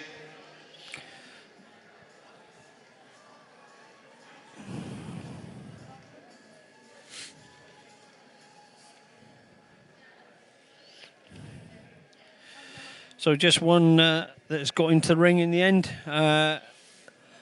Two entered the ring, one left early because she's just not playing ball today. Yeah, Baines' heifer played up a little bit. Yeah. Took it out, and when he took it out, it walked like a dream. I know, as it went out like the a ring. dream. I'd have kept it going. I think I'd have swung it round and brought it back in. I'd have left it in for at least a second. But he owns the other one as well. Yeah, so. I know. So 55 is the one in the ring. That's Marley Goat Celandine 8. She actually goes back to the Chang Celandine family, and this is just a really good brood cow family that is. At the moment, there's two well-known bulls, Chang Trist and Celandine First Lord, that have been exclusively used just sort of like throughout the UK and widely used through the UK. And just looks like a good heifer and a good bodied heifer. Yeah. Looks like she's got a bit of a future. Led by Mr. Smith, Adam Smith, who drove all the way up from Cornwall Devon borders last night. Wow. So I think he's almost going to get the prize for the furthest travelled person who's here today showing. So fair play to him. Probably came through a bit of snow to get to Carlisle. Oh, yeah, no, he did. He said the first hour and a half was good. The next 2 hours was pretty rough, and then the last hour and a half wasn't so bad. All right, well, fair play to him. We just ended up with one heifer here in this class of Ayrshires, but a nice quality entry. You love the straightness lines, that hardness at top, and the strength that this heifer possesses. Congratulations to this exhibitor. So I think we'll be getting pretty close to breed championships. I would think the fire class now is the breed championship. So we've got the first and seconds from the two dairy shorthorn classes coming in. Yep.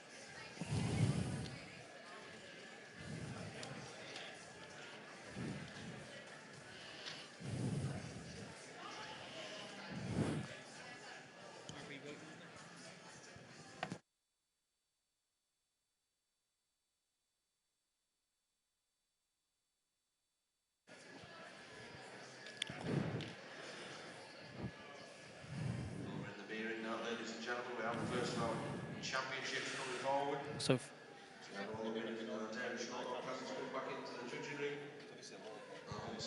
So in the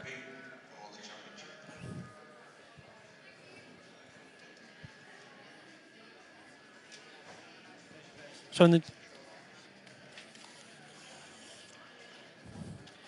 in the dairy shorthorns, we've got entry number 63, Mossrig Barrington Iris, the 18th. And we've also got number 62, Sean Lee Jerry, 28th, from the Dixon and Holiday team. And also in that class is number 65, Mossrig Barrington Iris, the 16th. And number 64, Earthen Tallulah, 23, from Thomas Mosgrip.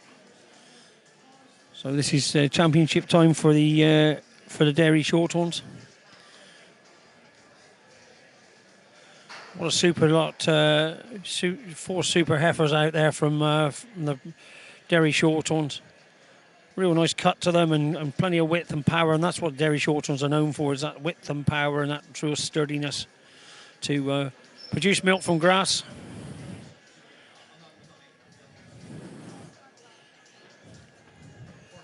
Number 65 tried to join the other ring, as she did in her class. Hopefully she'll stay with the shorthorn championship.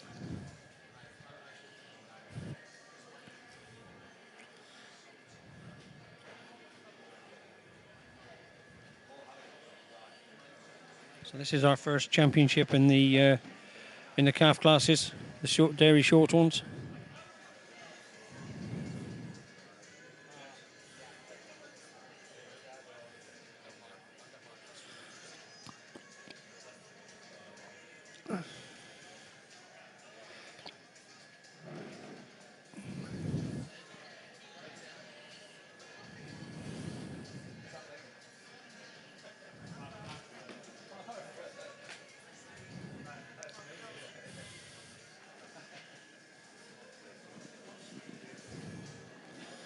Okay, ladies and gentlemen, so we've got the junior championship for the dairy shorthorn breed. Firstly, just like to commend the exhibitors who bought all the exhibits out in the junior show this evening. I think what you've shown here has been tremendously turned out, tremendous quality, I'm sure that the breed has publicised itself well today, because what we have here in front of us is the first two in the two classes. I think we got tremendous quality all the way through. But I've told you all my reasons through the classes. I'm just going to go out, tap out my champion and my reserve. And if anyone's around the ring fancies getting involved, can you start a clap, please? Thank you.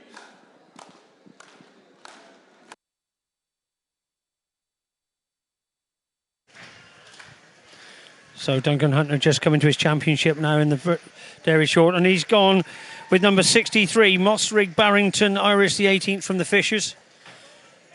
Reserve champion was Sean Lee Jerry, the 28th, who stood second to her in the class from Dixon and Holiday. And in third, an honourable mention, Mossrig Barrington Iris, the 16th. So 2 Barrington Iris from the Fishers in champion and honourable mention. I went for my first and second from the heifer class. I think these 2 heifers, tremendous quality all the way through. They were very close in their class. So I decided that it was right and fitting for them to be champion and reserve today. 2 tremendous heifers with quality all the way through. I commend the exhibitors for the type of heifer that they are, and well done to all the dairy shorthorn exhibitors for bringing out a great junior show. Well done. So the red and whites. The red and whites are now in for the championship. A really competitive red and white classes. I think we got another class here yet, mate. Oh, right. No, not on championship yet. You're jump the gun a bit there. You're a little in front of yourself. It has happened before. So we got these. You got the junior heifer now. Yeah. Pretty sure it's junior heifer class. Yep. So yeah. Woodcut heifer, first one in. Yep. Robin Toffee red. Yeah. Really flash calf behind that. So the calf behind is the Aaron View calf, led from Kevin and Alison Laurie. Aaron View, Dice, Raquel red. Well, yeah. Vogue red, P red. Be a nice pedigree with that calf, and it looks a pretty flash calf from here. Yeah. 22. 22 is Panda Leadham O'Kitty red. Yeah, from the Panda Holsteins. 23 behind, Parkhead Sweet Pat. Yeah. From Baines's. Yeah. 24, another from Panda. Yeah, Oh Christmas red by Panda Holstein, Titanium red, yeah. Another Panda behind that, another Titanium red. Are they sisters? Okie Dokie red. No. Both all calibras, but are different cows. Yeah. 26, another Panda. Yeah, Treasure red. She's from Maverick Holstein, so this is the purchased animal. One that they sold, and 27. 27. Is that forward? Yep. Swingman Naomi red from DNA Shepherd down there in Bakewell in Derbyshire. Yeah, that's from the Denmark team. That was purchased at the red and white this year, I think. Yeah. At the black and white this year. You could call it red and white even. Yeah. So that's a really good class of calves, and there's some super calves and some great cow families in the back. Red and white, the two red and white classes we've had so far have been great classes. Yeah. Yeah, really well supported with quality top to bottom. Yeah.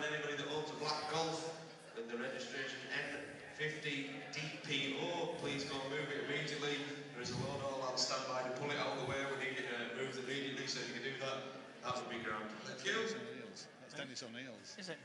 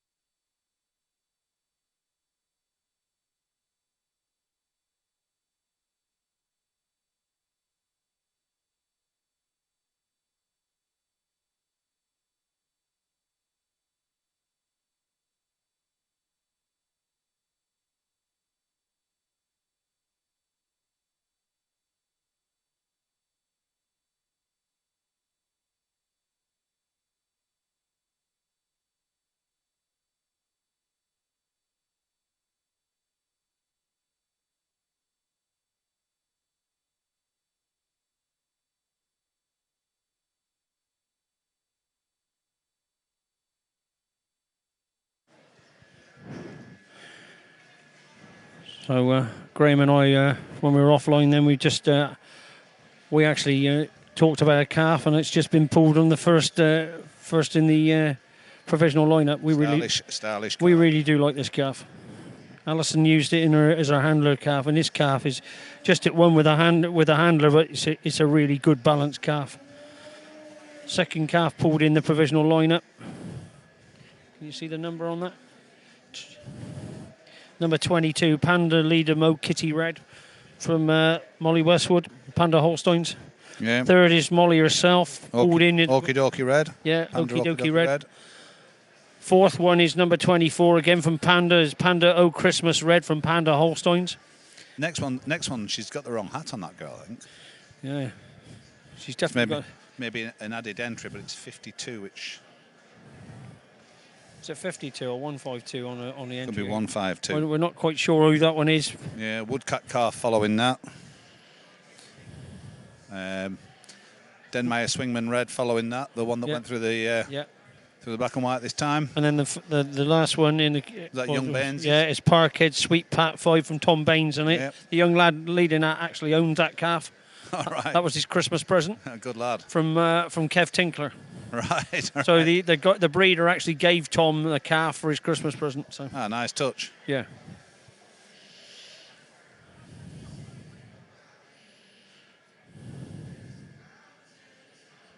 So it looks like Allison's got the push. Or tap out, not the push. I think Kevin Laurie's batting well above his averages because he's got a good calf and he's got a good handler there.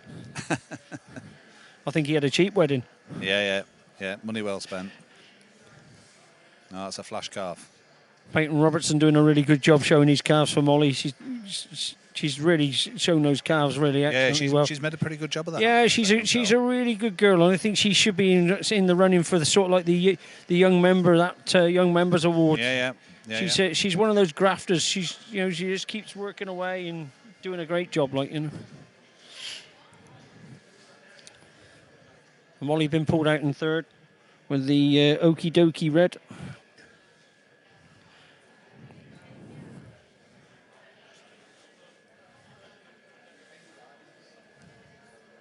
It's a real solid class of calves, these are. Yeah, and then the final class, the senior heifer in the red and whites, is 5 entered in that. I don't know just how many are forward, but really, really well supported red and white classes here at Borderway. Yeah. These top 2 heifers have got a bit of a future. Well, probably the top 3 heifers.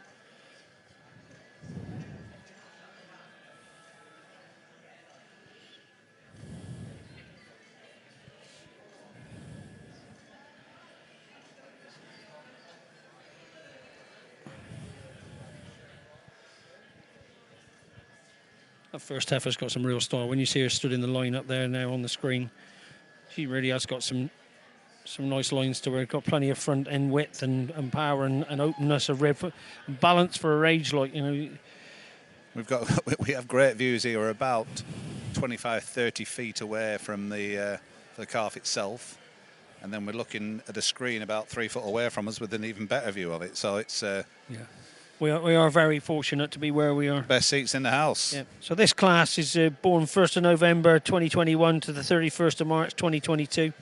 So these are just they can be just over, just up to a year old. Yeah. So they're about 13, 14 months old, and these are good heifers, good solid heifers.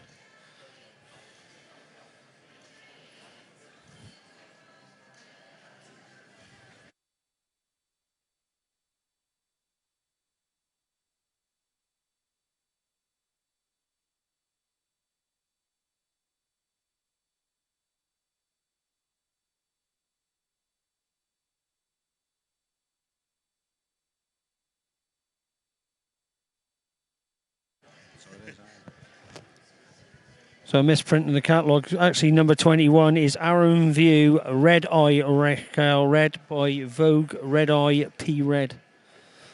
Out of a Hideaways Dice Raquel Red that was purchased at the black and white sale a couple of years ago by the Laurie family. So, yeah.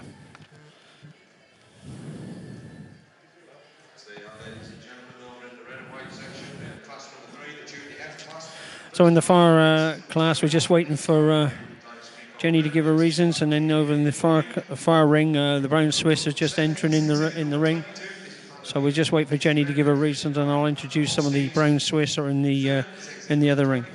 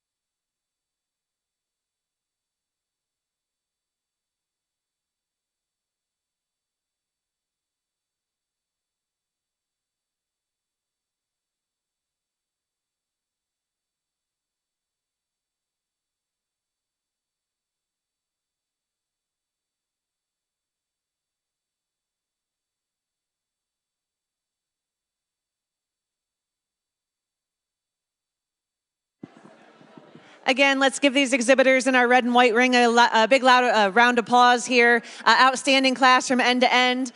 Several of these heifers here at the top came out quite handily here to the top of the class, but the young lady I'm going to win with today, a heifer that when she's out on the move, she doesn't miss a beat. You love that straightness of lines. You love the width of chest. You love that depth and spring of her rib and that width of rump. And I love the way she handles her legs. She's a little more comfortable on those rear legs than our really stylish long frame heifer here in second. Heifer in second, you love her on the profile. You love her out on the move. I'd like to see her just maybe a little more comfortable on those rear legs.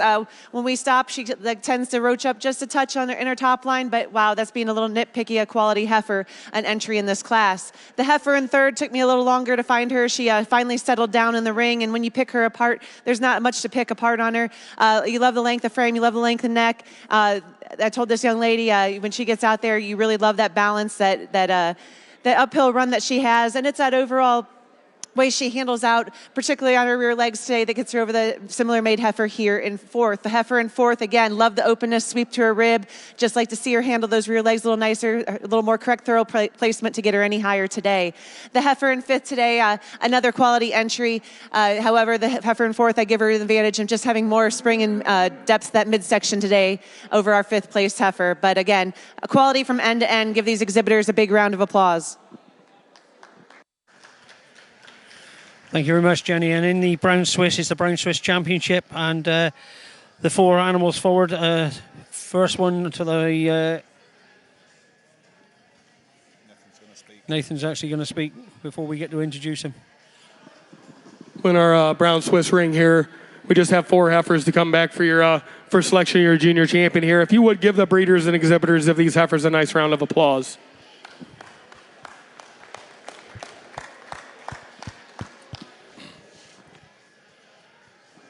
I'll go out here and I'll select your junior champion in reserve and your honorable mention in that order. And if you would receive them with another big round of applause. Well, anticipation is building up here for the Brown Swiss Championship. Four great heifers in front of you. There are some really great heifers. One from Kadar, one from Atomic, and two from Toy Toy. And it is for Toy Toy. My mum's a Hoover. From Toy Toy Genetics. That's a great name. Yeah. Reserve is Kadar, Eat, Sleep, Show, Well, Repeat. for me today, the older heifer here, the heifer and calf, she kind of blows the other heifers out of the water with her overall. Her balance of frame, her combination of darius and strength, I give her the advantage over our reserve heifer. She's just cleaner about her head and neck today, cleaner down through her brisket, cleaner right through the bone of her hock today. To go over our reserve over our honorable mention, just more width and power, and just more closely follows the pattern of our junior champion heifer. Congratulations again to the breeders and exhibitors of these fine heifers. Well, ladies and gentlemen, if you didn't get that, the champion for the Brown Swiss heifers is Toy Toy, My Mum's a Hoover from Toy Toy Genetics. Reserve is Kadar, Eat, Sleep, Show, Repeat from Johnny Lockhead over there in Dumfries, and in honourable mention is Atomic Silver Lining from the Atomic Brown Swiss. So the final red and white class. Yep, and another good class of heifers coming forward. Five pretty good red and white heifers. Yeah, some real coming good into the class. First one, G3 Miran Bonnie Red. Yep. From G3 Genetics. Yep. I think that's Bryson there. Yep. Number 29 is from Gooley Hall, Jubal Fool's Gold Red. Goes back to a Panda Emerald Fool's Gold Red by Sokol from the Jacksons. From Geordie Red. Lot 30 of a great pedigree. Again from Panda Holsteins, RZB Indiana Red. This is an imported heifer from Germany, isn't it? Yeah. Goes back to the Golden Oaks Jorda Ivanka. Yeah. Which is a well-known cow over there. And then number 31 is Glenmuir RT Unstoppable Lululemon from B and G Donald. Yeah, there's quite a few. That Nonondale Lululemon, I think was at I think she'd be at Kingsway over there in Ontario for a while. Yeah. And I'm going to say there's maybe 3 or 4 sisters to this that have had success at numerous shows. And that's bred by Andrew Struthers and Rory Timlin. Yeah. And then the final one in the class is number 32, Panda Amazing Order in Red. And that's S&M Innis from up there in Inverness. And obviously bred by Panda Holsteins. So what a cracking class of heifers. Nice heifers and nice pedigrees. This will make a pretty interesting lineup as well, Graham. Yeah. Nice to see Brent Crothers have a bit of success in the... Yeah, he's a really nice guy. Swiss. Supports for sure really well. Yeah, no, he's a really Puts nice sponsorship the shows wear. Yep. Pleasant sort of guy. Yeah, you like it when the good guys win, and he's one of the good guys. Yeah, no, Brent's been a great guy. Actually went out judging in New Zealand in 2016, and Brent was over there with Anne, his wife, and he'd come over about 6 months before to start working over here, selling milk in parlours, and it was the first time I met Anne, and they were really great hosts to me over in New Zealand. Yeah, and, nice. You know, he's become a really firm mate. Like he's a great guy. Yeah. Nice to see a bit of success come his way. Yeah. Makes the investments, likes buying good cattle, and he makes the investments, and that's good for him. Yeah. So this will be the last red and white class. Yeah. I think we'll just have the Jersey Championship and the red and white championship to come. Yeah, I think we've got the Ayrshire Championship as well. The Ayrshire Championship as well, that's right. So we got 3 championships to come, and then we kick off with the Black and White Holsteins.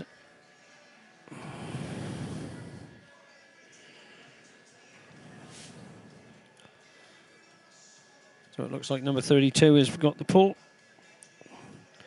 Panda Amazon Order in red for an S&M Innis has been pulled first. Second is number 28 in the first pull.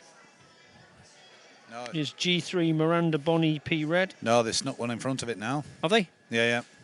Oh, the little devils. So what's the second one? Some rump on that first place, Teffer. Yeah, she's got some width to her. Wish I could see the number on that.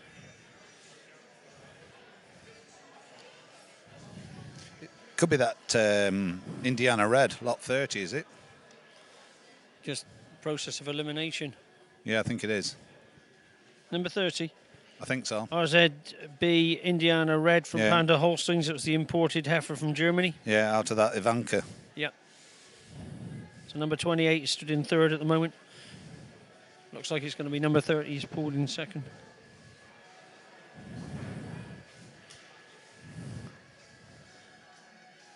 '28 third, 31 fourth. Nope, 31's moved up to third now. Jenny's catching us out as we read them out. We better not read any more out, Graham, until we get the final lineup. It's never over till the fat lady sings. I'm not a very good singer. Pretty nice winner here. Yeah, she moves well, doesn't she? She does move well. I'll be pretty happy with that. Innes's will be happy. Yeah, nice to see them have a bit of success. Yeah. They've bought some pretty useful animals in the last few years. Yep. And yeah, nice to see them have a bit of success. That would be, I think, if you own that heifer at home. I'm guessing she's not. What's she born? She's bang on 2 years old, more or less now. Born on the 3rd of March, so she'll be due to calve this spring, summer. And if I own that heifer, I'd be pretty excited to see that develop. So yeah. So number 32 is first. Number 30 is second, which is RZB Indiana Red. Unless I'm going to be proved wrong by Jenny, she's going to pull them again. Number 31, Glenmuir RT Unstoppable Lululemon from B&G Donald. Bred by A. Struthers and Rory Timlin, is in third place. In fourth place is number 28, which is G3 Miranda Bonnie P Red from G3 Genetics. And then in fifth place is Gooley Hall Jubal Fool's Gold Red from the Jackson, from Mrs. Jackson and Daughters here in Carlisle.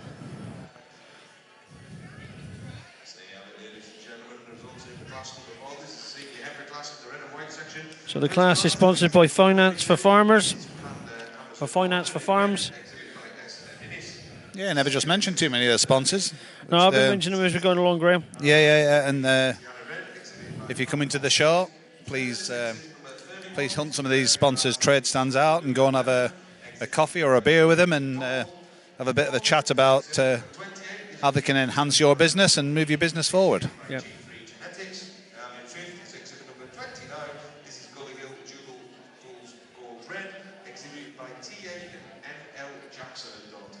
So one of the championships we actually did forget is the British Frisian Championship. So that's just going to be entering the ring now. Coming in now, that's right. So Jenny will give her reasons before that. Got a lovely head, that first heifer, hasn't she? Yeah, long head. Yes, yes.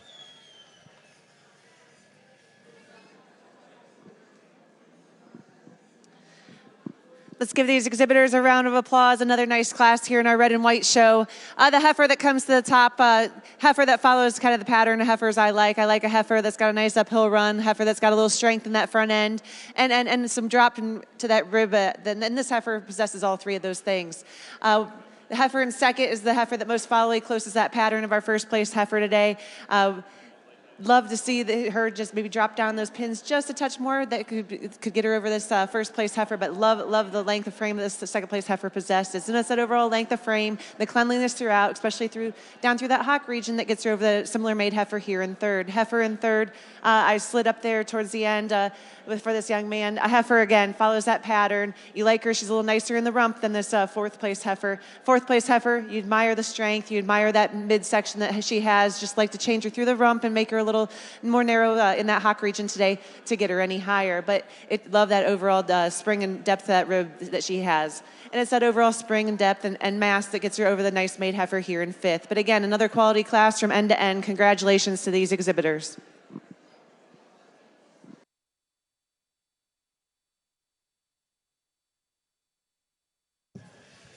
Thank you very much, Jenny. That's, again, a great set of reasons. So in the fire ring, we're going for the British Frisian Championship. Duncan making his adjudications and looking through. So the animals we have forward is number 74, which is Earthra Mission Mini from the Thomas Musgrave. Number 73 is Liz Mulligan Honeychap second from the Lawson family. Then we have number 75, Gemini Quaich Chair from York and Moor. Number 76, we have Liz Mulligan Gray first from the Lawson family. And then we had number 77 for Gemini Character Azubrandi from York and Moor. And then we have 251 Gemini Ben Rosie Red from Thomas Musgrave. So Alan, you've got a great stat on that class. Let's be hearing it. Well, that Liz Mulligan Grey that goes back to Lavenham Greys, and of course there's a great cow. When you went to the European show, it was the Atwood Grey cow from Winford that was actually sold over there, and then was then later, well, it was sold that day at the show and went on down to Italy, didn't she? There can't be many links between a national show winner in Italy and a potential British Frisian winner, potential British Frisian winner at Carlisle. Yeah. Not be too many links that way, but yeah, that's the same family, so that's a pretty cool. And she's classified quite highly out there now, is she? She could be. I'm going to say she's 95. Yeah, I think she's 95, if not 96. Yeah. I've seen the photographs of her this year, and she looks. Yeah, she looks in good shape. She does look in good shape. No, she's been a cracking investment for the Italians over there. And, of course, Ben Yates was the man who bred the animal, so we better give him a mention, else he's only going to get very upset and probably text us through that we haven't mentioned him. Fair play, Ben. But whether Ben's going to be up here in the next couple of days, it would be lovely to see Ben. So, yeah, he's residing down in Somerset now, so, yeah. So this British Frisian Championship is looking good. We've got the Jersey Championship entering the ring as well.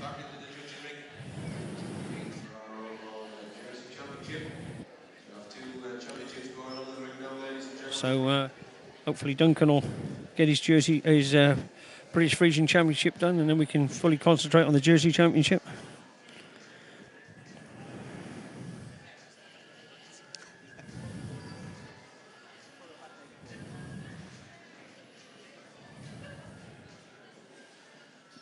Okay, ladies and gentlemen, so we got the championship of the junior show for the British Frisian breeds. I've got to commend everybody again for bringing out such tremendous stock, showing off the breed, showing off their exhibits, a tremendous show all the way through. As I've said before, I've given you all my reasons through the day, so I'm going to go out, tap out my champion, my reserve, and then my honourable mention in that order, and then I'll come back and just explain my findings. Anybody around the ring, if you'd like to do some clap, that would be great. Thank you.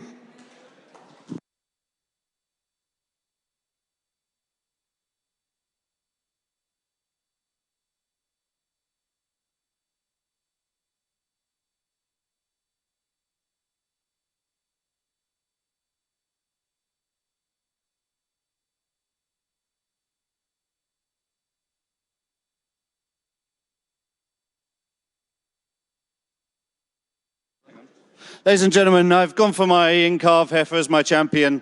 So heifer here today that's got absolutely no holes in her. She's got so much going for her, so much balance, so much correctness, and you can't go past that in the championship. And my reserve champion, following on quite nicely, same sort of type, very balanced, very correct all the way through. A special mention to my honourable mention, which was the winner of the calf class today. I think she's got a great future ahead of her. But really happy to have judged the British Frisian Junior Show today. And congratulations to all the exhibitors down the lines. Well done.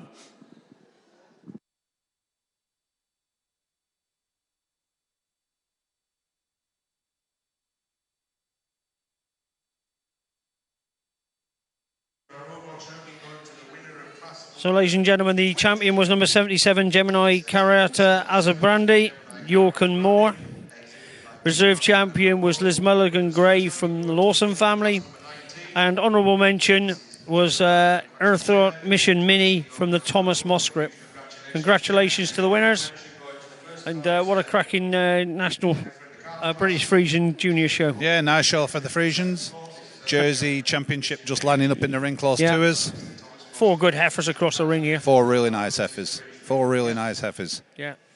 Just 2 classes of jerseys. And you can see the the quality of the calves, because Jenny's picked calves. Just you look at the first calf and you look at the second calf, and they're very, the last calf across the ring, and you see the same kind of cut to the calves, and good quality, good. Here for our junior champion of our Jersey show. Only 4 quality entries out here, but 4 that represent the Jersey breed quite well. Let's give these exhibitors and breeders a big round of applause. I'm going to go out without any further ado and select your junior champion, reserve junior champion, and honorable mention in that order. Please give them a big round of applause as they deserve.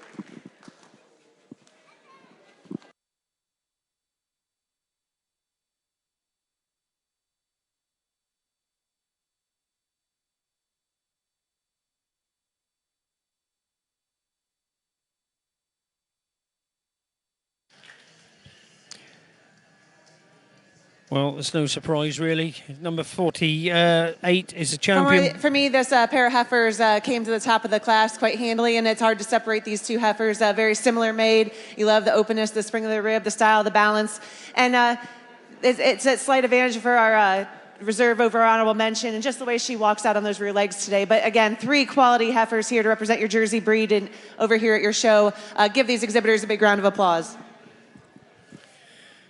Well done, Neil Sloan. Yeah, well done, Neil Sloan. So the champion is Blythebridge VIP Reagan from G&G Templeton. George Templeton, more so honestly known with the now Ayrshire herd, but Neil obviously there running that and managing the herd as well. And bred by the Laird family from Blythebridge.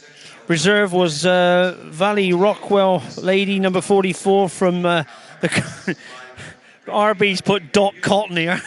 From Peter Cotton and family down in Derbyshire. Well done, Pete. Really nice heifer. And then honourable mention is Ashfold VIP Doris from the Rimmers. It's number 41. So 3 cracking heifers. Well done, Jenny, and great reasons all the way through.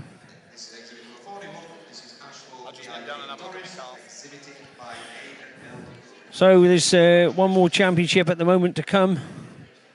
I think it's the Ayrshire Championship is the one to do, and then we've got the Holstein coming in for the Holsteins.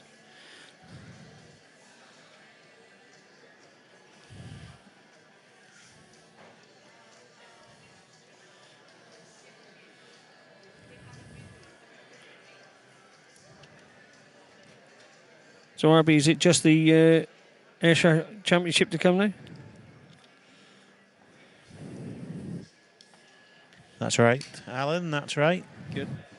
3 fantastic examples of the Ayrshire breed coming before us. Yeah.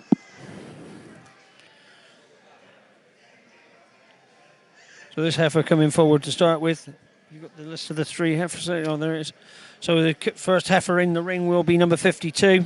Just coming up to your screens there now in the bottom left-hand corner. Just Cuttle Towers Gusty Mandy. So 13 generations of EG and Excellent. This is one of the biggest pedigrees in the breed, or the Ayrshire breed, and owned by Jake Sayer and the lady leading it, Amy Armstrong. They're about to be married in July, so if they ended up being champion today, it would be a lovely accrement to the both of them. Jake not here; he's leaving Amy to do all the work as usual. Jake's down on his stag weekend, and every time we mention the word Jake Sayer, he has to drink another pint of beer. So if you wonder why we keep Jake Sayer, I don't think he's going to be in too fit a state to go back and work for Gilmore Lorry at Browry Side on Monday. So it's second calf into the class. Number 53 is Parkhead Bandit Brenda from Tom Baines. Just in the centre of your screens there now, she is. And then the third calf came into the class, actually led by Tom's father, Richard, is Marlicote Celandine 8, and that's owned by G.G. Baines, which is the Baines family. So 3 nice calves in front of you for the champion reserve and honourable mention. Richard just spinning his heifer around now. Oh, no, maybe not. Maybe he's going to go backwards all the way around. Well, I think Tom might give his dad some sort of tuition on handling. Lessons, yeah. What do you reckon? Definitely. I know when Richard goes to the show at the Great Yorkshire Show, he's been measuring the children on the amount of Foster's boxes he can stand up against a door.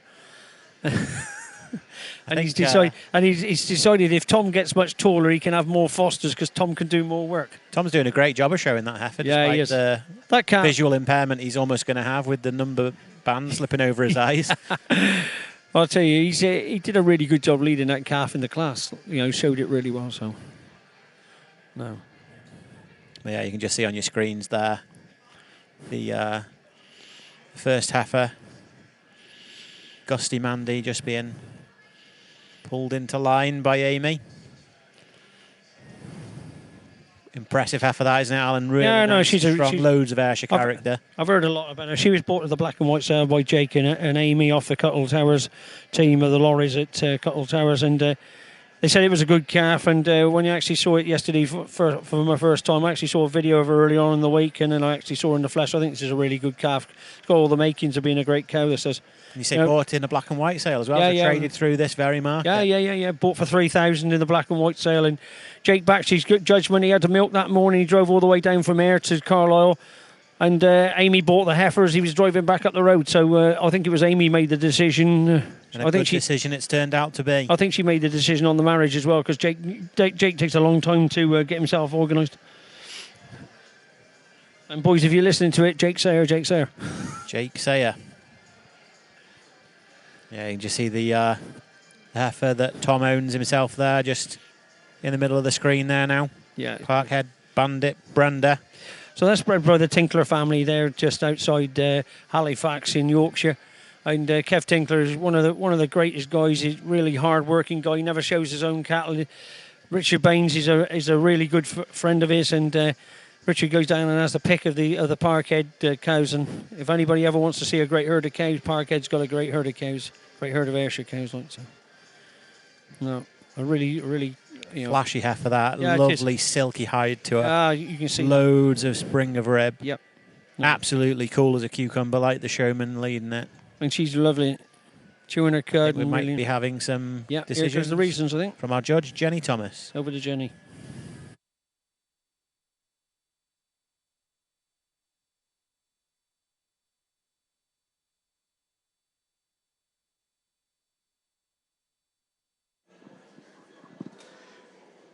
Here in our Ayrshire ring, just 3 individuals out here for our champion of our heifer show, but 3 quality individuals. I'm going to go out and select your junior champion, reserve, and honorable mention in that order. Please give these exhibitors and breeders a big round of applause for their efforts here today.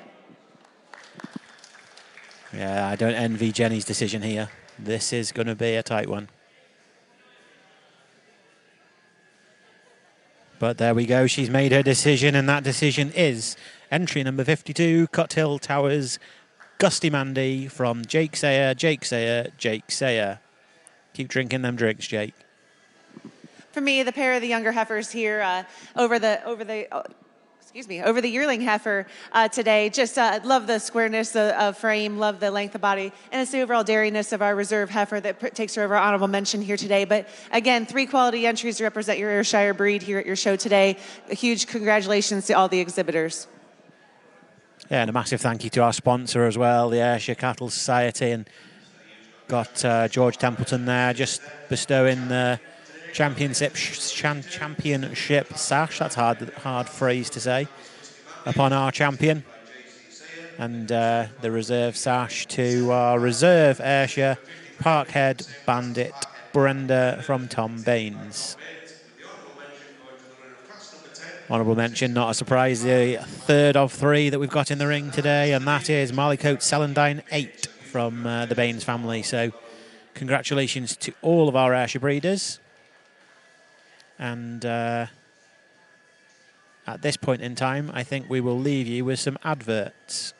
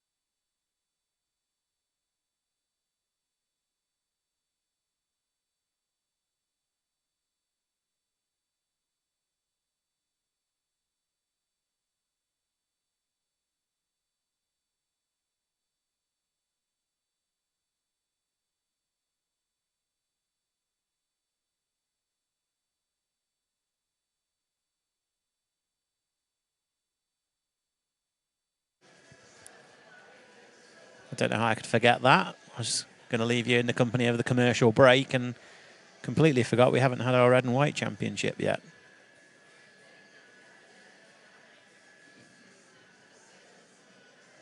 Just before we go to the All Saints, I do apologise. We'll just do our final championship of the day, the red and all the red and white classes. So I'll step back into the ring.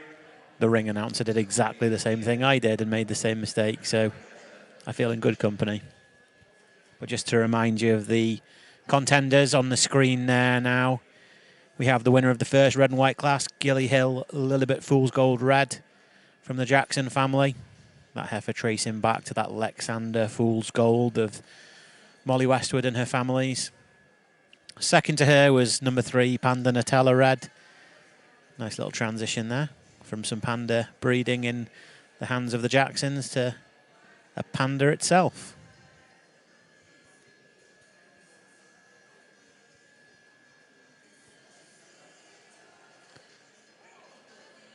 Just making the turn in front of the camera now is the winner of the second class that has changed hands in the last few hours. Obviously, originally entered by the Westwood family by Panda in the show and also in the Global Connection sale, and recently acquired by Peter and Paula Haynes from the Republic of Ireland. Panda Global Magic Red. Second to her in the class. Just coming into view here now, just in the middle of the screen now. Denmeyer Swingman Tina Red, 73 from the Dennison family.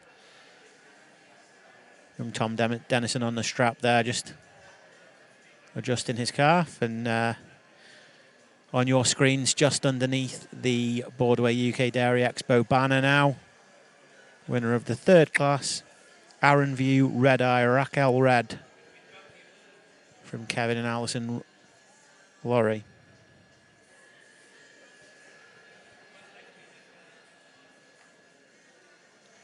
Second to her, just on the right-hand side of your screens now. It's a Panda again. Panda Leadham O Kitty Red.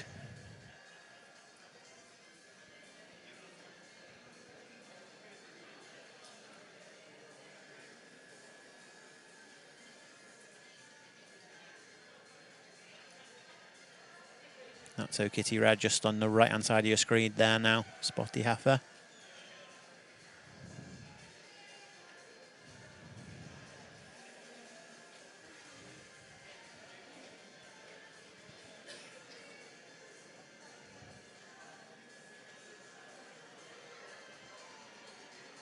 The winner of that class, the Raquel Red, tracing back to Indian Head Durham Roxanne, who in 2003 won the European Dairy Farming event at Stoneleigh. And then obviously Ecstasy Faber Raquel in that pedigree too from John Jordan's. Nice to see that family being expertly developed by the lorries, and then Kitty following there. Just coming onto the screen now, last year's red and white champion, Panda Amazon Order In, who traded hands straight after she won her championship last year. Now owned by the Innes family up in the north of Scotland. Looks to have really developed into a strong, powerful heifer. Loads of rump width that you can see there on the left of your screen. Loads of chest width you can see right through the front of her legs there. And then quite an interesting investment from Panda here that came second, RZB Indiana. She's got a really flavourful pedigree.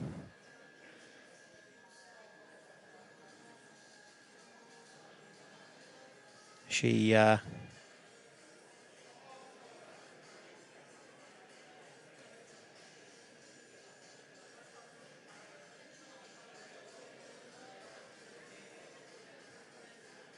Indiana tracing back to Pampard Acres, Absolute Ivy, excellent 94, twice nominated All-American. She's grand champion in the Illinois State Show in 2018. She was reserve in 2019.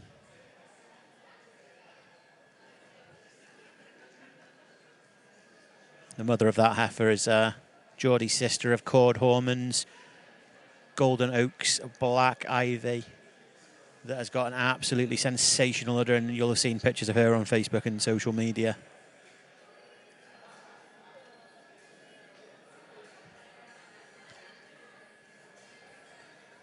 I think you'd be hard-pressed to find a better lineup of red and white heifers vying for that all-important Grand Championship anywhere in the world, really. Remember, if you can't be here, and I feel pretty lonely in this commentary box because Graham and Alan have both decided to go, and one's gone to the bar, one's gone to the toilet. So join in, let us know who you think is going to be winning this Red and White Championship on social media. Get on Facebook, bob us a message. I've got my phone with me as well, so if you've got my number, bob us a WhatsApp with who you think is going to win.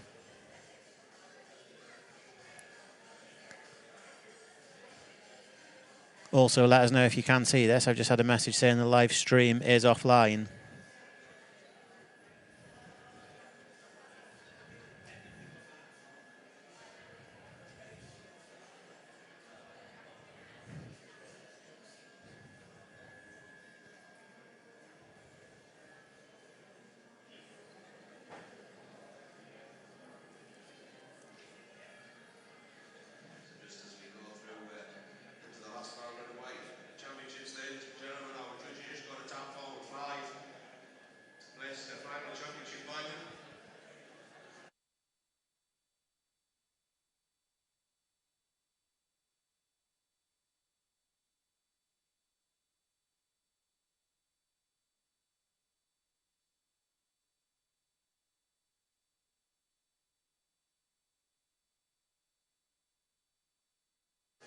That was Max Davis scaremongering. It must be his internet connection.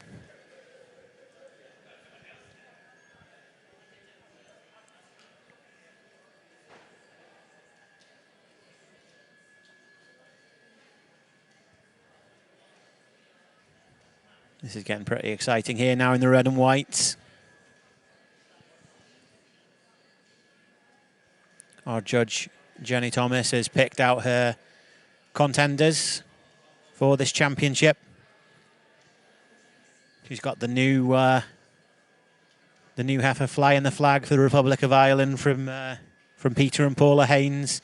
Panda Global Magic Red, just in the centre of your screen now. The white heifer led by Peyton Robertson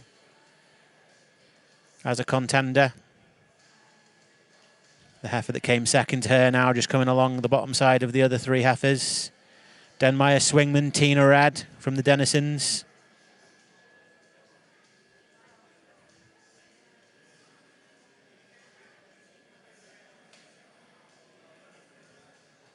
That descendant of Faber Raquel and Indian Head Durham Roxanne now coming along the bottom side. Aaron View Red Eye, Raquel Red. That Red Eye daughter of that amazing Udder Dice daughter.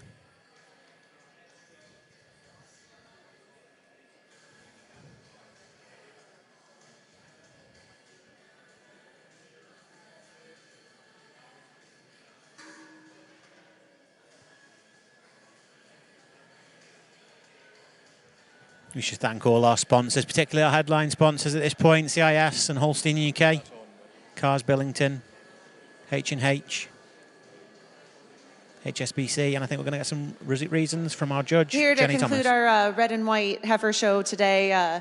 Again, thank you for having me come sort your heifer classes. Truly appreciate the opportunity. It's an honor. My first time over here, and I've been nothing but impressed so far. That is a big congratulations to all the breeders and exhibitors and everybody in the barn that has helped preparing these animals here today. Give these exhibitors a huge round of applause.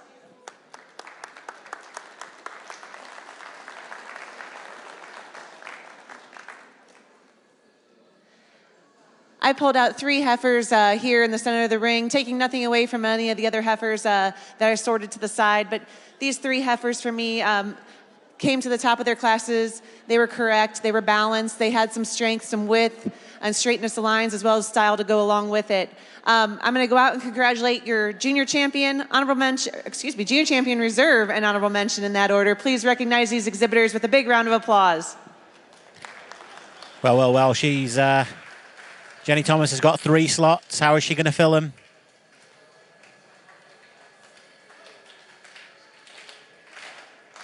A lot of atmosphere around this ring now. A lot more people around the side of the ring. Must come towards the end of milking time, and they've got here, ready to see the black and whites.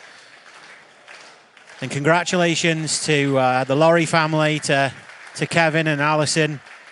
And yeah, amazing to see that their heifer has been tapped out champion. Let's hear some points. Again, this heifer, a junior champion today, a heifer that comes out, when she's on the move out here, you love the straightness lines, the style, the balance, the strength, the width, and it's that overall strength and width that gets her over the other heifer for reserve. Taking nothing away from her reserve here today, or honorable mention, 2 quality entries in their own right, 2 outstanding individuals. You all should be very, very proud of the entries brought out here in front of me today. Congratulations to everybody. That's impressive, isn't it, Graham? Obviously the heifer from Laurie's that descendant of Indian Head Durham Roxanne and Faber Raquel from Ecstasy. Some great cows in that pedigree, and this one looks like it could be the next one. I've been called a lot of names, but never Graham. Force of habit. Hey, Force of habit. Hey, I'm getting to look more like Graham. Oh, okay. You're growing some hair, are you? Yeah. No, that's a great effort. That's a great effort. She's been, you know, all 3 efforts are, same cut to them. They're good efforts. We've had some good quality all the way through, and Alison's got that calf. She's, it's in the right form. It's in the, it just moves like silk, doesn't it? You can't take your eyes off it. Colour-wise, the way that, the way it handles its hind legs, and it really does. It locomotes really well. That's got a great future. You can never see that not making a great cow. Yeah, and an exceptionally shrewd purchase by Peter and Paula Haynes as well with the reserve, isn't it? Yeah.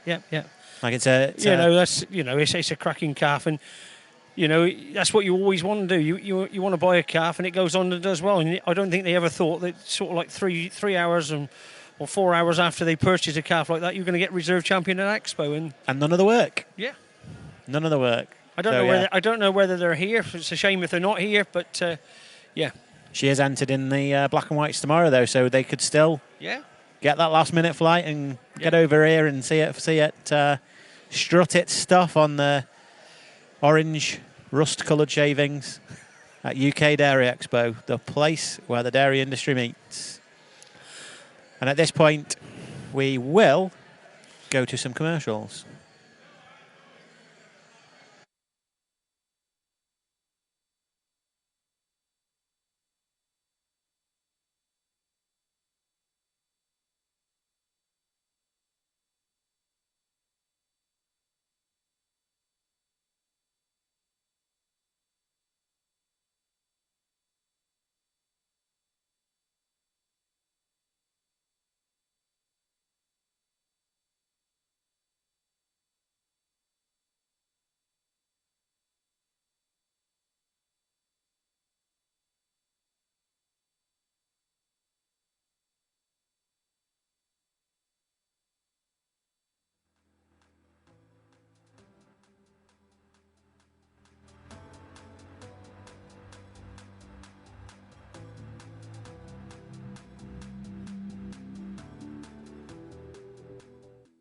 Leasing of cattle's strange. A lot of people haven't heard of it before and they wonder how it works, but it's really straightforward. You find a batch of cows I want to buy or do a deal on, I can phone them up and say, what's the chances of doing a deal on these batch of animals? And they'll say yes or no. When we find decent cattle for sale, we need to be able to raise the money quickly and be able to move, which is something that Shire is much better at than anybody else we've tried before. The treadmill's spinning, the cash is coming in the door, the milk's in the tank, and it wouldn't have been without Shire.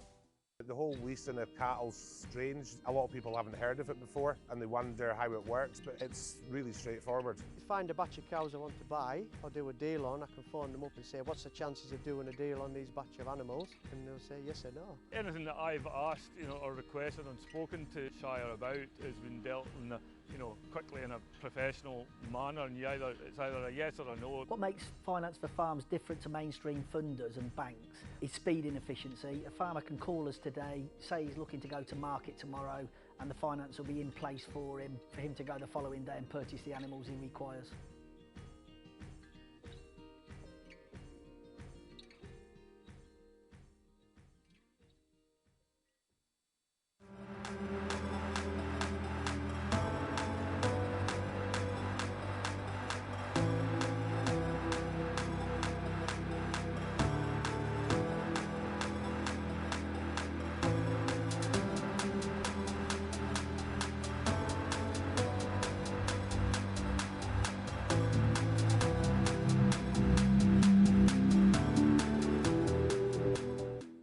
Leasing of cattle's strange. A lot of people haven't heard of it before and they wonder how it works, but it's really straightforward. You find a batch of cows I want to buy or do a deal on, I can phone them up and say, what's the chances of doing a deal on these batch of animals? And they'll say yes or no. When we find decent cattle for sale, we need to be able to raise the money quickly and be able to move, which is something that Shire is much better at than anybody else we've tried before. The treadmill's spinning, the cash is coming in the door, the milk's in the tank, and it wouldn't have been without Shire.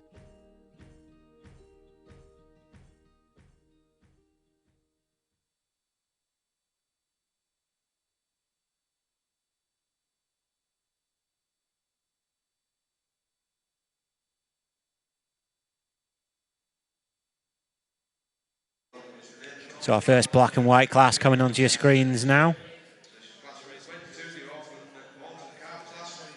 But before we get too invested in the black and whites,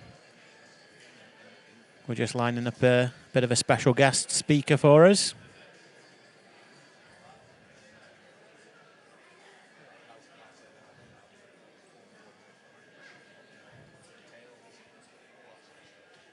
We've got Eamon Monaghan from the Border and Lakeland Holstein Young Breeders up here with us now.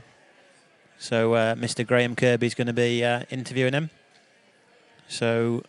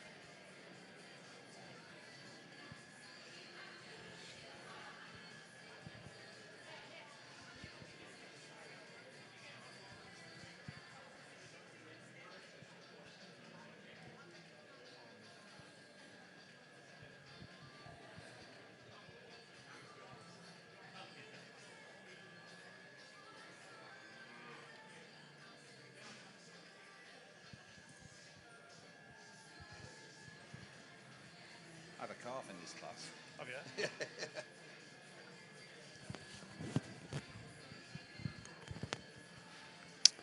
Okay, so that's I think that's us guys going live. So this is the second interview during the course of the UK Borderway UK Dairy Expo. I'm sat here up at the gantry with Eamon Monaghan, who is from current. What's your term, Eamon? Current coordinator for the young breeders in. Joint coordinator with Ian Caddy for Border and Lakeland HYB. Yep. So Eamon's up here just to expand a little bit on what the young breeders are up to. I know he's got quite a bit to go at, so pointless in me spieling around. Eamon, what are you going to tell us? So, Border and Lakeland, I think we'd probably all agree, one of the most successful clubs in, in HYB. Yeah. Very competitive. Fractionally behind Lancashire. And growing at an ever steady pace. We're up to our max, our highest ever membership now. We're running around 30 young breeders in Border and Lakeland, ranging from down at 4 years old up to 25, 26. So really successful club, growing, always looking for keen young breeders to get involved. We've got a really active committee that's wanting to push forward and help bring that next generation on. Yeah, I'm a past coordinator for Lancashire, and I did it whilst my daughter was a member, and it's a fantastic organisation. If it's done nothing for Natasha, it's give her structure, it's taught her right from wrong in a lot of cases, and she's probably done both things right and wrong. But it's a great organisation. I think she's 1 year left in the young breeders, and then she drops off the age bracket. But it's a great organisation. It teaches kids discipline, and you've got a whole range. And you tend to find that the older 23, 24, 25-year-old members are helping out the 6, 7, 8, 9, 10-year-old members, and it follows through. You know, we've lent a calf today to a young girl because Tasha remembered that when she was 12 and she didn't have a calf, she remembers the people that lent her a calf. So you're grateful for it then, and you give it back at the latter stages. So a great organisation to be part of. And that's one thing I've witnessed today. Our older members that have got calves really on form, that have lent them to guys that are keen on showmanship, haven't got their calves quite at the right stage, need that extra tuition on feeding and nutrition to get their calves really show ready, have been able to help out and bring calves for other younger members to get in the ring and do some showmanship. Yeah, it's a great organisation. So you've a couple of things. First of all, me and you probably think this is a great addition. There is a bar in the corner of the arena today, and there's a link there with the young breeders. Go and expand on that then, Eamon. Yep, so H&H have very kindly offered us to manage the bar this year. It's the first time we've had a bar at Expo, and Glyn has provided this and the profits for the bar to raise funds for the rally in 2024, in providing that we give them some ring technicians to help keep cattle clean, the ring clean throughout the show. So that's a very good trade-off, I think. Great trade-off. Good thinking of Glyn, really, but... and great of Glyn to support, and Glyn's been a great support for Border and Lakeland and the HYB. It's a credit to us all. So you touched on it there, Eamon. Border Lakeland are hosting the what's the term? Rally in August 24. So it's where all young breeders from across the country come together. Yep. It's hosted in a different county every year. So we're hosting in 2024. Preparations are already starting. We need to raise a large amount of money to host the event. We've got accommodation. We've got to look at events for the young breeders. It's a range of activities. On the Saturday, there'll be a stock judging event at a local farm where all of the members will compete against each other in their counties. And then on the Sunday, we'll do field to photo, which will be taking a calf from just out of the shed. It'll be to clip, wash, and then photograph as a team, and then go on to be judged from there. Yeah, that's a great competition. Brings a lot of breeders together, starts a lot of new friendships. Looking around today, friendships that you know have started, from rallies and there'll be friendships till the dying day. That's it. Yep. Yeah. Some of my best friends have all been made from showing. Yeah, and I know the weekend rally. I know speaking to other clubs. I think is it Devon Cornwall are running it this year? It's down in Devon and Cornwall. Yeah, this year, yeah. It doesn't happen on its own, and it will take probably a 5-figure sum to finance the whole event. 100%. No, we're definitely looking for that. We're looking for in between that 10 to 20,000 to put on the event properly. Yeah. We've started fundraising now in plenty of time. We realise that we're asking a lot. And it's things like pros. You'll have any profit from the bar, so that'll get thrown in. Yep. But if you can get a few keyline sponsors on that are keen to sponsor the youth, you're looking sponsor the farmers of tomorrow. Yep. And throw a bit of money at it, and hopefully they'll get a bit of mileage out of it in terms of sponsorship. Yeah, and I think encourage anybody to come and see what the youth are doing. Not just in the ring, but back there getting cows ready as well. What the youth are doing and where and how HYB and weekend rallies and events like this really bring on young breeders. Yeah. No, it's a cause that's worthwhile, and it's a cause that you generally find, or hopefully find, that you'll not have a massive amount of problems raising the money, hopefully. But somebody does have to go out and ask these companies. 100%. And knock on the door and say, listen, we're hosting this 2024. Am I right? I think it's probably August. August, yep. August 2024. It's a national event. It's a massive event in the calendar for hundreds and hundreds of young breeders. Yep, without doubt. And it's a great thing to be part of. No, it definitely is, and we're really looking forward to it. We're really excited. It was 2005 when we last hosted a Borderway Lakeland rally. Yeah. So we're really looking forward to it. We've got a great team on board. All of the parents within Borderway Lakeland are really keen to help. It's looking like it's going to be a good event. We're putting plenty of plans in place now to make sure that we nail it. Hopefully, make it. Sorry, Eamon. Yeah. Sat here with Eamon doing a commentary, watching the first class of calves. And that's Tasha just been pulled and that's out. our calf pulled in first. Right, I'll try and focus away from that and focus on you, Eamon. Sorry about that. But no, it's there's no more passionate event, is there? No, definitely not. Than the rally. You look down there, even in this class, you've got people from Hunter down there at 5 up to Tasha. He'll be 25. 27. 27. There we go. Yeah. And all of those people in that ring have come right through the ranks within HYB. So. Yeah. So it's great to be part of. So basically, for today and tomorrow, the more you drink, the more we make. The more you make, and the more we support HYB. Yeah. We'll be here till 8 o'clock tonight and 1:30 in the morning tomorrow. And if there's any companies listening in that would like to be, whether the national companies or regional to Cumbria, if you'd like to get involved, get in touch with a young breeder's parent. You'll probably do business with a lot of the farms that are going to be part of it. We would be really keen to talk to you. Get stuck in. They'll be keen to talk to you. There'll be merchandising. There'll be jackets made, jumpers made.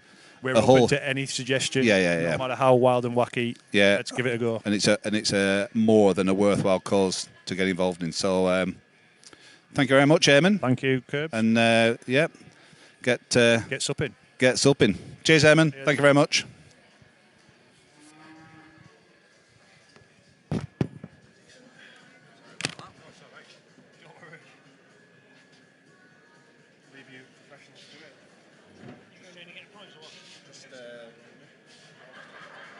I might go down actually, but it's not won it yet.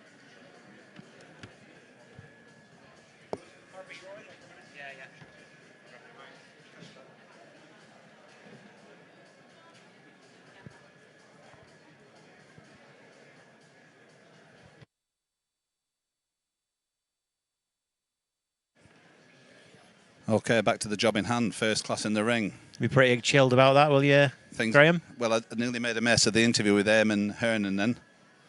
Eamon Monaghan, sorry. That's when Tash got a pull. But pretty good class to kick things off. Yeah, in second place there, Muir Thunder LA from the Watsons. Yeah, another good supporter of the He's a good the stick, shows. isn't he, Willie Watson? Yeah, Bit of a character. Yeah, top guy. He's just having a little think. It's not done and dusted yet by any means.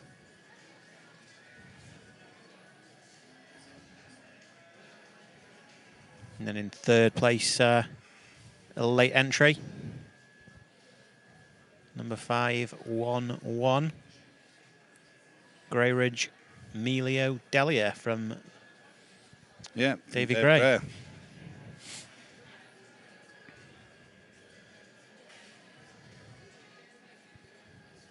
In fourth, Ingledon Captivating Pamela. Could go back to Portlee Ned Pam. It does indeed, yeah. Yeah, great cow. Eighth down, Portlee Ned Pamela. Showing me age a bit there, IB. Yeah.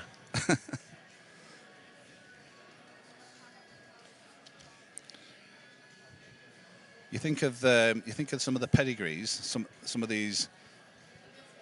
You know, it's a national show. You get in the top 4 or 5 at a national show, and you think of some of the pedigrees involved, and they are truly world-class pedigrees. It wouldn't matter whether they were in Toronto, International Dairy Week, Madison, or UK Dairy Expo. They are truly world-class pedigrees. It's a global industry, isn't it? The dairy breed, industry, yeah, dairy breeds. Yeah.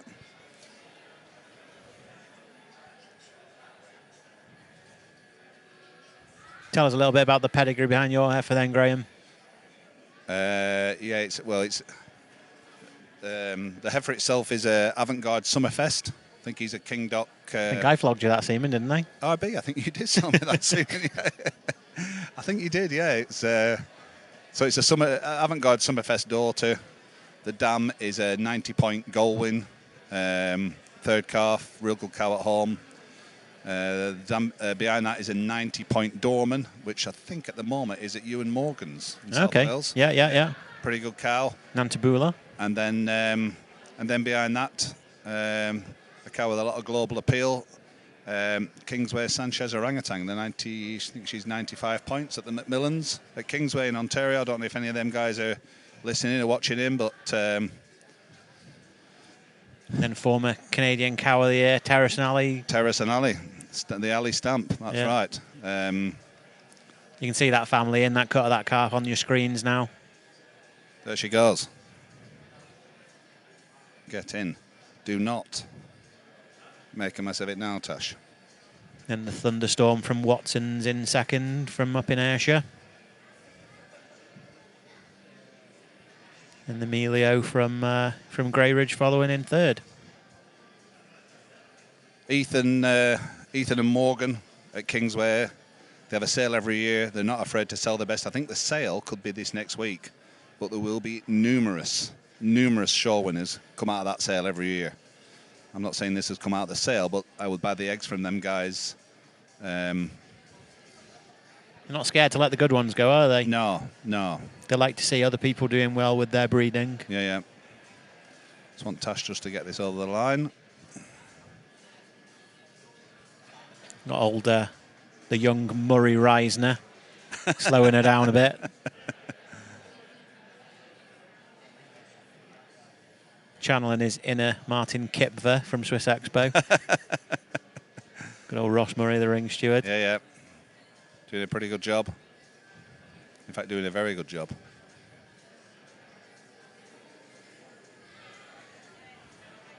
Just looking at some of these other calves on the screen now. He seems pretty happy with that. God, just hope he is. He's pretty happy with it. Captivating just disappearing around the corner. There is nothing better than being in second place and getting a nod up to first at this juncture in time.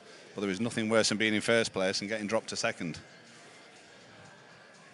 The calf with the little curly-haired lad leading it. Pears Gill, Fuel, Melanie from the Ogdens. Going back to Freyden Storm, Melanie, accent 93. They were great days.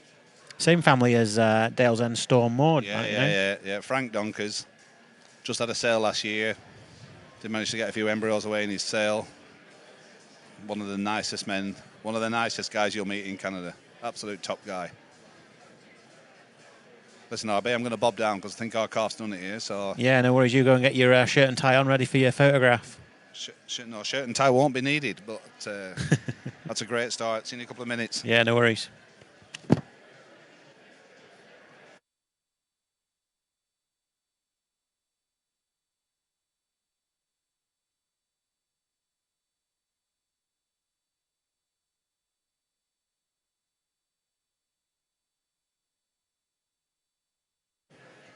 Yeah, so a really exceptional calf there.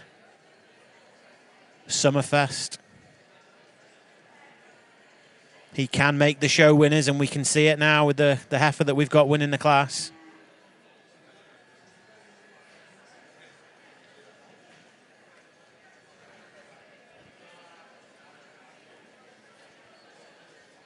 Obviously, if you want to make some show winners yourself, just give your friendly local Genus ABS representative a buzz.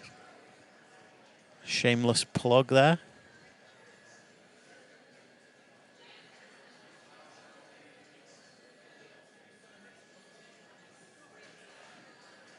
Oh, this calf was borrowed by Izzy Lee to show in the showmanship class, and she did a great job of that. And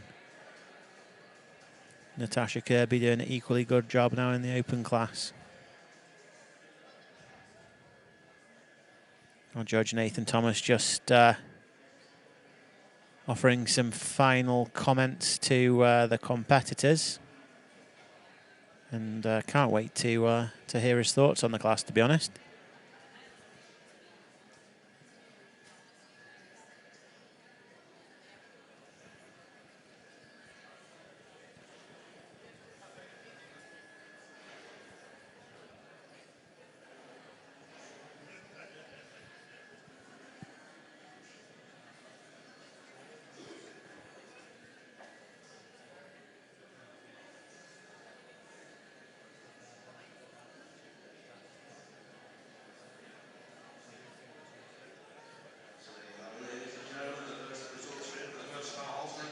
It's signed, sealed and delivered, and it's first place for Absolute Genetics with Absolute Summerfest TikTok. That Summerfest daughter. Number 91 in second, Muir Thunder Ellie from Willie Watson and his family from up in Ayrshire. And in third place, 511. That late entry, Greyridge Melio Delia from Greyridge Holsteins from David Gray and his family.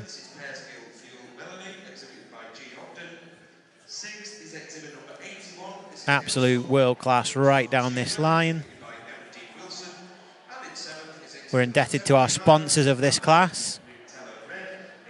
And we're delighted to have a representative from Frame Swift and Partners just posing for a photograph with our class winner before we peel down the centre of the ring. Well, it really is an honor and a privilege to be here and judge your Holstein, your National Holstein Show here.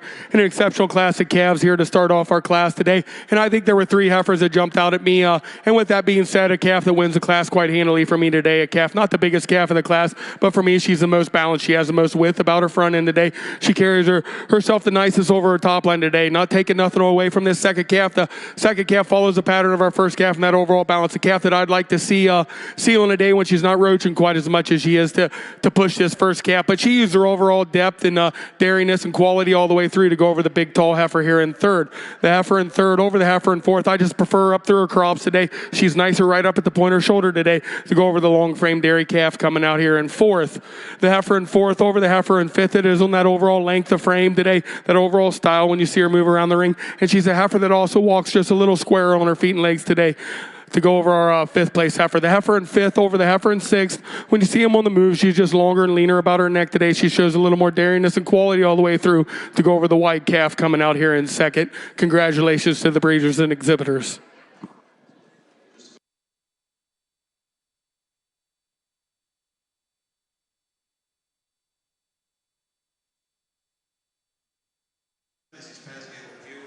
Pleasure to hear them reasons from our judge Nathan Thomas over here from the US with his wife, who took to the centre of the ring earlier, judging some of our coloured breed classes.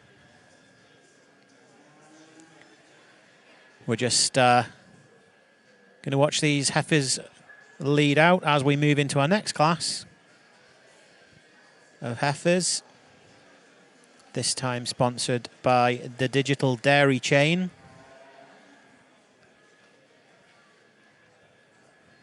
On the bottom left of your screen there, we've got the entries coming in. Number 98 there, Droyington Unstoppable Bridget, the recent purchase from Droyington by Mark Bryson, the showman leading it.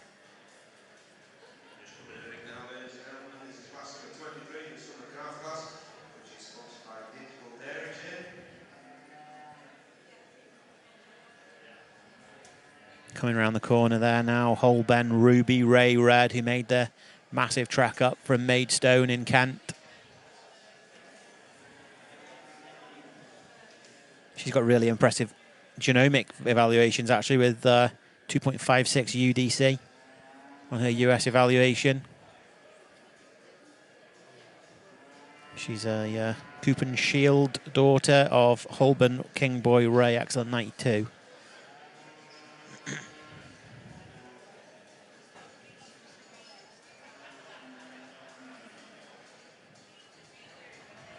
Behind her, we've got 102, just making towards the left of your screen behind that first red heifer, Panda Cheeky Red, the second red heifer.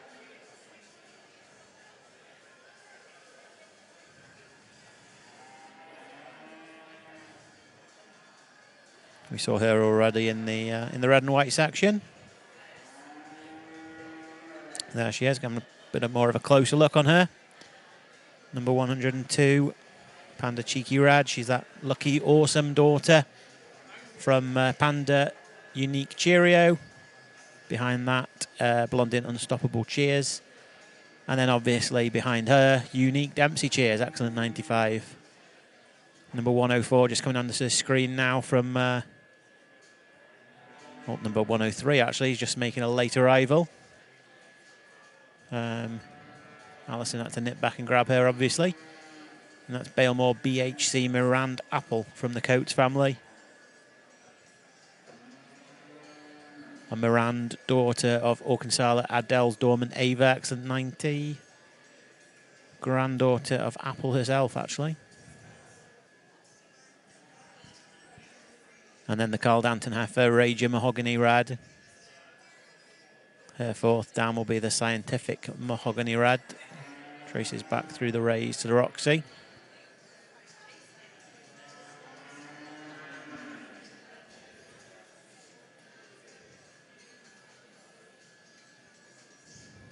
In the centre of the ring, just behind the judge there in the middle of your screens, Droyington Showtime Patrol, sired by Jacob Showtime, that direct son of Shakira. It's quite an interesting pedigree. 140 star broods in 8 generations in that pedigree. The Patrels are an absolute juggernaut when it comes to brood cow status.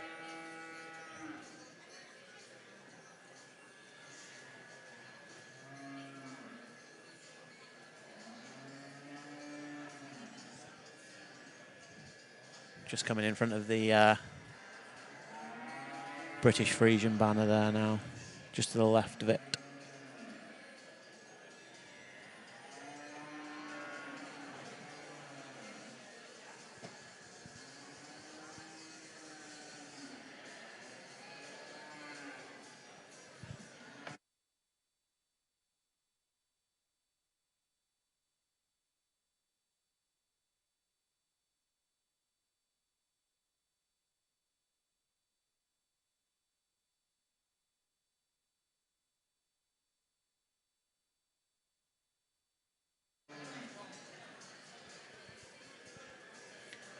And then following that Showtime Patrol, We've got number 106, Talent Applejack's Chemo.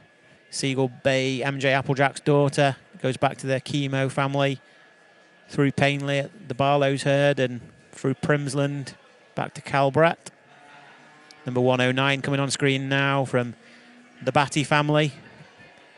Old Cameron Batty on the halter there now. Tyne Valley Magnifique Bambi. Her dam was Tyne Valley Supershot Bambi, you'll remember, selling for €23,000 in the German Masters sale in 2017. That calf itself being a sister to Tyne Valley Ruby A Bambi, who sold for $21,500 in the Perfection Collection sale in 2018. Graham's back from getting his close-up with his winning calf.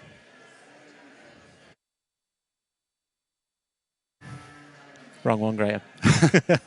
Went down for the picture, but they don't take them anymore at the end. They take a picture down here with the sponsor, and so I didn't quite get my claim to fame, but I'm not going to worry too much about that.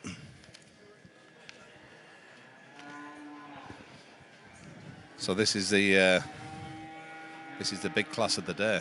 It is indeed the class of death, as everyone down the lines is calling it. No Bold, Have It All, Blexy on your screens now, with Izzy Smith just struggling to get her to go. That's a sister to that Bad Habits heifer that sold in the Global Connection sale. Putting the brakes on. She is indeed. Come on, Blexy. If your gran could see you. Rosie is Blexy Golden. She knew how to walk the shavings, didn't she? Yeah. Yeah.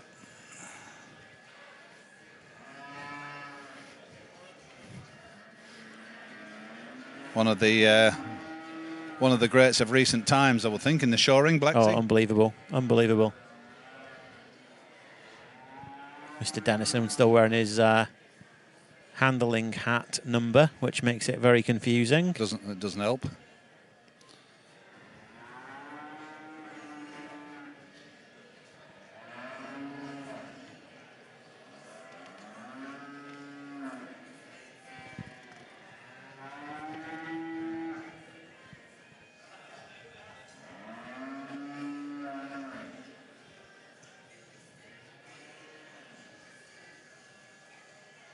$113 on the screen there. Who's that, Graham? Oh yeah, that's the crushable from the horses that went through the sale. I think that went through. I think that went through the sale, didn't it? It did, yeah. Yeah. As did the Crushable next Raptor. one from Tom Hull, Tash leading it. That's that Unix that goes back to the Cobra family of Cobras. That's right. At Nico Bonds over in Holland. That's sold to. It's gone to a good home. Steve McLaughlin in Southern Ireland has purchased that.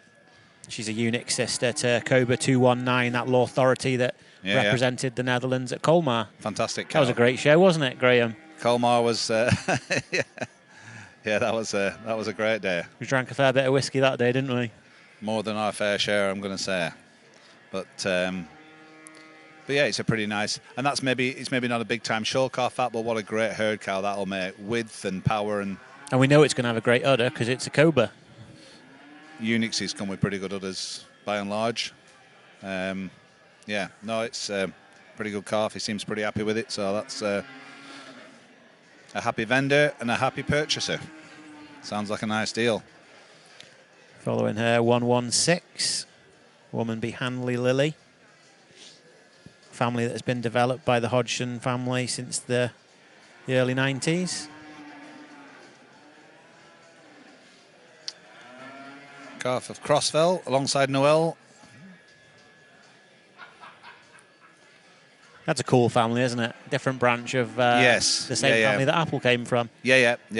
Noel, the original Noel being a sister to Apple herself. Yeah. No, it's a family that's bred pretty true, and I've had a little bit to do with one or two of them in my time, and they've been by and large pretty good. So 119 Wolfer Tropic Fleur, another heifer that went through the Global Connection sale. Lot one, not sure if it's sold or if it's a new owner or just what the deal is there, but yeah. I remember Remember Richard picking that family up actually at the Hollywood dispersal sale. Oh yeah, yeah. Back in probably 2011. There's three full sisters. Going back a bit there. Yeah. One ended up down in Colzine. That good Raquel calf that won the red and whites. Here's one from the same family. Lot 120. Be a different line, but it'll go back ultimately to the same cow. Yep, yep. So again, yeah, the dam of it actually sold through the 2018 black and white sale. Yes, I remember it going through the sale. Yeah. Exhibited by Darren and Alison Shepherd from near Bakewell. A lovely farm there in the lovely Peak District.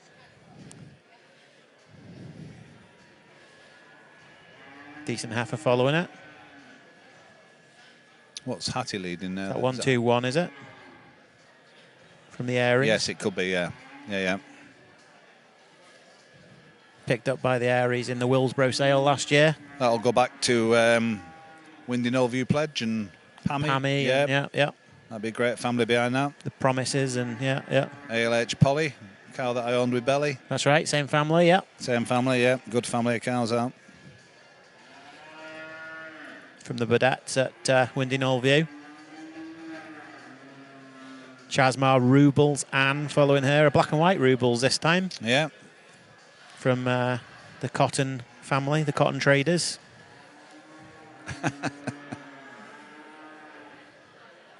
It's originally a Frisian family developed by the Cottons in their decades of farming in Staffordshire. Another Summerfest calf, winner in the first class, sired by Summerfest. And now 1-2-4 following it at Summerfest as well. Larchwood, Summerfest Black Rose. This one's got a bit of a Welsh flavour to it though. Yeah.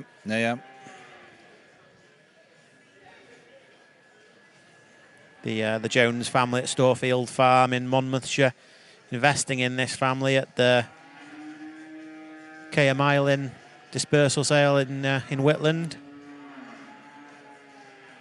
This traces back through Golden Calf, the Golden Calf Syndicate that Brian Challoner was a part of. And so it'll go back to Black Rose then? It does indeed, yeah. And then this will be the last in the class from New Meadow, Unstoppable Cuties.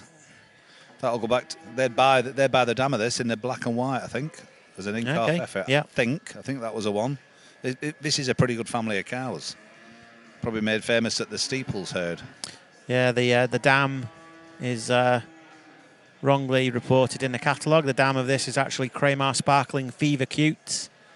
She was excellent 93. And then behind that is the second dam, Cramar Affirmed Cutes. That was that absolute powerhouse of a cow, wasn't it? Yeah. That Blaze Tomlinson ended up purchasing. Yeah, they bred pretty true of that family. That's a nice family to be involved in.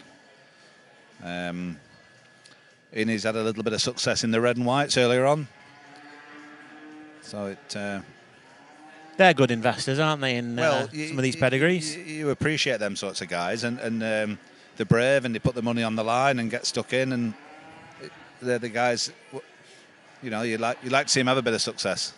And they had a real fancy red calf earlier on. And that looks a pretty good calf too. Interesting heifer just on the screen here, number 97, direct daughter of the 2019 World Dairy Expo champion, Butts Butler Gold Barbara. This time sired by Stanton's Chief. Yeah. Unanimous All-American lifetime production cow in 2019, 2020. She was a great cow. I was at Madison when Cowboy led her to victory. I think Cowboy led her that time to victory. And that's correct. I had a share in an Atwood daughter of hers at with my good friend over in Ontario, Adam and Jess Hodgin. You can tell Andrew McKellar trained this and not young Mark Bryson. He'll be taking this one home and putting a bit of work in on it, throwing its weight around a little bit. This Droyington Unstoppable Bridget tracing back through the Hugo's Roxette herd. Andrew picked up the third dam in the dispersal sale in 2019. Another one that goes back to Indian Head.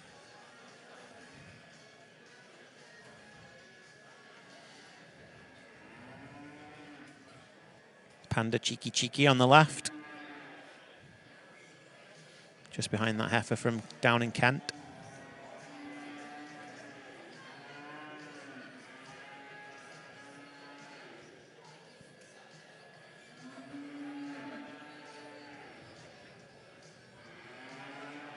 Take some balls to go and enter these red and whites in the black and white section as well. Fair play to him. Yeah, fair play to him. I suppose they get a double run in it, don't they? And when they're this quality, why not? Yeah. The red and whites, that's the strongest red and white classes I think I've ever seen. Here, yeah, for sure. It's another one that went through the sale, I think. Balemore BHC Miranda Apple, out of the car that I have a share in. Ockensella Adele's Dorman Eva. I never knew that. Yeah, she's an excellent Dorman. She's out of an 82-year-old Uno, and then Apple. It's herself. Nice pedigree. The Dorman we have Carries Red, and that's a Moran straight out of her. 104, that Rager daughter of Carl Danton Geordie Mahogany Red.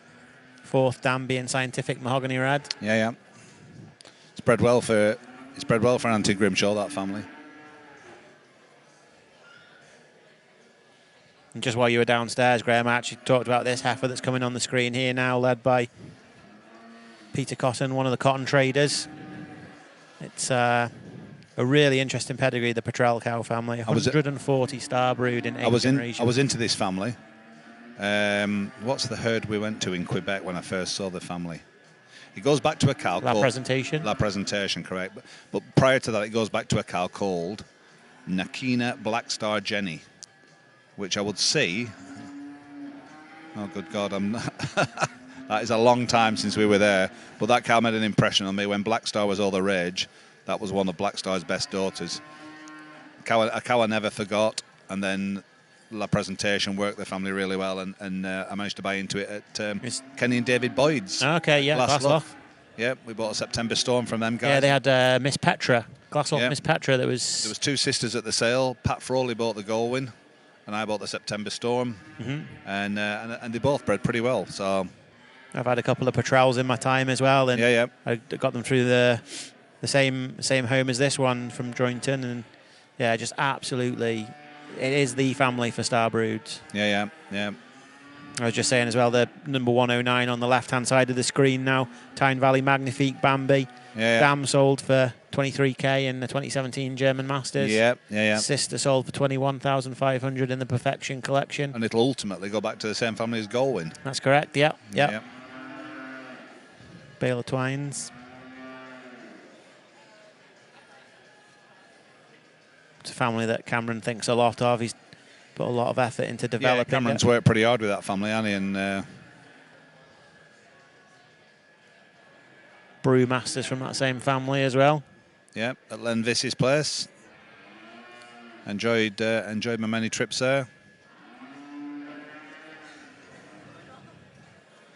So it looks like there's a provisional lineup now. Yeah, we're getting a bit of a lineup here now, and top of that line looks to be 113. The Crushable Rapture from Horsley's. Then number 123 in second place, that Rubles from Pete Cotton. I'm going to get in trouble calling him Dot Cotton all the time. I'm pretty sure that's a heifer that went through the sale. Does she have a new owner? Is there a new owner to this heifer? Do we know? To which one, sorry? The heifer at the top of the line. Crushable Rapture. She does, yeah. She's now owned and shown by Brian Donald from Cumbria. Wow. Another great investment. Well, it shows what calibre of animals were in that sale. Not to be underestimated. I mean, if it stops like this, that's 2 class winners. It's phenomenal. Yeah, that have come out of that sale. That finished about 5 hours ago. Now you're running a class winner at a national show. If you're interested in consigning to future editions of the Global Connection sale, then for sure get in contact with Graham or Glyn. There's another one in 1, 2, 3 in 4th. That's the Cobra of Tom Hull's. Yeah, another star of the sale. Yeah, Steve McLaughlin. That boy knows a good one from a bad one. He does, yeah. He's now the new owner of that heifer. Yeah. Tom thought she was a bit cheap when they were selling her. Sounds like a Lancastrian type of farmer. She made 33,000. He probably would have said she was too cheap, but I think she made 3,300. Every penny's a prisoner. Yeah.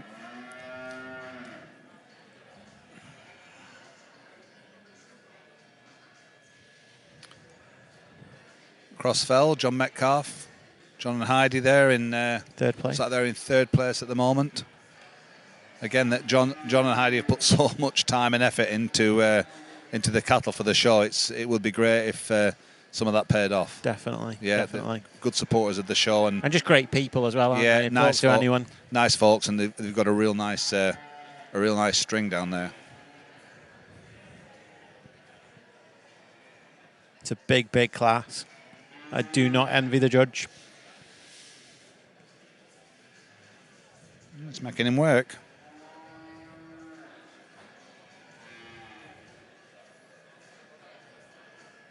The ring steward just lining up the second line. Grandmaster Slam himself, Doug Reynolds.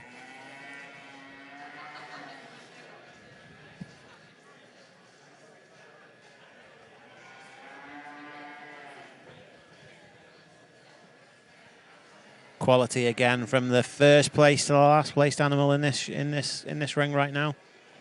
Just taking a look at the second half of the first lineup on the screen.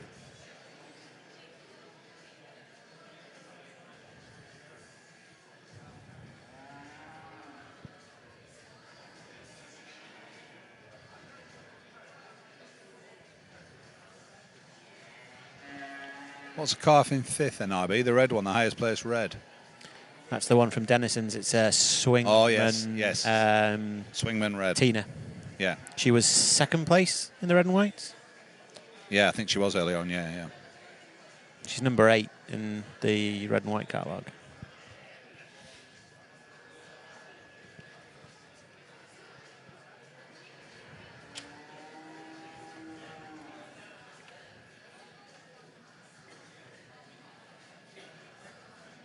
Yeah, Denmeyer Swingman, Tina Red. West Coast Swingman daughter and Denmeyer Red Hot Tina behind that. Yeah. Shepherd's on her now, yeah? No, Denison's. Yeah. Yeah, it's the other one that... That's right, the other Swingman. Yeah.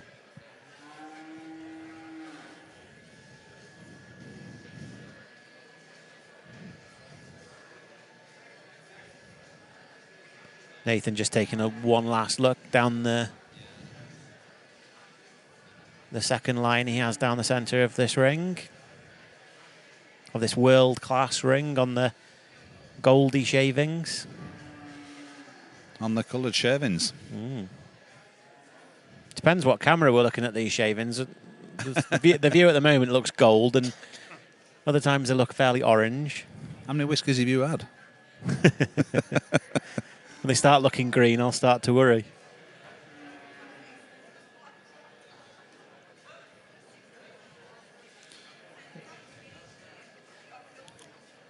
Getting a good look at these heifers now. He is having a close look at them. Got the Rubles heifer on the left-hand side at the minute. In 117, the alongside daughter going back to that Noel cow family, going back to Altitude.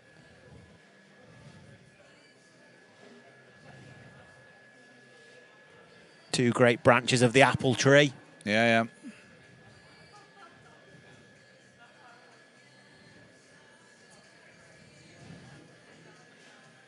Are we going to see another class winner from the Global Connection sale?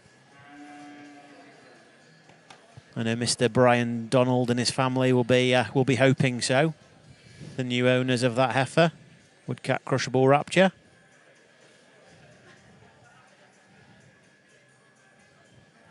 He's got the go-ahead to pull out in first for the moment anyway. He's maybe going to have a change here, I think. You think?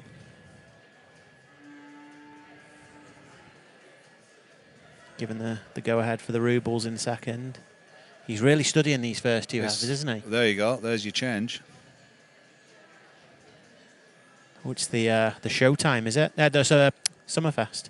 Yeah. From South Wales. Candice. Into third.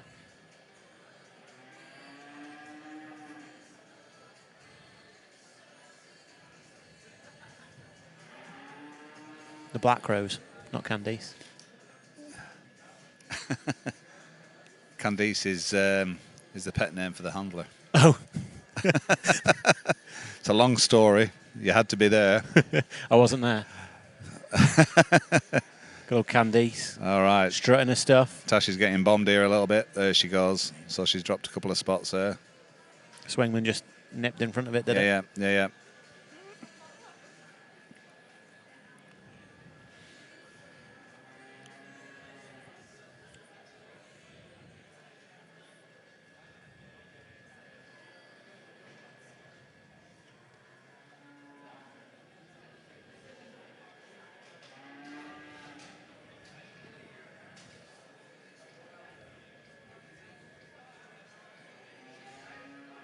Again, we thank the sponsors of the class, Digital Dairy Chain, for their support.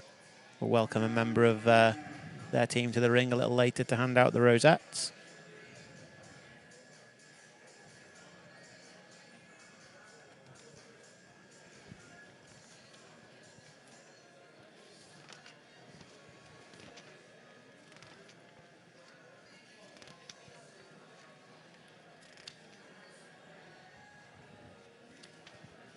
Getting another interview in a little later as well from another industry representative. Mr. Michael Dennison will be joining us a little later. Yep. From CMEX. See what Michael has to say.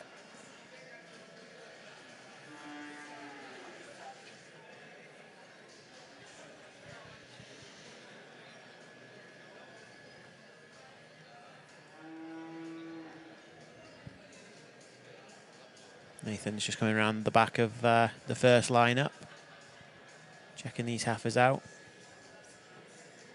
working hard, looking at their similarities, their differences, formulating his reasons that he will present to us at the climax of the class.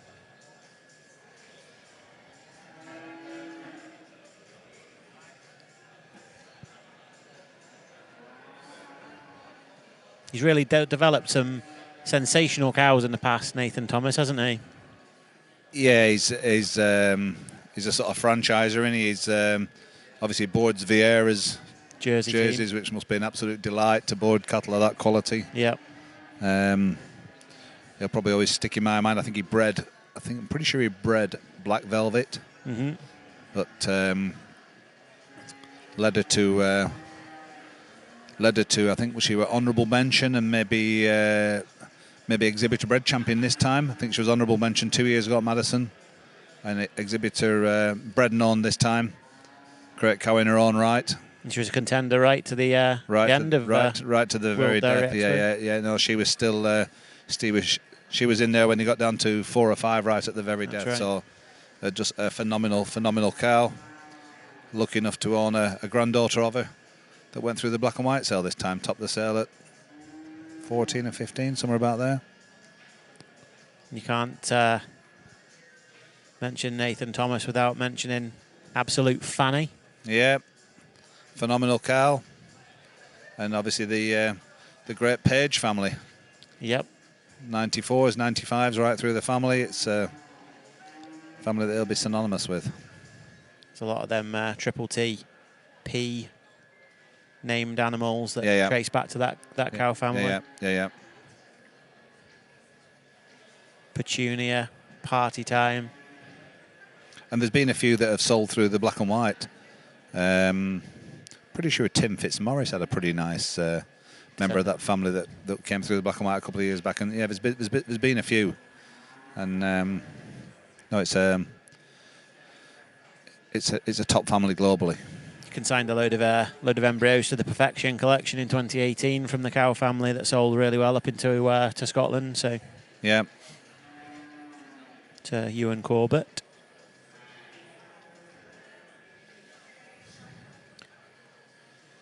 So there we have the Crushable Rapture just pulling into first place, just taking a quick bathroom break. Who's strapping? Is it Phil Potts? No? Potts, I'm not sure just who's on it.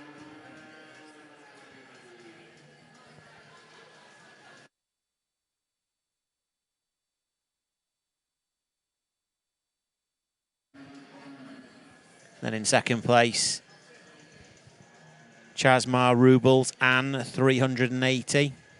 The Rubles from that Howie Anne that scored excellent 91 with a 92-point udder. Then behind that, in third place, number 124 from Larchwood.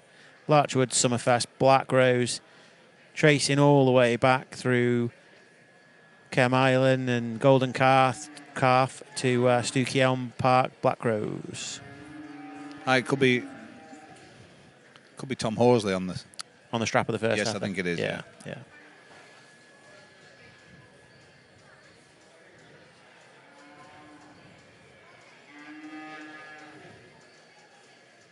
Shaping up to be a really interesting championship so far.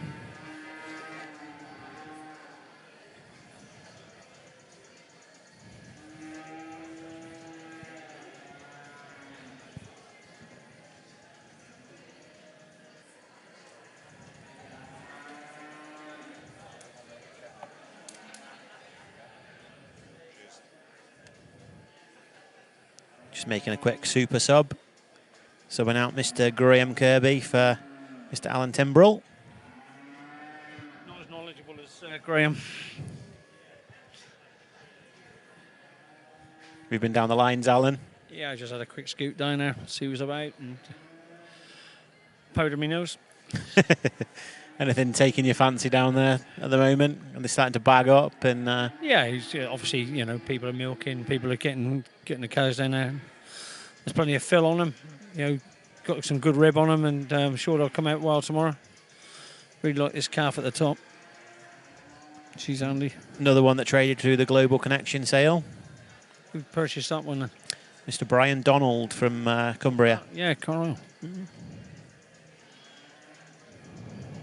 It's a good calf.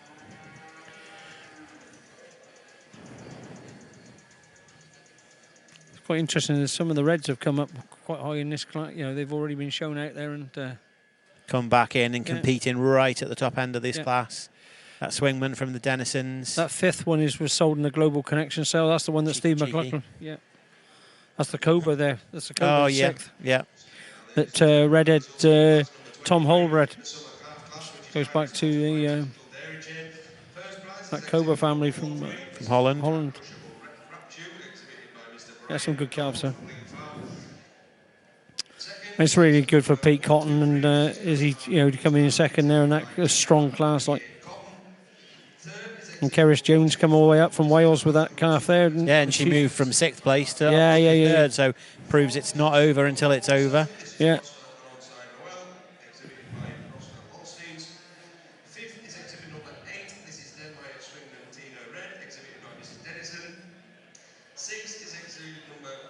Good lineup of calves, though, isn't it?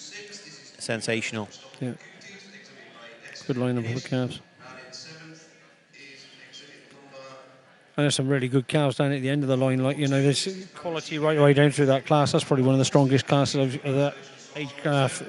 We were saying before, it's a class of death. It's the class you didn't want your heifer to be in. No. And it's quite easy to have, you know, just a different evaluation on the heifer or whatever, and she's down, you know, down bottom half, and where she could have been quite easily up in the top half, like so.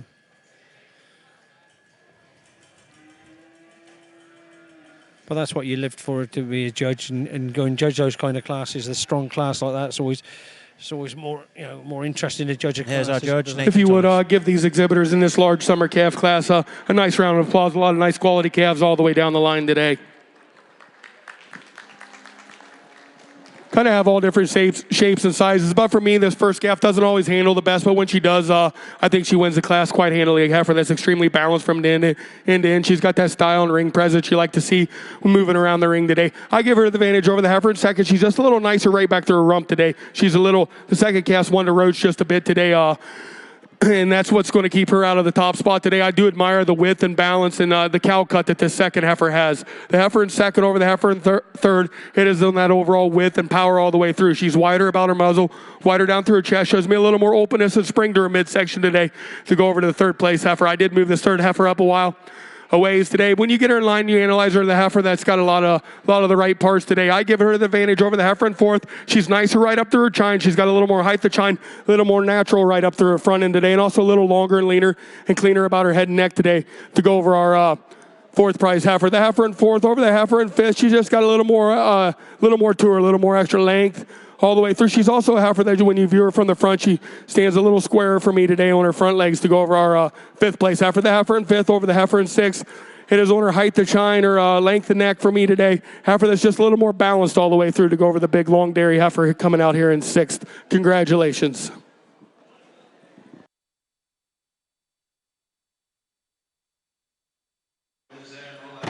Good heifers all the way down the line there. Yeah, no, some cracking efforts.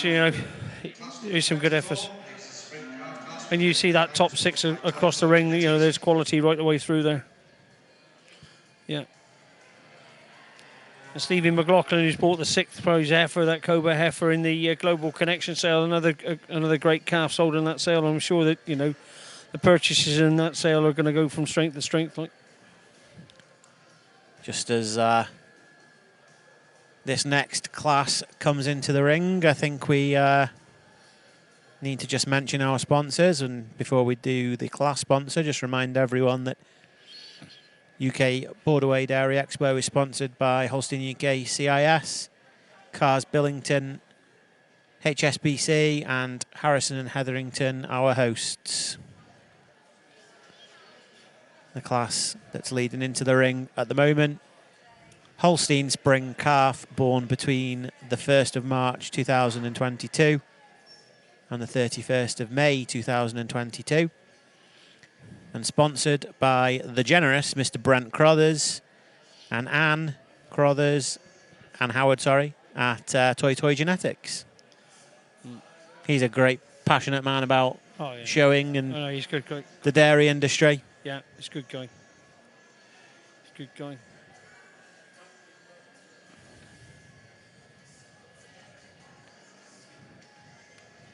There's some real powerful heifers coming out in this class. Yeah, and some more red and whites as well. Yeah. How many's forward in this class? Got 128 just coming on the bottom of the screen there. And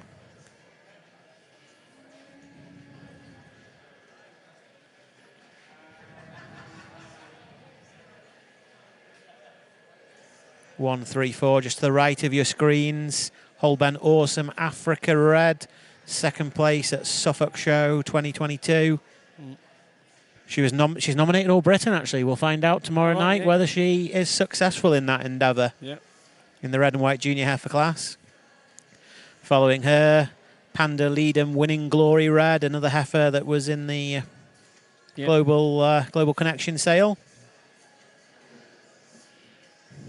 2.9 PTAT as well, exceptional type scores on her genomic evaluation. She's going to breed them fancy ones. And it's no surprise when the dam of this heifer was potentially the 21st straight generation of excellent cows. So what's 512? 512 following her in. Here's a substitute entry. And it's Lesme Aladdin Maya from the Weather Ups.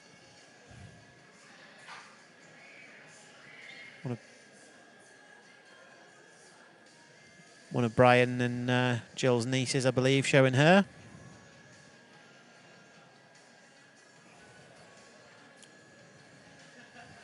Chalish having a dream. Are you having a dream, Alan? Having a dream. Just on your screens there. That's from the Shepherd family. Shown by Chloe. In Derbyshire. Yeah. Chalish being Chloe's own prefix. 138, New Meadow Chief Bray. Another one descending back to Gold Barbara through an investment picked up from Holly and Ben Dyer in Maidstone in Kent. 139 from the Shepherd family again, from Bakewell and Derbyshire. Chalice, Barmy, Army, Fool's Gold. Daughter of that September Storm, Fool's Gold, VG85. April Fool's Gold behind that. She was a VG85. She was that McCutcheon daughter of that Lexander Fool's Gold. 21 star brood, that cow. She's bred well. Yeah, she has. She's made Molly a lot of money.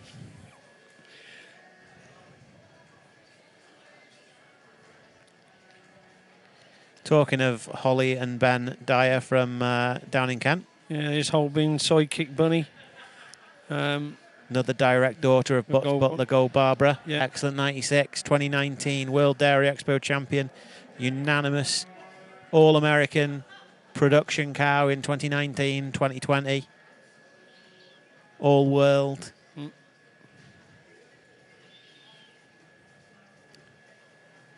Here's Piers Gill Chief Rosa. And Gareth Ogden. Traces back through Sahara to that right-hand Snowman Rosa that David Jones imported. Yep. Picked up by Gareth in the 2019 dispersal sale of Sahara. 142 is Toft Hill Artist Reba from Jack Swales. Just coming onto the screen there. Artists can make the good ones. Make some broad strokes with Stone Front Artist. Her dam bred by the Gouldy family at Whiskey Manor in Yorkshire. 3 generations bred there, and then back to Denmeyer. Just coming into your shot is 143 Hipsley Chief Cleopatra from K&A Lorry and IM Davies. Yeah, a heifer that Max Davis invested into with Kevin and Alison. Tracing back to some lucky breeding there, obviously picked up from the Suttons, from Andrew Sutton at Hipsley.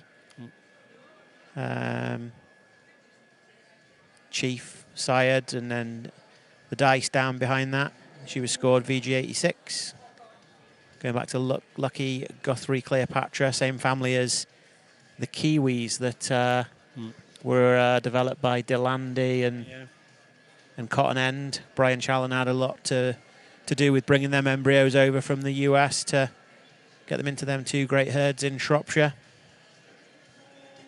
Andy Sutton's got 2 sisters to that back at home. 510 is Grey Ridge Artist Petrel. Another artist from that great Petrel cow family that Andrew McKell had developed and picked up from Clondrohid in Southern Ireland. Do you think that David Gray heard the podcast when we're talking about ugly leaders leading nice heifers, or what? That is a nice heifer.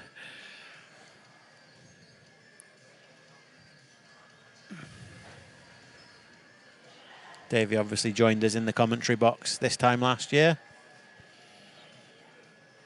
So 144 is Tyne Valley Willows Bambi. She's off an Agronaut by Blondin Willows Red. We saw an auntie to her in the previous class. Sister to the dam of this heifer.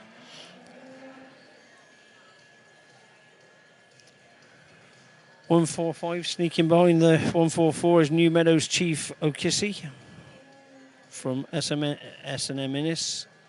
They're in Inverness.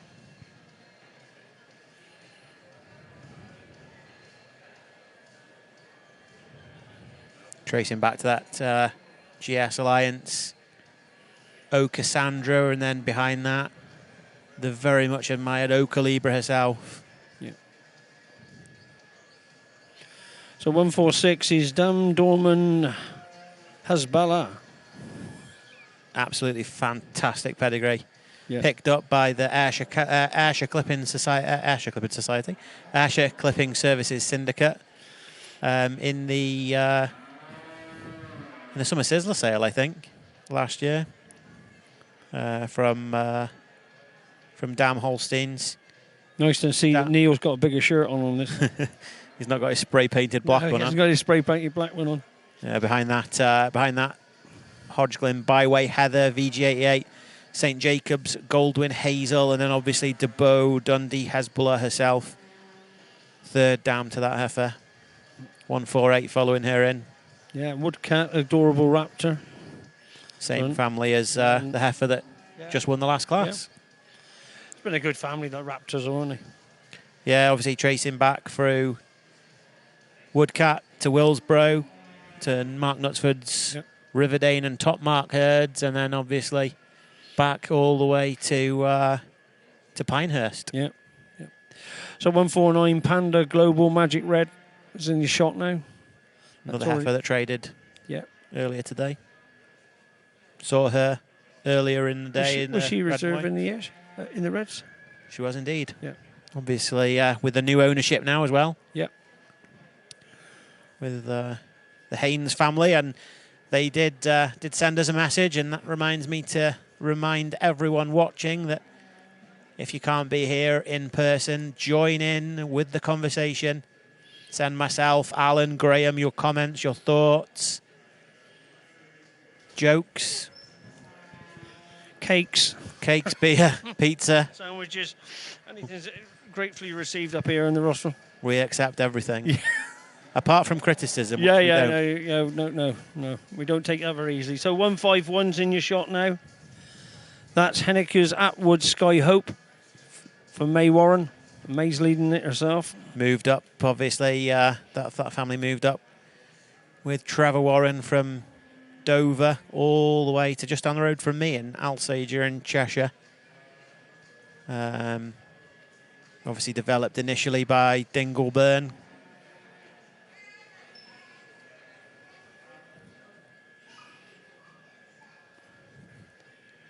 .152 just coming onto the screen from Mungo Bryson, Park End Starlet Squared. You'll remember her down Park End direct to start Starlet. Real powerful cow that was. Yeah, she represented Team GB in Colmar, didn't she? She was a big, powerful cow. Great udder on that cow. First junior champion at UK Dairy Day in 2014. First and junior champion at UK Dairy Expo in 2014, and Royal Highland Show in 2017. She was red and white champion. Yeah, and I judged her at Agriscott as well. She was a great cow.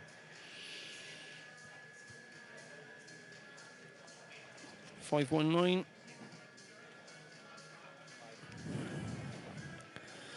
Is Pembeck Rainstorm Jewel. Alan muting me whilst he was grabbing the late entries. So 519 is Pembeck Rainstorm Jewel. Yeah, that's sick of me droning on. Are you muting me now, Alan? No, not at all. Not at all. You make more sense than I do. See there in the back picture the partnership of the Lorries and the Davises, where Max is at home in front of a fucking bar. Do you think Kev should borrow the bobble hat off of Max? Although Max ain't got a lot of hair under there either, has he? I know, yeah. Aye. Excuse my French. I'm just jealous I'm not propping the bar up. Ian Caddy and Duncan Horsley there at the bar too. So Duncan and Jenny looking over, perhaps they're giving some advice to Nathan as well. Yeah, they're in the judges' box there. Looks like a cage, really. When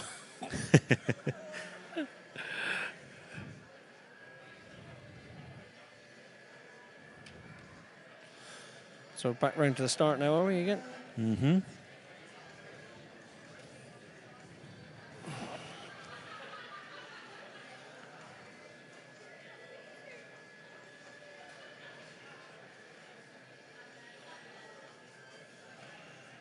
.129 from Allian and New Dawn partnership there. VTech Chief Sherry, the third. Fifth dam of that heifer is... Sixth dam of that heifer is a cow I much admired over the years, Upsall Integrity Share. My parents showed her when she was residing at Smithy Hill. Following that, this is a nice calf. This is a balanced calf. What's this, Alan? Is that First Look Vitality Barb, is it? Okay, yeah. I think so, is it? 502? It is. Yeah. So that's First Look Vitality Barb. Tracing back. Knowlesmere. So it's one of the lesser known Knowlesmere families. When we think of Knowlesmere cow families, we think of the diamonds. And it's a nice heifer, that. Just so grandstanded a little bit by Alberto. Yeah, so that was sold today in the sale, was it? 133, Toy Lambada La Eva. So, granddaughter of Awesome Beauty, obviously. She is now owned and exhibited by Jamie Potto from Wiltshire. Come on, Isla. Don't get pushed out. 134, just about to come into the picture, the red heifer from Kent. Holben Awesome Africa Red. You got to admire the rib on this heifer. Lovely sweeper rib. Yeah, no. Flinty bone. Yeah. Long dairy neck. Then following her is 135 Panda Leadham Winning Glory Red. Obviously from Panda Holsteins. The heifer that bred by the Panda and Leadham partnership.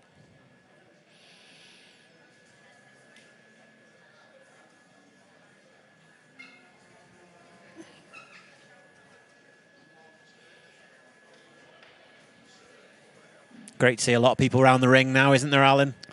Yeah. People have... they've arrived up. They've starting to arrive in their droves, ready for the party. Ready to see these great black and white heifers, and then obviously the milkers tomorrow as well. That's some spectacle, mind. It's a big lot of heifers out in that ring. Ringside, you can see Andy Sutton and Matthew Jones.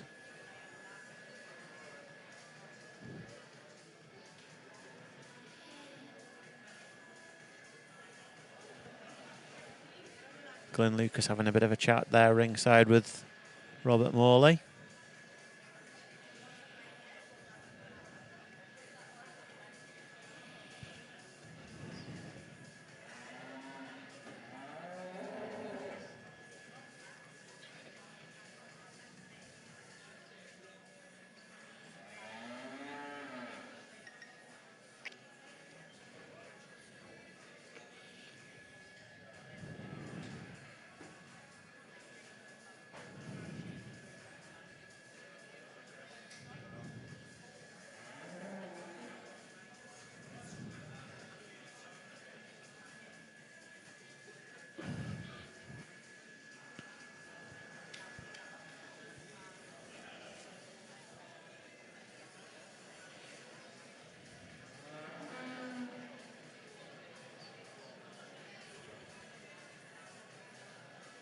Rhys Jones and Fiona watching from West Wales.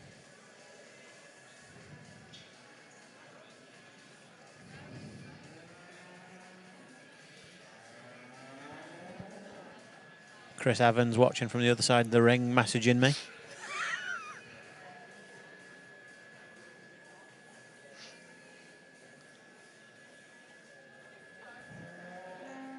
Willie Bryson watching from Les Mahago.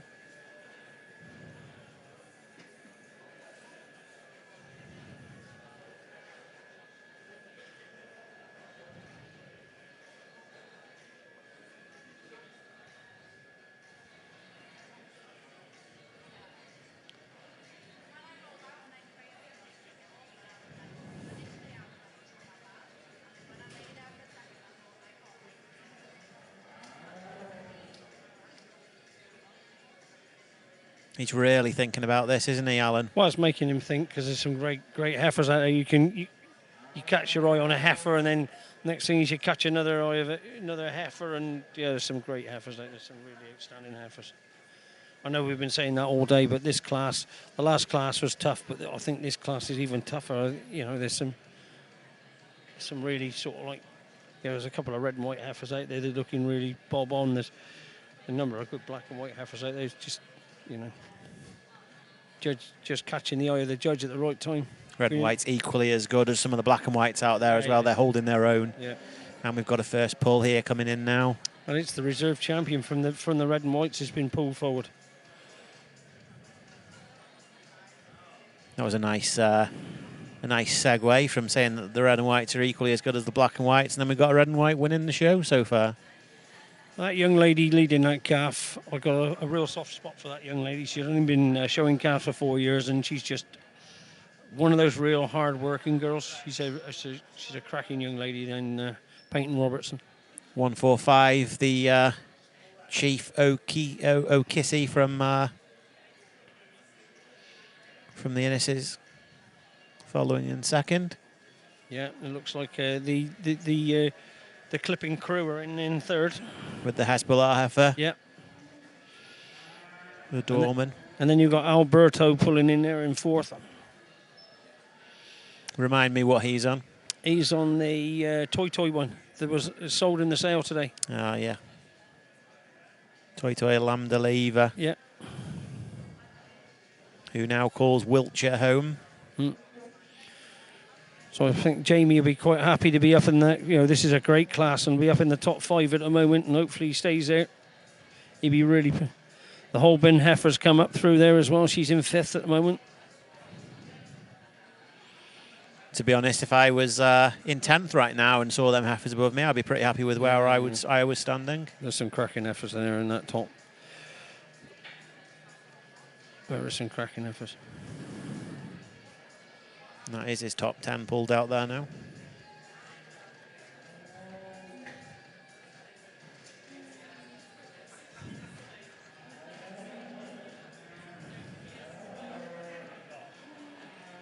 You wouldn't be ashamed to be stood in the second row on this class of heifers. No, exceptional quality, exceptional depth of quality as well. Just getting a stand up, just have a proper look myself, to be honest. Looks like Team Northern Ireland have arrived as well. Lindsay Fleming and Mark Henry. David Simpson, all 3 ringside now. Especially apt as David is the breeder of the 3rd place heifer at the moment. He'll be pretty happy that ACS Syndicate have gone on and excelled. So we got Matty Norman down in Devon. He's just woke up. He doesn't get up very early, if you know Matty. I do, yeah. He's just texted and said it's lovely to hear a southern voice on the live stream.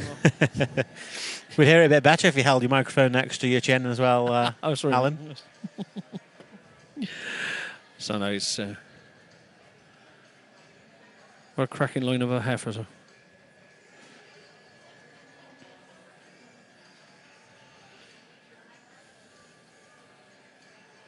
Get a bit peckish. I can smell beef sandwiches. Yeah. Beef baps. Cheesy chips. I haven't seen any come up into the live stream area. Perhaps Graham's listening. Yeah, I know, yeah. Get us a pizza, Graham.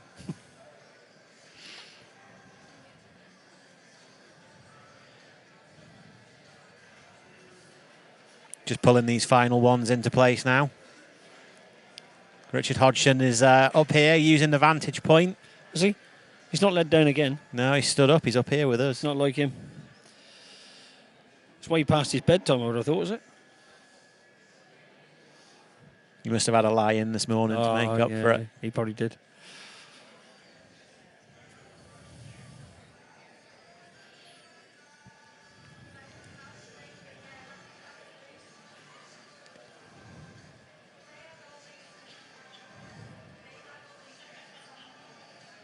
Nathan just having a good look down there. Some cracking heifers down that line. The back of these heifers, just checking their stud, how they handle them rear legs whilst stood. A few there just sticking the back legs out a little bit. I'd just like to see David Gray move that Gray.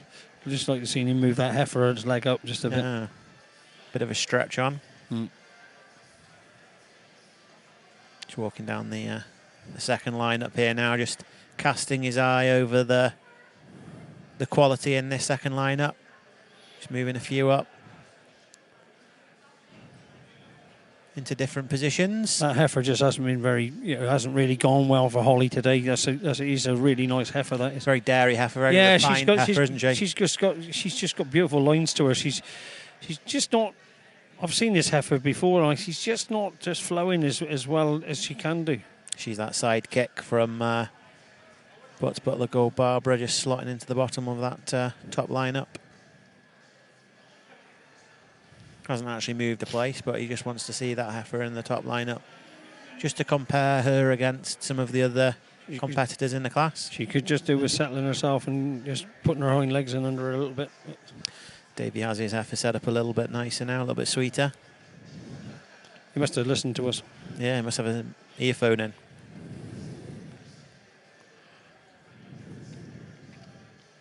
Stood perfect now.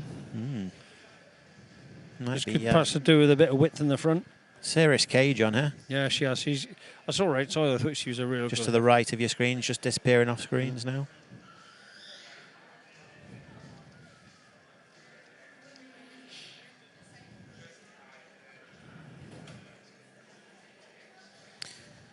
Just pulling his second pull through now, and so Peyton goes out with the Panda heifer that was reserving the.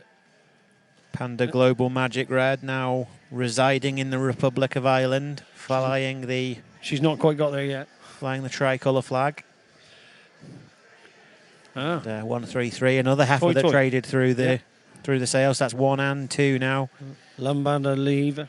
Both trading through the Global Connection sale. Now shown and exhibited by Jamie Potto from Wiltshire. There's a move up for that one. I can't see the number on that one. Can you? 148. 148. Adorable Rapture. So I know one of the Raptures. Same family as the heifer that won the previous class. I think it's 144. 144 being Tyne Valley. Is that 144? I can't see. Or is it the Innis's heifer? New Meadow Chief O'Kissy, I think. That's, yeah, that's O'Kissy, yeah. Yeah, O'Kissy comes into fourth. And then the heifer from ACS. Yep. Which is Dam Dorman Hezbollah. 146. Now on your screens. Pulling into 5th position. In 6th is 135. The red and white heifer. Panda Lead and Winning Glory Red. And 7th is 134 in this pull. Holbein Olsen Africa Red.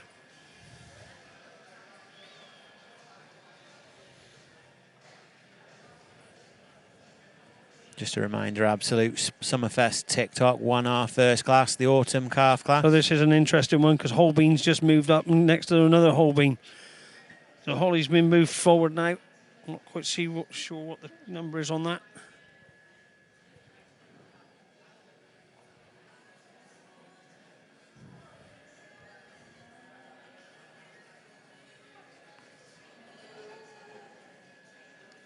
Sidekick Bunny is 140. So 140's gone into 8th. 510 from the Grey Ridge Partnership has gone in. So Grey Ridge Artist Patrol has gone into 9th.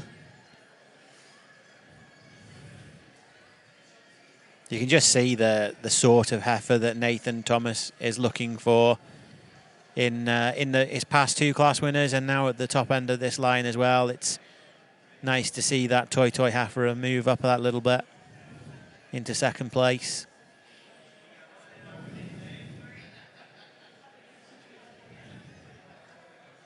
He's just getting these heifers in his final lineup just repositioned, replaced.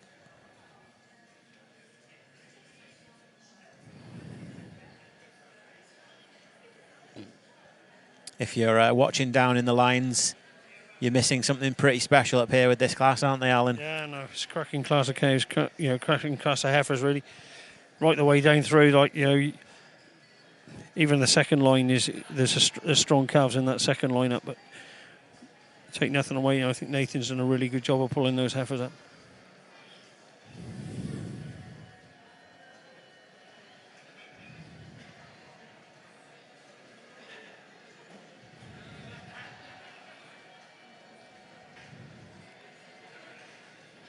Panda Global Magic Red just peeling off there in first position, just at the right-hand side of your screens at the moment. Ring steward Ross Murray just controlling the speed slightly, just letting Nathan have an opportunity to study the calves. I think the heifer's not looking at Ross. Ross's beard scaring her a little bit. I think Ross scared her completely. And Toy Toy Lambda Leva following her in second place. Black heifer led by Alberto, just in the centre of your screens right now.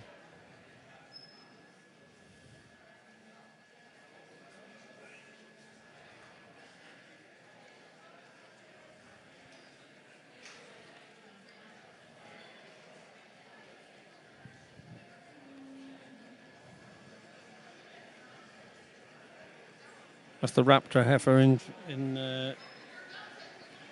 third place still. Then the New Meadow Okiki heifer following her. Okissy, sorry. Okissy. And then we got the AC partnership. The ACS Syndicate. Yep. Hasbulla heifer. Dorman great-granddaughter of yep. Dubbo Dundee Hasbulla, the cow that Tim Abbott had such success with over the years. I think Holbin's gone up a little bit further. So Holly's up Team in Northern Ireland have definitely had a few beers. Yeah. Get a bit heckly at the side of the ring. We have got problems.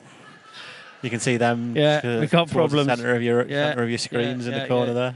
Yeah, Henry's causing problems. So Holly Dyer's moved up to 5th now with the... Keeps climbing, doesn't she? She does. With the Gold Barbara daughter. That's a lovely heifer. Like she, as I said, you said that. You said, yeah, no, she's just, now she's settled herself down. Yeah, she's just settling herself down. She's just every now and again down that far side. She just doesn't give Holly the chance, to push her up a little higher. Like she's beautiful, lines to that heifer, and dairiness and cleanness up through her neck, and that. She's got a lot of potential, that heifer has.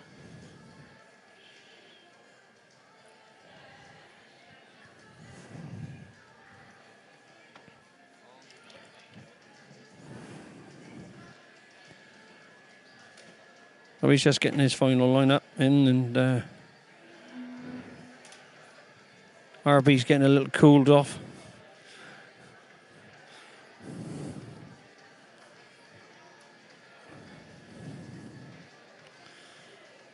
What a spectacle this is to see this class, big class of heifers like this, and I'm sure Nathan's enjoyed judging this class. It's taken some sorting, but I'm sure he really has enjoyed it. It's a super class. This red and white heifer at the top, though, she's just got a lot of ring presence to her.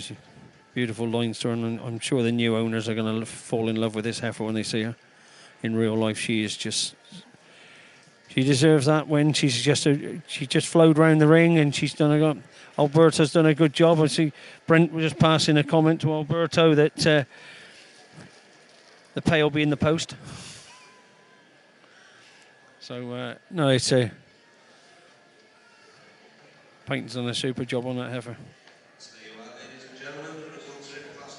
So we'll just let these heifers just peel their way down the centre of the ring now. And when they are lined up down the centre of the ring, we will be getting some reasons from our judge. We'll just wait for Brent to have a quick snippy snap with the winning heifer from the Republic of Ireland, Panda Global Magic Red. She really is working her magic today.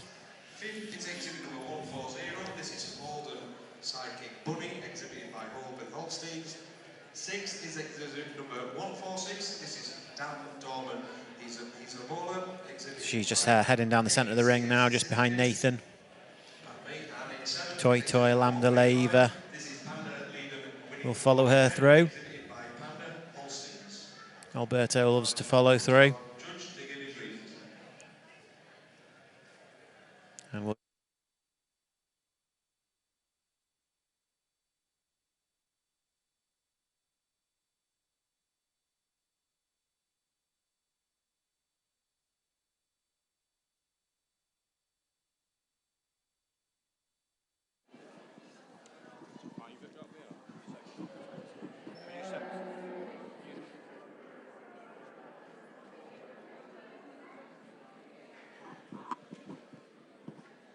Well, another exceptional class heifers here today in your, I think it's your spring yearling class. I apologize for taking a little more time. It was a big class and there was all kinds of shapes and sizes, and maybe not a heifer that just wanted to jump right out and win today, but I think when she does lead and you do analyze this first heifer, she wins the class fairly handily for me today.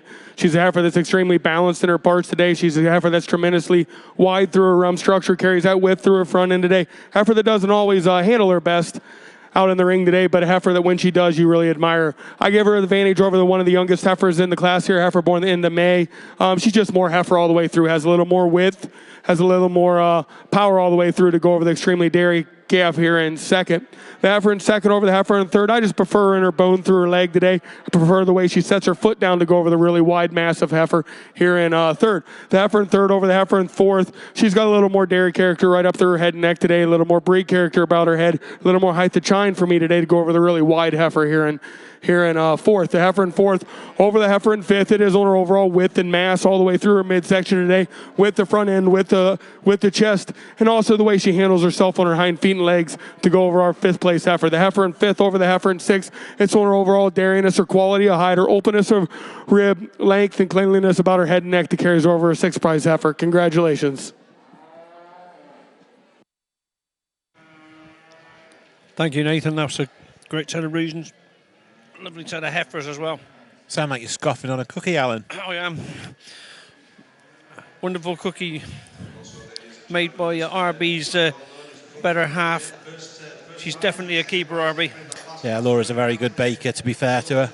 So no wonder you're looking a little bit of a timber on you. A bit portly. Portly. Just as we welcome the next class to the ring, I'd like to just thank CMEX UK for their sponsorship of this class. The Holstein Winter Yearling, born between the 1st of December 2021 to the 28th of February of last year, 2022.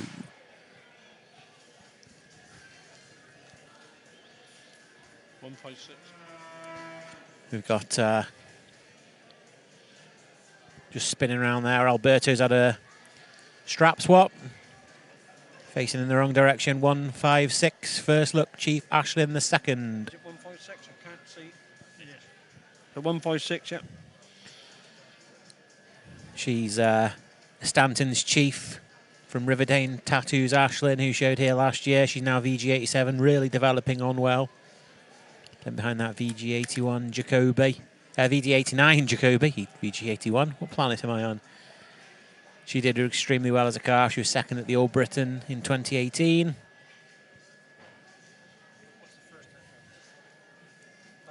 First half, Ingold and Luster Anna. Just going up the side of the ring there. Then we got 157. Hideaways S. Pamela from Mark Bryson. Sidekick daughter of Hideaway's Goldwyn Pamela, tracing back to Portly Ned Pamela, the 8th down with this heifer. She's just the bottom left of the screen now, just heading up the long stretch. Is that the Droyton heifer next? Droyton artist Zandra? It is indeed. Just coming along the short side of the ring there. Droyton artist Zandra, she's a twin actually. Is she? She has a full sister, again by Stonefront artist. Quite an interesting pedigree there. Winford Dorman Zandra, excellent 95 behind her. Then excellent 92 Jordan, that's actually a sister to Woodmarsh Zorro, a popular bull that Mick Gould bred into AI. And then obviously Woodmarsh Zoe, excellent 90, a daughter of Ocean View Mandel Zandra. Yeah. It's always a family I much admire. Just there's a picture of 3 members of that family stood under a big bridge that I always remember. It's great cow family, the Ocean View Zandras. Yeah. Then we got Denmark Milano Irma 159, just signed here on the corner now. In the centre of the screen. Yeah.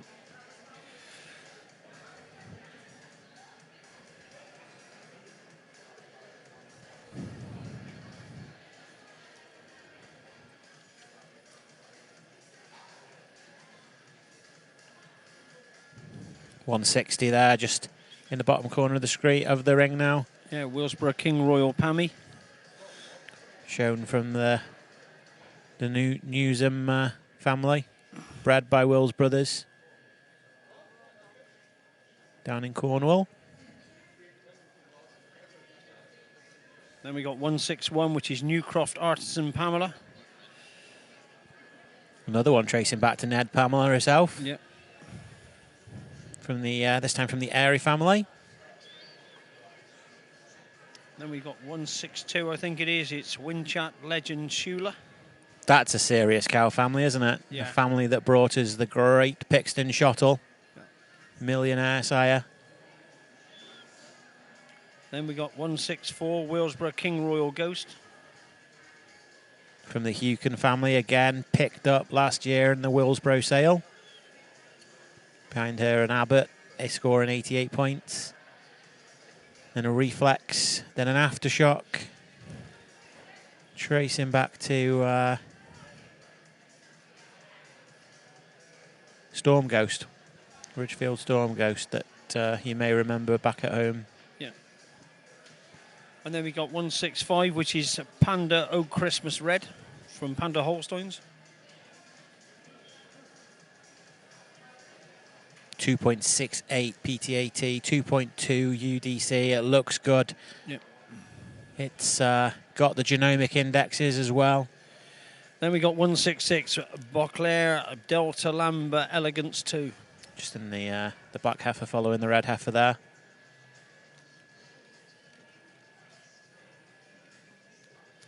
Talking of Molly, here she comes.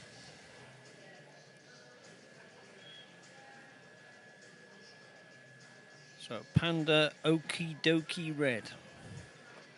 I think it's quite an interesting pedigree. Panda on the top side, Panda on the bottom side. Yeah. Panda Dazzling Ocalibra the dam, Panda Titanium the sire, Panda, Panda, Panda. I wonder how long it takes Molly to name all these heifers, you know, and come up with these names. She keeps the Saurus by the side of the bed just just in case she has a surprise calving in the middle of the night. Yeah. The 168 is Crossfell Chief Bayer just coming into the shot. Yeah, led by Rory Timlin from Southern Ireland. Behind that, the disc jockey Bayer that last year was 5th junior 2-year-old in that serious class of junior 2-year-olds here. Rory's got his game face on. She now scored VG87. And John was saying has really developed on, and it's nice to see she's breeding so true as well.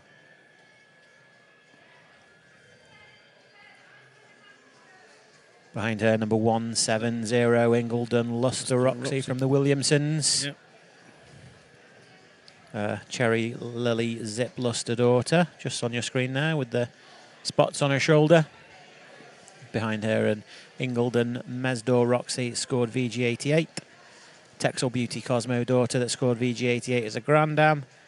And then back to the Rosette branch of the Roxys via Bricknell and Acecroft through Gerald Carter's herd. And then you got 171 just come into the shot, Leah Chief Kea. Picked up in the black and white sale. The chief daughter, the chief granddaughter of Love Hill Dorman Patricia. Yeah. Former World Dairy Expo champion. David Simpson seems to like her, just pointing to her whilst he necks his vodka and coke. Lovely head on that heifer. Yeah. Really lovely. A lot of ring presence. No, lovely head on that heifer. And then back to the the other luster in the class from the Ingledon stable, this time from the Anna family. Traces through Hilltop to an Avondale import.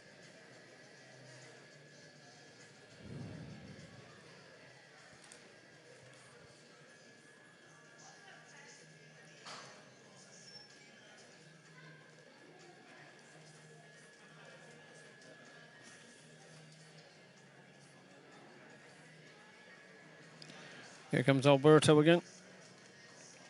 156, first look, Chief Ashlington. I know we've said it I should before. mention that heifer is, I mentioned before, it was shown by First Look Genetics. It's actually shown by First Look Genetics and Andrew Williams from Shropshire. All right, yeah.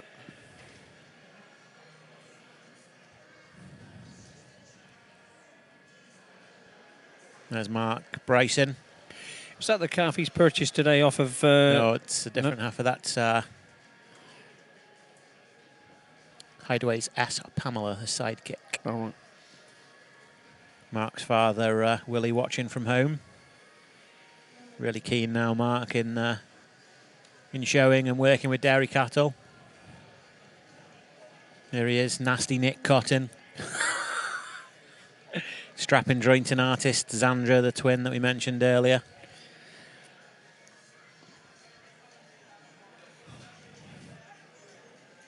Here comes Rosie Dennison with 159, Denmar Milano Irma.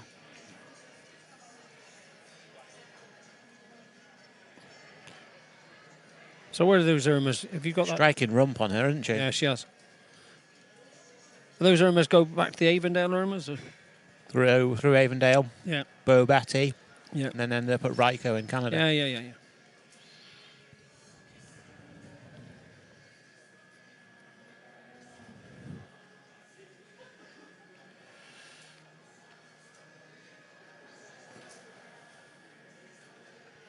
That's the Willsborough King Royal Pammy just coming into shot now. From the Newshams. Tracing back to Windy Knoll View and the Promises, the Pledges, the Pammies.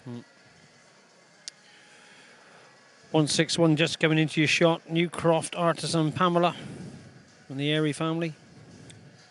Bred by Newcroft Holsteins. A dam. This heifer being Newcroft Octane Pamela II. This is the Shula heifer coming in now, is it? Yeah. Winchat Legend Shula. That goes back to the Shottles family as we talked about earlier. The Unix dam of this heifer. Lovely openness of ribs on that heifer. It was in the Winchat sale last year, that heifer, the mother of this heifer. Yeah, I think so. Behind that, Winbrook, and then behind that, you get back to Pixton. Fairly sharpish.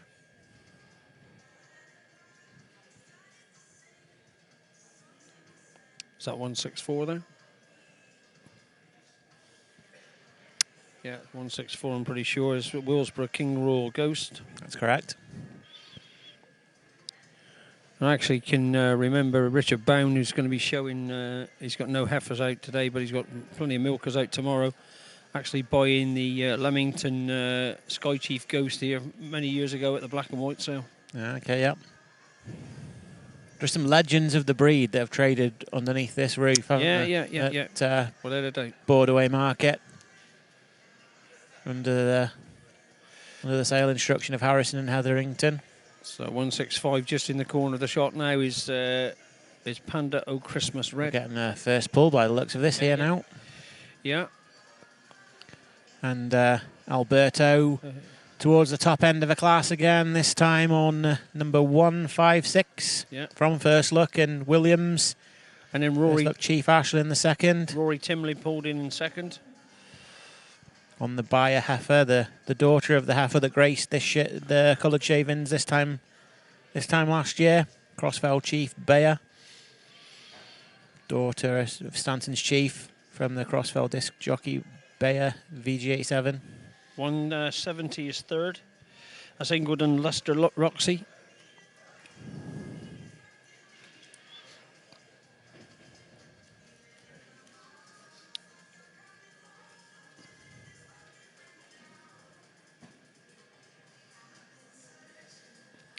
Fourth is 171, Leah Chief Kea.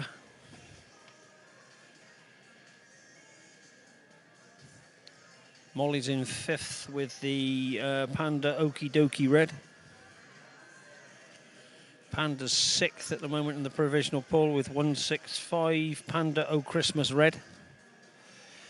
Then we have 154, Ingrid and Luster Anna. Then we have the Dennison family in with Dennison, Denmeyer, Milano, Irma, 159. And then we've got Pete Cotton in with 158, showing Droyton Artist Zandra. Then we have 164 in this professional lineup, Willsborough King Royal Ghost. Getting a good angle here now, looking at these heifers from behind. Yeah, you just see the scope of the heifers and the quality right this way through. Starting with the first look heifer on the left, and you just follow that stamp that Nathan's looking for. He likes that rib. Yep. He likes them correct rumps, them correct feet and legs. Not afraid to consider a smaller stature heifer. If she's got what he wants. Yeah, no, you're right. Exactly, yeah. And I think that's how it should be.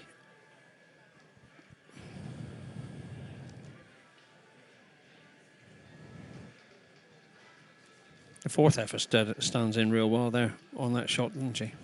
Mm. Nice heifer. Hey, we're lucky. We've got the top view from here, and we've got the sort of good side view there as well on the screen. So, second best seats in the house behind Mr. Nathan Thomas himself. Just getting the opportunity to study these heifers.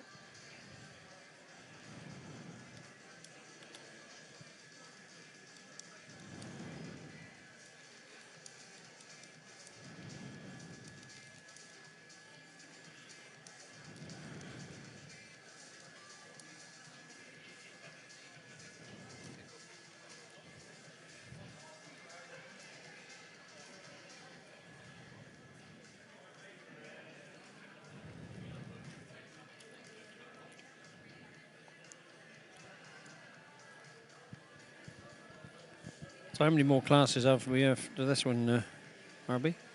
So we're only on to our fourth class. And we've got 6.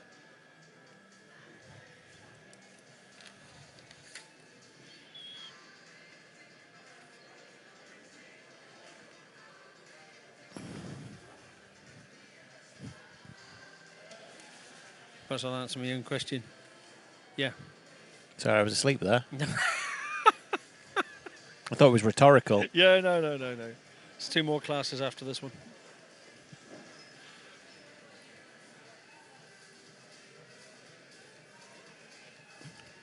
And then we'll get that young man nearly missed being pulled. 170's been pulled first. That's Ingrid and Luster Roxy. Fulham Williamson family. Then he's pulled Alberto, the first look heifer. Is it 156? First look. Chief Ashlyn. Ashlyn the second, daughter of that tattoo that scored VG 87 points. And then he's going with the Chief Bayer from Crossfell in third once she's had a bit of a stretch. You got a nice view there of our first and second place heifers, and the third heifer just pulling into line now. Yeah. I see Richard Hodgson's having a little bit of a sleep in the background.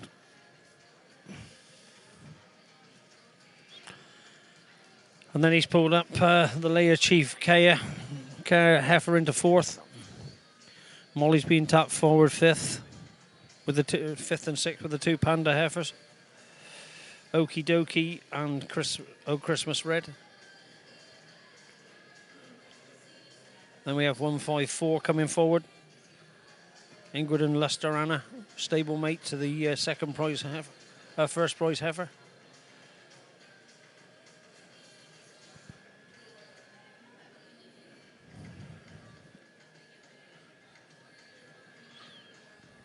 Oh, he's changing the ring. Having a bit of a rejig.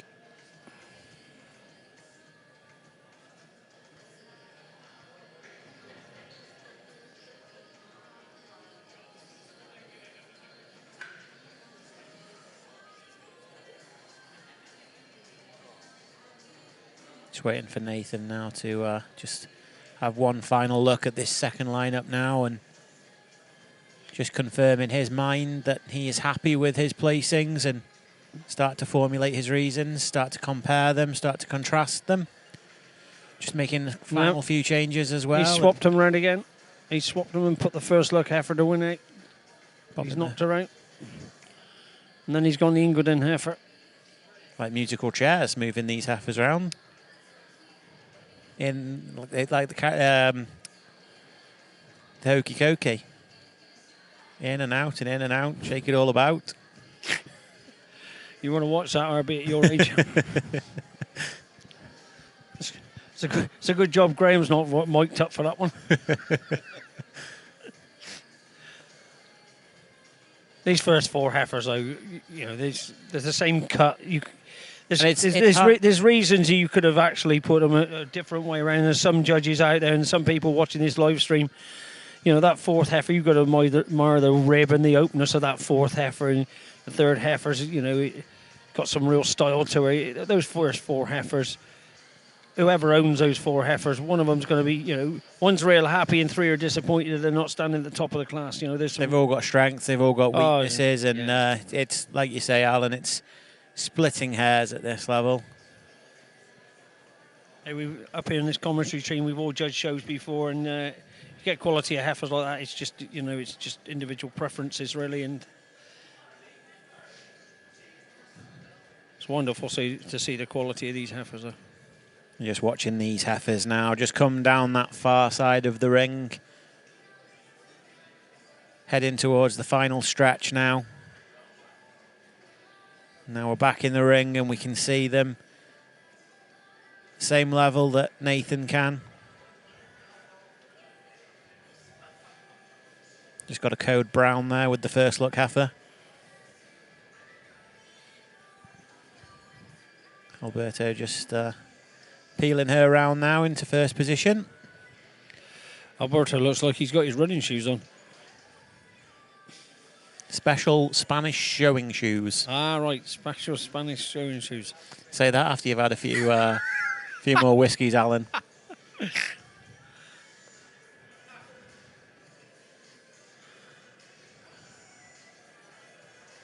Following her into second place, obviously the luster from Ingleton, or one of the lusters from Ingleton that are entered in this class. This one tracing back to the Roxys. You got to remember, you got to think how wide that heifer is. She's got tremendous width in the rump, like, you know, and how dairy she's up in the front end. You can see that that's a mark. All 3 of these first 3 heifers have them. Strong rumps, then wide rumps. They're going to make the easy managed sort of Holstein cow.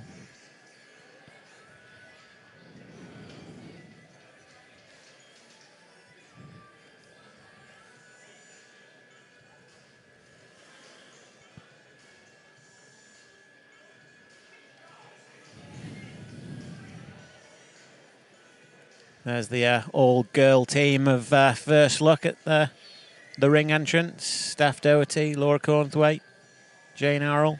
Not sure whether they're queuing up to see the heifer or queuing up to see Alberto.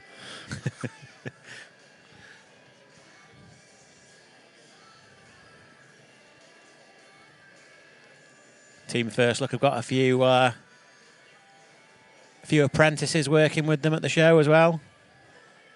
Claire Samuels, the girlfriend of Tom Loomis, the judge, and Laura Draper, my better half, having their first experience of a cow show.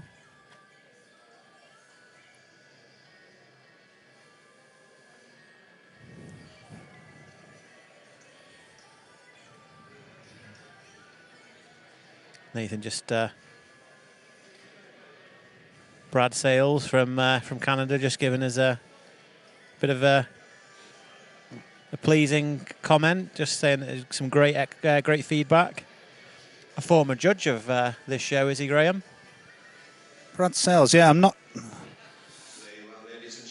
Yes, I think he may have judged it. I think he may have judged it at some point, but good to know he's watching. Brad, if you're listening, I hope you're keeping well. Decent guy. No. and a great judge as well. Oh, Brad's a good guy. Met Brad many years ago when I had hair.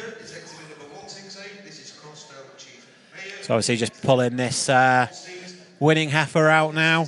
First look, Chief Ashland in the second for a photograph with a representative from our sponsors, CMEX UK. We'll have Michael Dennison from CMEX in an interview scenario. There he is in the ring, just about to have his picture snapped. We'll have him for an interview a little later. Jason Helen watching from Ireland, passing on his congratulations to the winning heifers in this class. And here's Nathan Thomas with some reasons.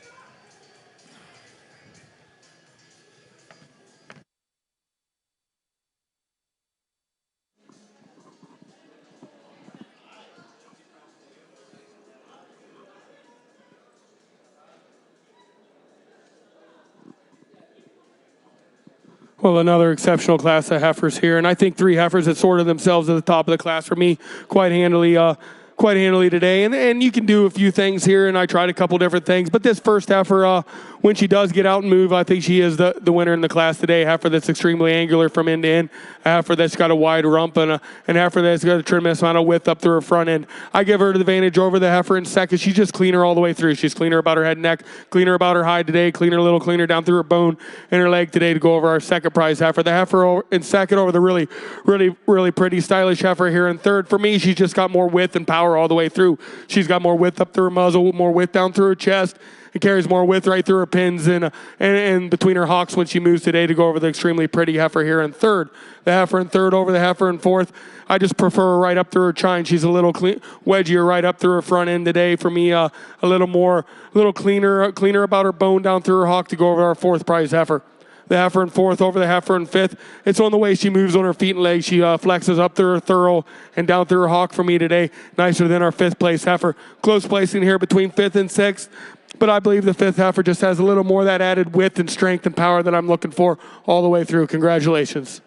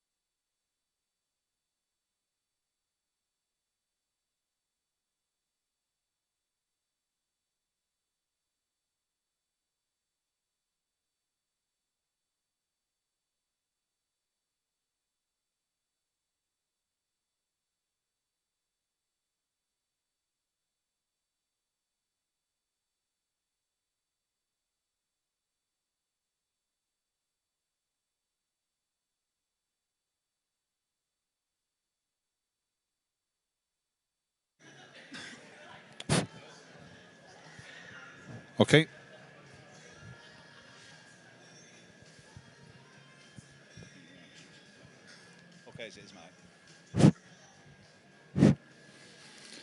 Okay, so we're up here at the podium with our third and final interviewee of today's calf classes, and it's nice to welcome Michael Dennison. UK Sales Manager for CMEX. Michael, welcome up here to the podium. Best seats in the house, looking down on the classes. Don't get used to it. Great seat in the house. It's, just a fantastic view of the show. And yeah. It's a great spot to be. But no, so probably first off, I'd probably congratulate CMEX on a great conference. I was lucky enough to be up at Glasgow for the conference. Anybody who doesn't go to the conference, I would strongly urge you to get there. It's not stuffy in any way. It's light-hearted at times. It's informative, and it's almost a must for forward-thinking dairy producers. I've been to a lot of conferences, a lot of CMEX conferences, and I've probably got to say, in my opinion, it's probably the best conference CMEX have held. Oh, thanks, Graham. That was good to see. It was great to have the conference back after a couple of years where we've missed there, and we had a fantastic lineup of speakers, and hope that the farmers really benefited from the information that was there, and many great take-home messages. Yeah. But I would imagine that, well, for me, the major part of the conference was the announcement by Paul Larmer, Chief Executive of CMEX. Well, I'll let you describe the announcement that he made at the conference. And to me, it's really it's a game changer. Very, very much so. It's to me, it's just as an exciting a development as I've ever experienced in my time with CMEX. A real breakthrough in reaching net zero with the carbon emissions, with the methane emissions being discovered in genetics. So it's a great breakthrough that and a game changer for the dairy industry in a positive way. So it's something that's massively in focus at the moment. We're all going to have to. Every business will have to focus on this for the coming years. Carbon emissions, your carbon footprint. It's at the top of most lists. I would hazard a guess. Yeah, for sure. And after years of research, it's we've been able to. It's going to come up in the bull proofs in April. And from the CMEX point of view, where we're really, really excited is in Elevate, which is our genomic test. We'll be able to give a score for every female that's genomically tested, and so a score related to carbon, a methane score. Yeah. And so if you can look at the male and the female, and gain scores on both, then you obviously make the ultimate genetic progress on achieving a reduction in methane emissions. Yeah, so I'm sort of reading between the lines a bit here, but I'm imagining Mr. Sainsbury's and Mr. Waitrose and those sorts of guys will be should be really all over this. I'm sure that obviously all the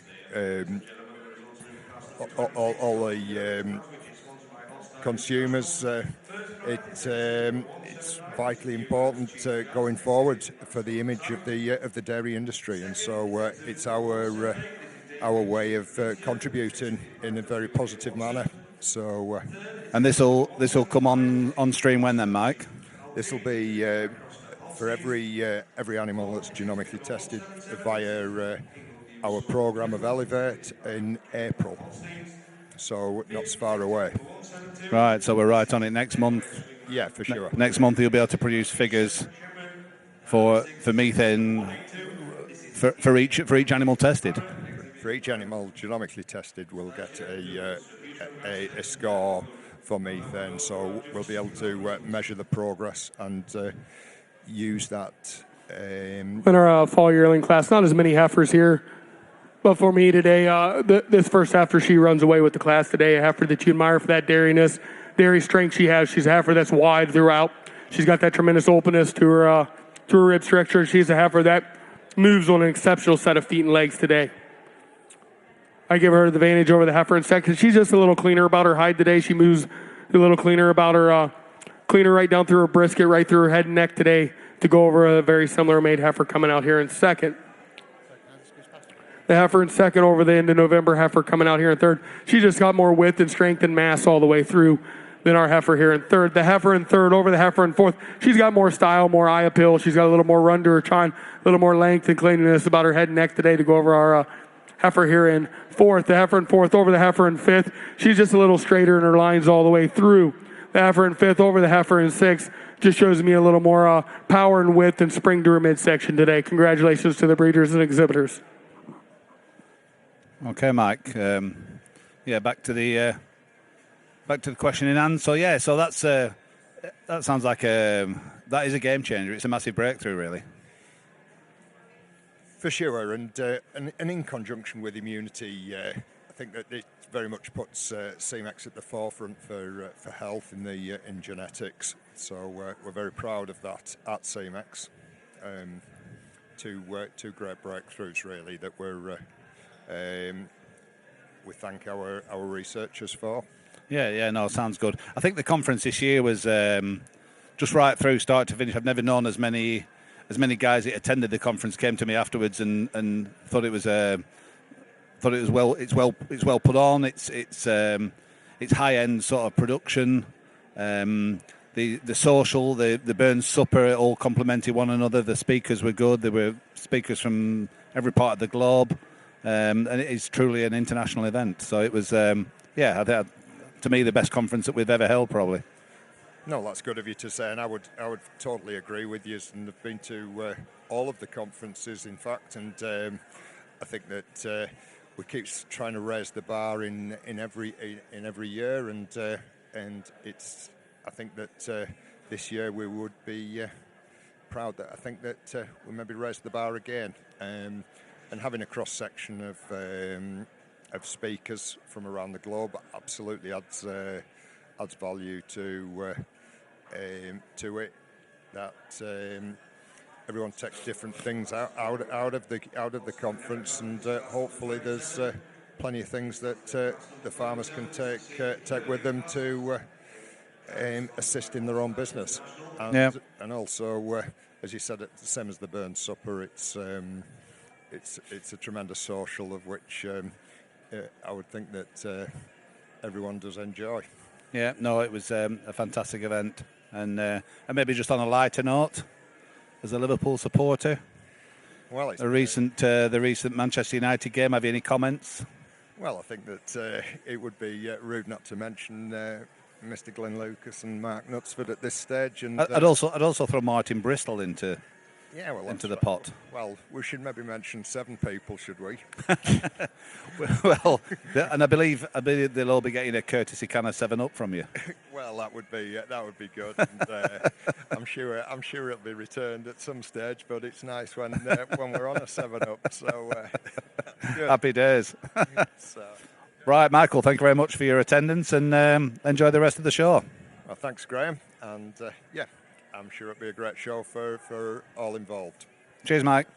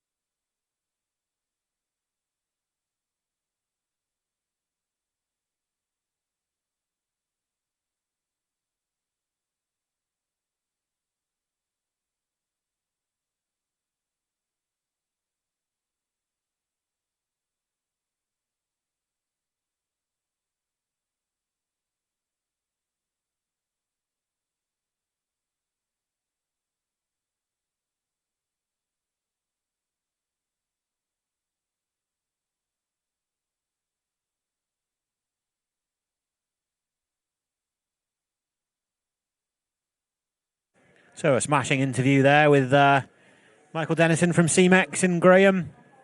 And just while that interview was taking place, we unfortunately missed a few heifers on the coloured shavings, Graham. So the class was won by 179 Newberk's Chief Jazz from the Lawsons. All Britain calf. Yep. And then looks in good shape as well. Followed nicely behind that was 178 Davley Chief Alicia, who was purchasing the Davley sale earlier in the year. Willie Watson, top guy. Great supporter of the breed. Great supporter of the breed. Character of a bloke. Stuck in. I think he was the class, that calf of ours won the first class. I think he had second in that as well. So that's 2 seconds under his belt. Yeah, and you get it top 5 here. You're doing something right. You're doing something right. So well done, Willie. And then just to finish off the top 4, number 175 was third. Crossfell Chief Atley from the Metcalfs. And number 177 followed her. Ingleview, Solomon Twizzle. Yeah, from Campat, that went through the black and white. I've seen Mr. Ingleview down there by the side of the ring, propping it up. I saw Lord Butterfield earlier on, yes. Looks in good shape. He was not only propping up the side of the ring, he's propping up his trousers as well. They're armpit level. He'll be propping bar up now, probably. If he is, mine's a bitter. So we're into our last class now. That looks pretty competitive as well. Holstein Senior Yearling, born 1st of March 21 to the 31st of August 21. This time sponsored by Holstein UK and CIS. One of our, two of our mainline sponsors for this event. So we thank them for not only sponsoring the class, but for fully backing the show and supporting it in the way that they do. Probably while we're on, I'll give them another mention. They're good enough to be mainline sponsors. So the mainline sponsors for this year's show are Cars Billington, CIS, Harrison and Hetherington, HSBC UK and Holstein UK. And we have a group of national sponsors, of which there are Fullwood Head Dairy Supplies, local dairy supplies company, Toy Toy Genetics, Brent Crothers, great supporter of the show, and been successful today, I think. Yeah, they've been very successful, obviously, with that the heifer that he traded through the Global Connection sale, Toy Lambda Lever, coming second to that red heifer of Pandas. Smashing things up the park. Finance for Farms, part of the Shire Leasing Group. They're also national sponsors. Milktech New Zealand or Milktech NZ. And finally, a Digital Dairy Chain. So we're indebted to the sponsors. We hope they have a successful show. We might as well go through a list of the class sponsors while we're doing this IB, which are also vitally important. Pickstocks at Telford, Shepherd Agri Health, AHV, FarmFit, Ayrshire Cattle Services, Dodd & Co., the Ayrshire Cattle Society, Dairy Light, Frames Swift and Partners, Veterinary Centre, Genus ABS, whoop whoop, Green Hill Systems, CMEX, H&H Land and Estates, and H&H. So full list of sponsors there. We intend to mention them on several occasions during the course of the show tomorrow, and I hope they have successful shows, and it proves fruitful for them. So what's happening in this class then, Graham? Get me caught up. Okay, so I think number 190 winning the class. It looks like another that went through the sale. David Gray and his bad habits. David Gray has a lot of bad habits. TLC, MHH, bad habits. The Mr. Hot Stuff Hypnotic daughter. Yep. That has just been purchased by the Grey Ridge Oakfield Droynton Syndicate. Yep, and paying dividends straight off. The God Syndicate, GOD. The God Syndicate. Looks like second place. Looks like 197. I think it's 197. Panda Amazon Order in Red. We'll remember her from last year when she was red and white champion. Yeah. You say she was reserve? Reserve into breed as well. Yeah. And third place looks like Dave Airy with the heifer he bought at Richhaven Victor Squaw. Okay, yeah. Yeah, pretty good purchase. Great cow family, them Squaws. Yeah. Won a class at the All Britain last year. Side by legend maker Victor. And the dam Richhaven Dorman scored a second. Yeah, Bad Habits, a daughter of Five Guys Blexi Raptor, a full sister to Five Guys Blexi Black Raptor, who was class winner at UK Dairy Day. And just while we're mentioning that, an absolute top bloke, part of the Five Guys syndicate. It will not be an expo show without Richard Lloyd. I haven't seen him yet. Yes, he's here. I saw him earlier on. He is an absolute top guy, an absolute gentleman of a man. Came on one of my trips to Liebermont, I think. Okay, yeah. Enjoyed himself there. That was a cold old show. Yeah, and he's had a bit of success with Five Guys, and quite often celebrates with tequila and salt and the lime. Does he do it correctly? I've never actually witnessed it, but yes. In fact, I have witnessed him. Sorry, yes, at the dinner one. Well, a really nice class of bred heifers here to end our heifer show here before we pick our champion. And I think a runaway winner here for me in this first heifer that just excels the rest of the class in her overall width and her strength from end to end. She's wider about her muzzle, wider back through her pins, and she also is a heifer that has more style when you see her move around the ring than this really nice similar made red heifer here in second. The heifer in second over the heifer in third. She just shows more angularity up through her front end today. She's leaner about her neck, higher about her chine, tighter about her chine today to go over the heifer here in third. The heifer in third over the heifer in fourth.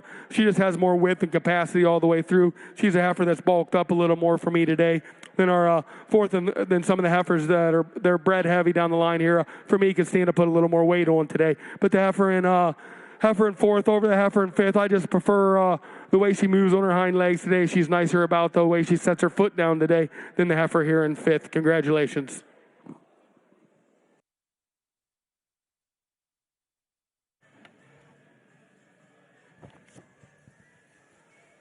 Well, another impressive set of reasons there from our judge, Nathan Thomas. There is something about North American reasons, and they just flow, don't they? They do indeed. Yeah, we see it. They really have got it over us in terms of reasons.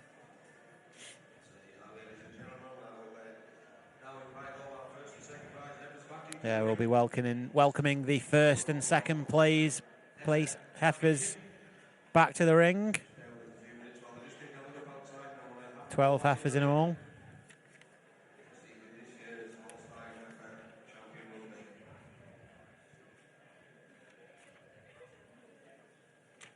Nathan's not held around for these last two classes. He's fairly smashed through them. Classes that easily sort themselves out. Yeah, he's not taken any extra time in getting them placed. So now we're down to Holstein Junior Champion. We'll see who Nathan selects to go ahead into the Genus ABS People's Choice Interbreed Award. An award that I was very grateful to win last year. That's correct, yeah. You had the people's support and your... generous sponsorship from Genus for that. That was, real good. Heifer went and won the people's vote. And I think that speaks volumes as well, when not only the man in the ring... Yeah. Heifer's pretty damn serious, but everyone watching at home and here as well gets to have their say in it. It's a public vote. It was good and generous sponsorship and no, we were. It just put the icing on the cake for us at the show last year. So,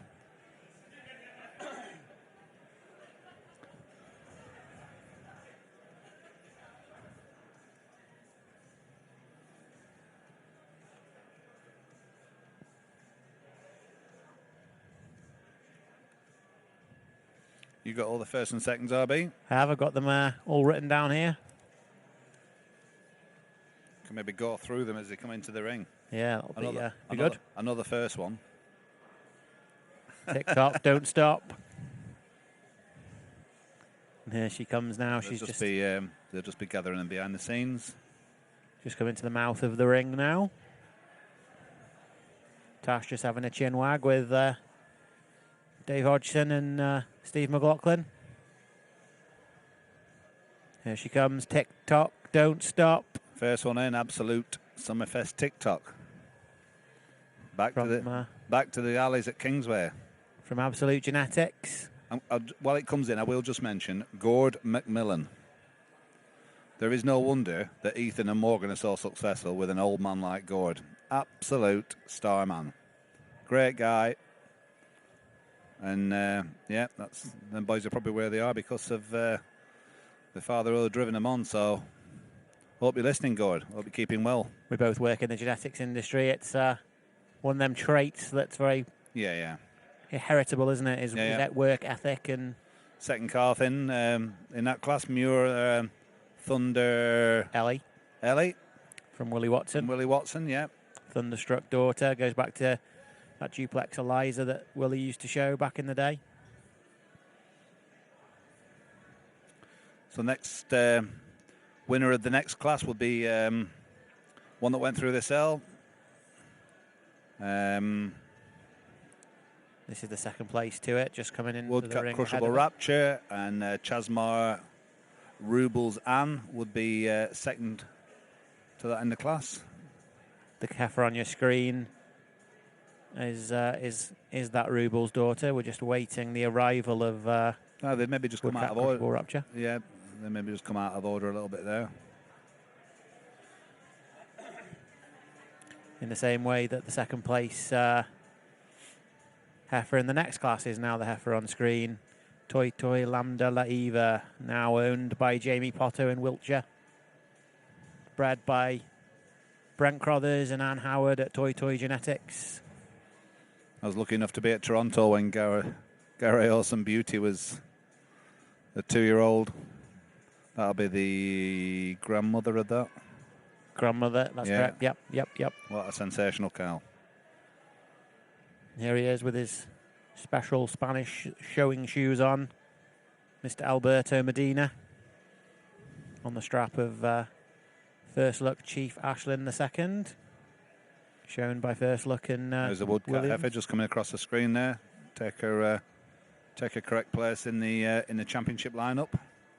Following her was her second place heifer, number 170, Ingledon Luster Roxy. And then the red calf of Panda, I can see, is just coming in. That's a double winner today. Won a class in the red and whites and won the class in the black and whites. She's going to deserve a sleep later, isn't she? Yeah. Spent almost as much time in the ring as our judges.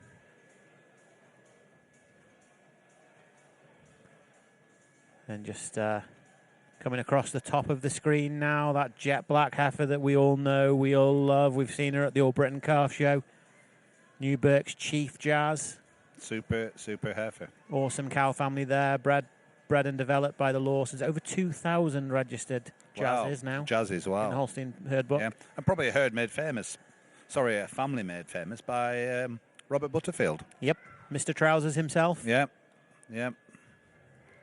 With his jazz that went to Europe. Is that him there at the bottom of the screen? It's not. No, I don't think it is. No. Need to put my glasses on. Yeah, he's more hair than Robert, that guy. And then second to her in the class, Davley Chief Alicia.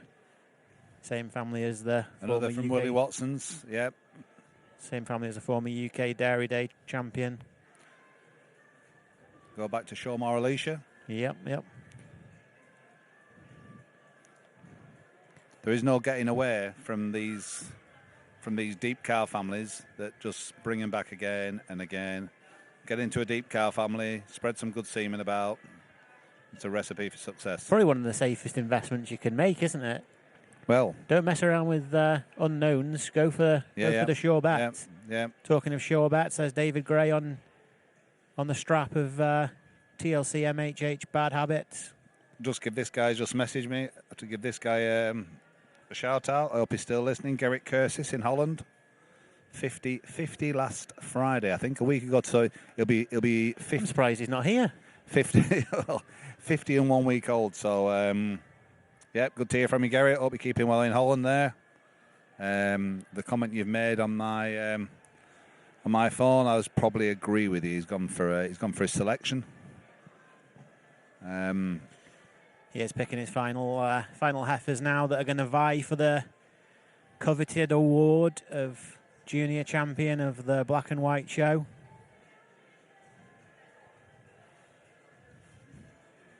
So far, it looks like the Woodcat heifer that went through the sale. Correct. The Panda heifer that went through the sale. That went through the sale, 2-time class winner today in the red and whites and the black and whites. What's the third he's got down there? Chief Ashlyn. Is that Chief Ashlyn? 156 Chief Ashlyn, that's correct. Yeah. Then the Stanton's Chief heifer from the Lawsons. And finally, David Gray and his Bad Habits. Another one that went through the sale. And that's been purchased by Dave Gray. The God Syndicate, Grey Ridge, Oakfield, and Droynton. The God Syndicate. A lot of bad habits between them three. Yeah. A lot of bad habits.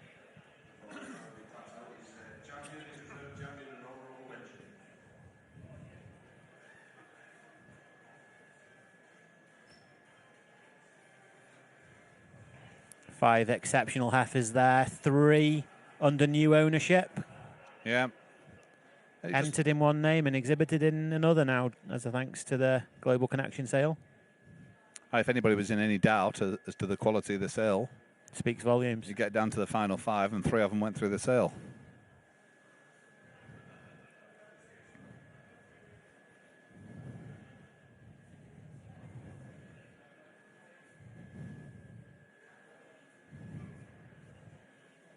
Flashy little calf, that Woodcat heifer, isn't it? It is, yeah. Little sidekick. Crushable, isn't it? Sorry. Yeah, crushable. Now owned by Brian Donald.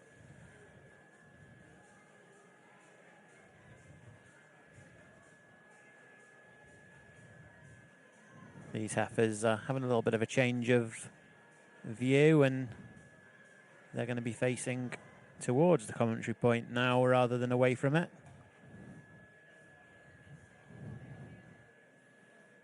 And there's a pretty good crowd of people here. I think this is. I think for a Friday, I think this is a pretty good crowd there is now. I think there's probably more people here than there was this time last year. Yeah, I know, without a doubt. I'm not saying the bar in the ring hasn't helped. No, it's helped a lot. Seems very, very crowded around there. And don't forget, people spending at the bar are contributing. The young breeders benefit from every pound spent there. So yeah, the more you drink, the more you're giving. Big year for Border and Lakeland next year. They'll be hosting the weekend rally. Yeah, and they'll need every penny they can get. But I'm sure they'll go about the job correctly and raise the required funds through events and sponsorship. And we're getting these heifers lined up now. I think we're going to get some reasons from our judge, Nathan Thomas. Well, we've got to the end of our heifer show here. It's been an honor and a privilege to come over here and judge your guys' show today. The quality's been exceptional. If you would give the breeders and exhibitors of these cows a big round of applause. The people that take care of them, it takes a lot of time and effort to do that.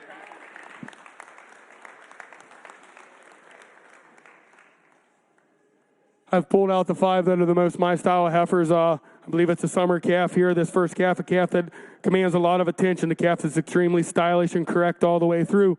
Then our winning junior yearling here, a heifer that when she does get out and move and handle herself, a very well-balanced kind of heifer. Our winning winter yearling, a heifer that is got that dairy strength that I like to see, a heifer that's open all the way through. Then our fall yearling, a heifer that's a tremendous cow cut for me today, a heifer with a tremendous amount of width and strength all the way through. Then I guess you guys be our unfresh 2-year-old here, a June heifer that'll be 2 in June and due in June, a big, massive kind of heifer in her own right. I'm going to go out and I'm going to select your junior champion in reserve and your honorable mention. In that order, if you would, I'll receive them with a big round of applause. It's getting pretty excited. Where are you putting your money, Graham? I'd go with the Chief Jazz. I'm a big fan of that heifer.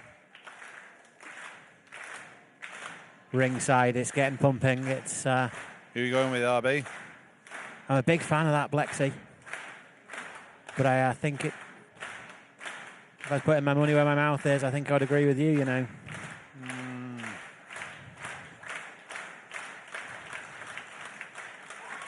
Yep. And Nathan agrees with us as well. Yep. So adding to her accolades. Woodcut heifer in reserve. Sensational. Crushable. And then the chief in Orange. I think we're going to get some reasons from our judge. Well, for me today, this fall yearling here, she's my style of heifer. She's a heifer that's got a tremendous amount of width, but yet she's dairy and clean about her hide today. She's got width, carries that width right through her front end all the way back through her rump today. I give her the advantage over the summer calf today. She's just a little more, for her age, she's more massive, and I give her a maturity. Our summer yearling over our winter yearling for reserve and honorable mention, a little closer for me today, but I just prefer the way the calf moves on her feet and legs. I prefer the way she stands a little more comfortably on her hind feet and legs. Shows me a little more width between her hock today than our winter yearling. Congratulations.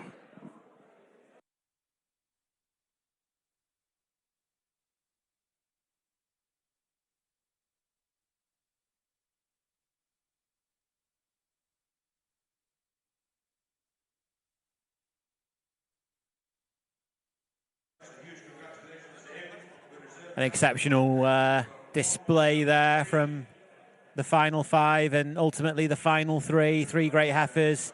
It's no surprise that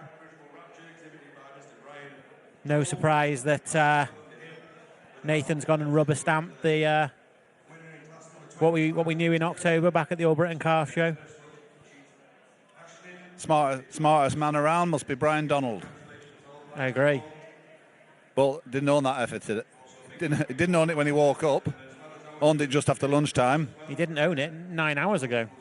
And he's just got reserve champion at UK Dairy Expo with it.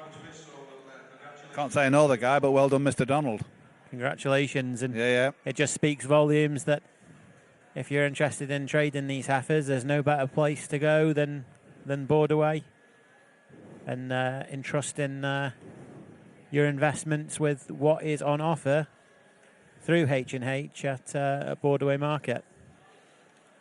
So that just about concludes things for today, RB. What have we got a timetable for tomorrow? We do indeed. So tomorrow we'll be kicking off at 9 a.m. 9 a.m. sharp. Before that, though, we will have a special guest up here.